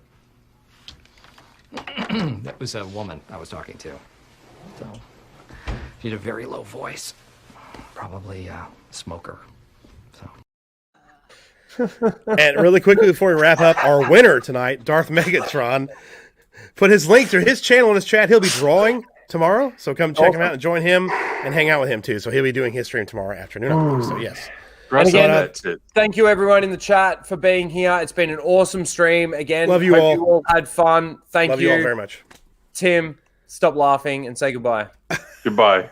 Thank you very much. We Good night, everybody. love all of you. Yeah. Thank you guys for being here. Bye.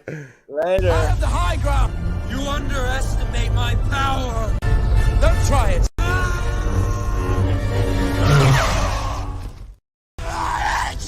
I know.